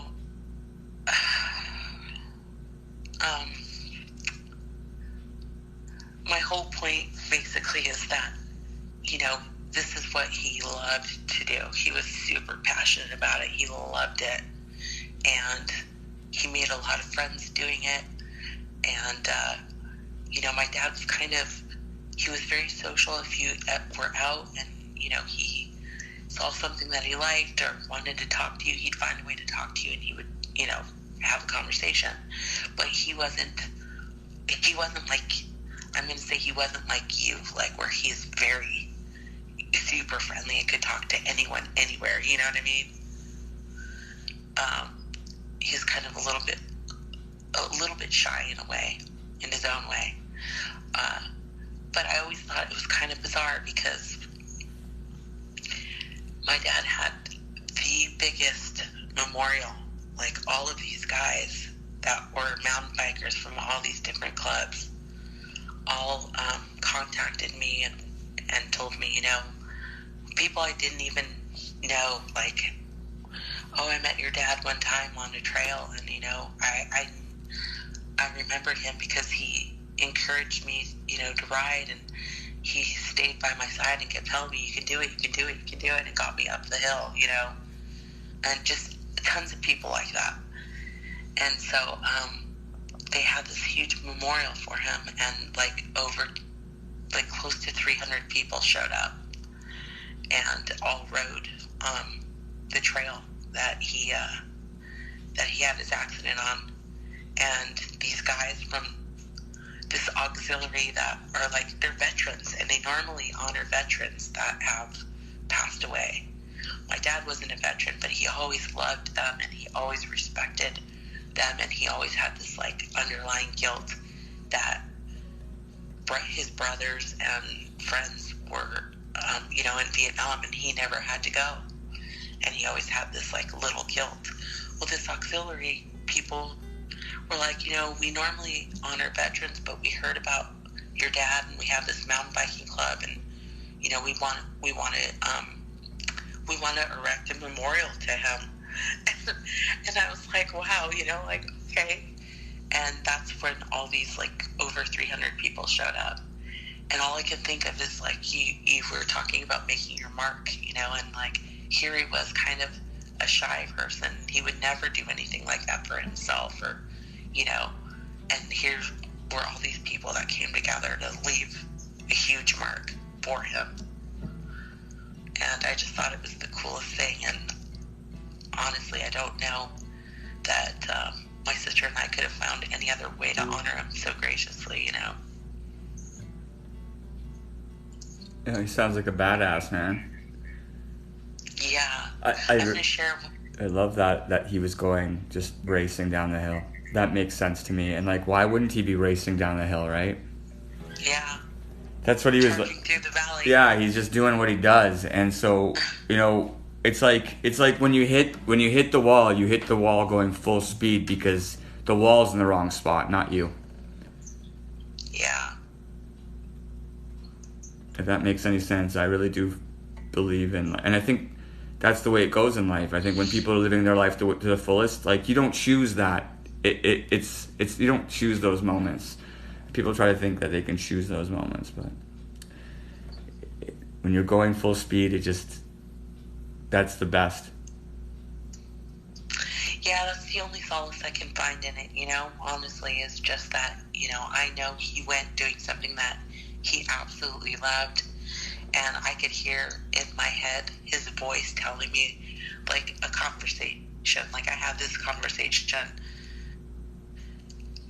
and it's him telling me, well, fuck, if I would have known that was going to happen, I would have done this, and that, Yeah. Like, it's just like this silly conversation between him and I, with him telling me, like, just, I could hear the tone and, like, the inclination in his voice of him telling me, well, I had no fucking clue that was coming, I think that it's that what you're listening to is actually him too. Yeah, I do too. It's funny because, like, I do. Oh yeah, it is, and our we're all connected to that stuff, and we can hear it. And like the last little like I said, my friend leaving me the blues, I was like, what the fuck? Yeah, isn't that weird? Like like you have that feeling, like there's just moments like that happen, and I feel like I always say there's two types of people. There's people like you and I that are in tune, and then there's those people that you see and you think, how the hell does that person get on in the world? Because they're just like, it's kind of nice. It's kind of that whole thing of like ignorance is bliss. They're just walking around.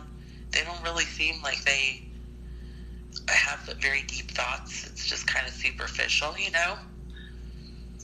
I don't know how much of that is just ignoring it and how much is that's just how they are, Kind of carefree and whatever. Do you know what I mean? But I think that no matter what, whether we're plugged in or not, we don't get to choose. That's what I mean. So some people don't realize that like where you are right now is where you're meant to be, and if you don't realize that now, then you might not know where you're going, but you're going there. And I don't know if people realize that. I think that like, I believe in fate and destiny. So I think that it's laid out on a track. And so some people, I'm like, yo, do you know what's next? And they're like, no. I'm like, well, I'm going to live by the way that, yeah, I know what's next. It's like, I know. It's your decision. It's like, do you know what's next or not? I'm like, some people are going to say, no, I don't know the future. I'm like, well, I do. I choose to know it. I choose to know what's next. And I'm choosing that my self-awareness is a big deal, and I'm going to embrace it. And some people don't. Right. I do. I think you're right. I think that's absolutely true. But I think also, like you were saying, the more that you are connected and tapped in like that, that those kind of experiences, like your friend coming through your hands, you know, like he came through your hands, you know, like physically moving you, you know what I'm saying? It was actually like a download. I wish it was through my hands. It was just given, and like I didn't feel. Now I can see and hear him too, and so I haven't had that many friends die in my life, so I can't always hear and see him, but there's moments where I'm like, oh, yeah, and he the rock star, what I'm doing right now. He was like, yo, like he told me, you know, you need to be a rock star because I'm dead. Like I'm not gonna be that. And he was always the one who toed the line with the guitar. It's funny you brought up the guitar. He was his dad. The reason when I was playing my music lately, and I was thinking of him, is because they'd be like, yo, play and don't fuck up, and I'd always fuck up. He's like, play. Awesome. I love that. He's like, play, and they told the line, like, don't fuck up, like, play and let me play and like be solid, and I would never be able to do it. And then you know, when I'm being solid, it's what you're hearing. And it's not typical either. It's not like rock and roll. It's different. But that's what I was thinking of. I was like thinking of the guy who told me to fucking toe the line, and I couldn't. And I'm like, oh, if you were here right now, I'd be fucking toeing the line. And he's totally agreeing with it. He's like, yep. He's like, and I think it might be him. I think it might be because I died, buddy. And I'm gonna make sure we make it because I'm going with you. Yeah, I got you. Yeah, I had a moment like that too. One day it was like early on after my dad had passed, and I was in the backyard, and I was like laying, like I had this day bed, and I go out there sometimes and chill, and I was out there just trying to relax and stay in a positive mindset, you know, and I got really sad, and I just started crying, and I was just crying, you know, and all of a sudden, like this like wave of peace came over me, and it was just like I heard my dad's voice tell me, you know, like I didn't even say anything out loud, but I heard his voice tell me, and I knew what was going through my mind. I heard him tell me, I am there with you. I'm in the breeze. I'm the sun that you feel on your face. I'm in that wind, you know, like I heard his voice say those things to me. And it was weird because I didn't even have that like thought, but I knew that's what I was thinking and where my mind was, you know. It was actually your dad. It wasn't just some cognition. It wasn't just your thinking. It was actually your dad. It was, yeah. I really believe it. Like I felt him. I felt his energy, and I heard his voice in my head. Yeah, it was really, really strong. I've never had something like that happen. Actually, I lie. I have had something like that happen. Can I tell you this last thing, and then I'll let you go? Yeah. So I have had something like that happen, and it was about 5 years now it's been about 6 years now. I lost my cousin, and my cousin was raised more like my sister than my cousin. You know how you have some family that's really close? Her and her brother were like brothers and sisters to me, and she died when she was 38. She found out she had brain cancer, and it just, you know, she fought for a while, and it came on, and it was bad, you know, and she passed, and her funeral was crazy. There was so many people, like close to 500 people, I think. It was insane. And I remember thinking, they had it in a church. The church was completely full, and there were people out like in the hallways and in this other like sanctuary area, right? And I remember thinking there were so many people, and I felt like my cousin's parents weren't able to speak at her funeral. They were just, you know, too emotional. And I remember thinking, I really want to speak to honor her, but I don't know if I can get the words out, you know? And And I had kind of put something together, and I went up there, and I remember standing there, and I could feel myself. I knew I was there, but I felt like I was outside of my body. And I heard her, and she literally felt outside of my body, but it wasn't like I could hear. It wasn't the same thing where like I heard her voice, but I felt like I was taken out of my body, and like she showed me an image, almost like a mirror. And she's, it was like this thing that was basically like, I know you're scared and that you're afraid of what you look like to other people standing up there talking, but this is what you look like. And all I could see was myself like the brightest, shiniest diamond ever. And it was just like the most incredible like light that that's the only way I know how to describe it. So that's the only other thing that I can think of that was similar to that.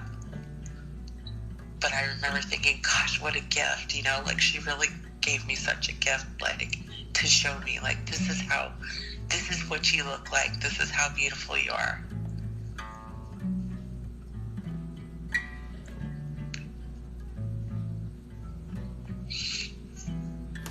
That's it. That's all she wrote. You are beautiful. Thank you. You're beautiful too. I requested to be your friend too. You should let me in there so I could check you out. I will let you in there. I don't know where there is though. Are you talking about on Instagram? Yeah, because this is where we're talking. Okay. I was just curious because, like I told you, I haven't been on there. I don't really update it all that often. I should. Because I guess that's like that's the new spot, right? I mean, it's old, but it's new. No, I mean, I go back and forth, and we can talk about certain things on Instagram we can't talk about on TikTok. Oh, I see. And people who join Instagram are kind of that next level. All of a sudden, it adds up a little bit, my Instagram, and then they can see stuff that I don't share on TikTok. Yeah. Cool, well, I'll let you in. And I'll hear you knocking. I love all this. But it was really fun. I loved all of this. Talking to you. No, I think you should keep coming back. I will. Yeah, because you got it. You got it. I would love to. I think we could. I want to be a part of this beautiful thing that you've created. You already are. Like you everyone's here because you've been talking to us and teaching us and just being so open and vulnerable, right? So I mean, I think you're exactly what I talk about, and you have access to it. Yeah. You have access to what we're talking about, and so it's fun to take it in. Cool. Well, I'm glad I could be a part of it, and I definitely would love to come back and talk to you again. And I'm going to go onto your site and check out your hoodies. I know that you've got a merch line now. Yeah, I mean, I'm not going to stop you from doing that. That'd be like an amazing thing. And make sure you're in the Boss Fam. Yeah, I am. And comment and say hi to them because they're all telling you to go there. They don't know who you are. Oh, okay. Yeah, I'll go on there. You're a mind-blowing person, so we're going to need more of this. Thank you. I appreciate that. I that absolutely. means a lot. So femme fatale, you're beautiful. I love you. I love you too. And I hope you have a good night. And I really am excited to hear about your trip. And I hope it's honestly the best time. Just watch. Yeah, it'll be broadcast. Cool. I'm excited to see it. Well, I'll tag you and stuff. Are you going to play some guitar now? Yeah, I am. Cool. That's how I'm going to go to bed. Because I should be in bed. I'll be gently playing the guitar then. I'm excited. I adore you. Thank you for joining me. Thank you for having me. Yay. You guys all take care, okay? This is the best. We'll do this again. For sure. Sending you kisses. Thank you. Yeah. Night. All right, good night. That was deep stuff today.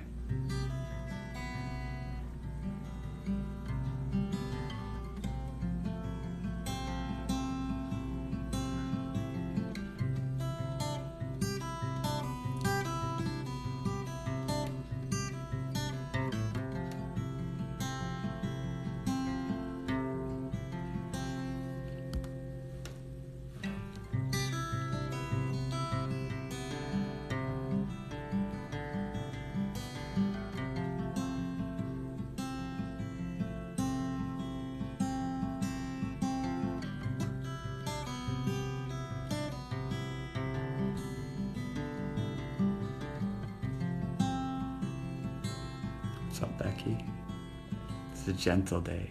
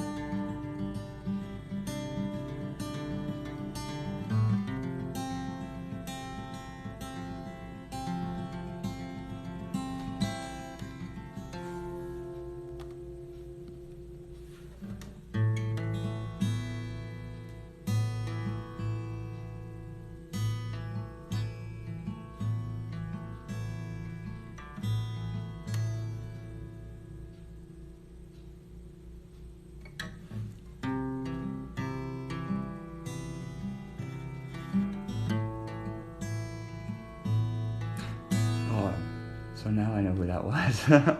I know what you look like there.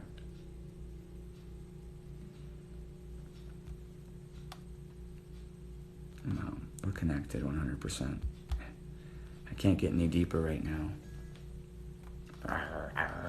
We're connected. We can make Instagram chats.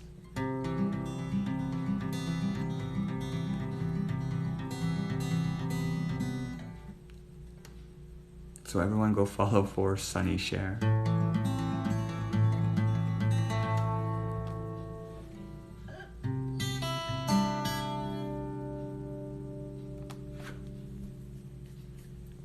You're very beautiful. And I can see the mountain bike. And rollerblades. And coffee. And the ocean. Obviously California. You obviously got it made there. California people.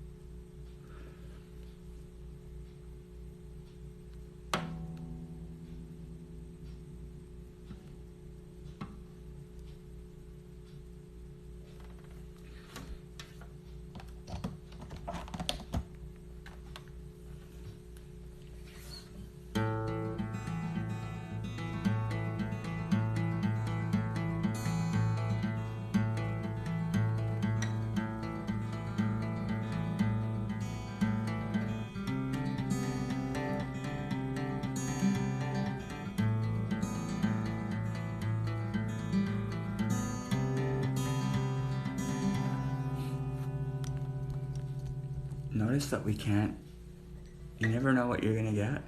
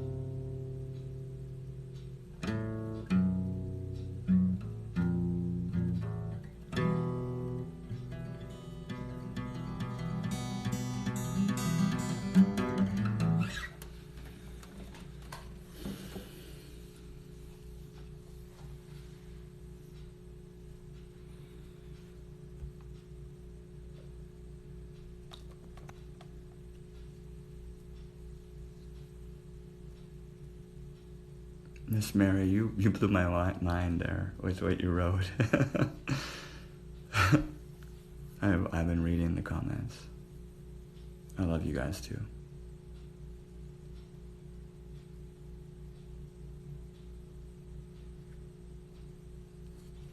Okay, I'll get rest. I love you. Please follow me on Instagram. Click the links in the bio. It all adds up.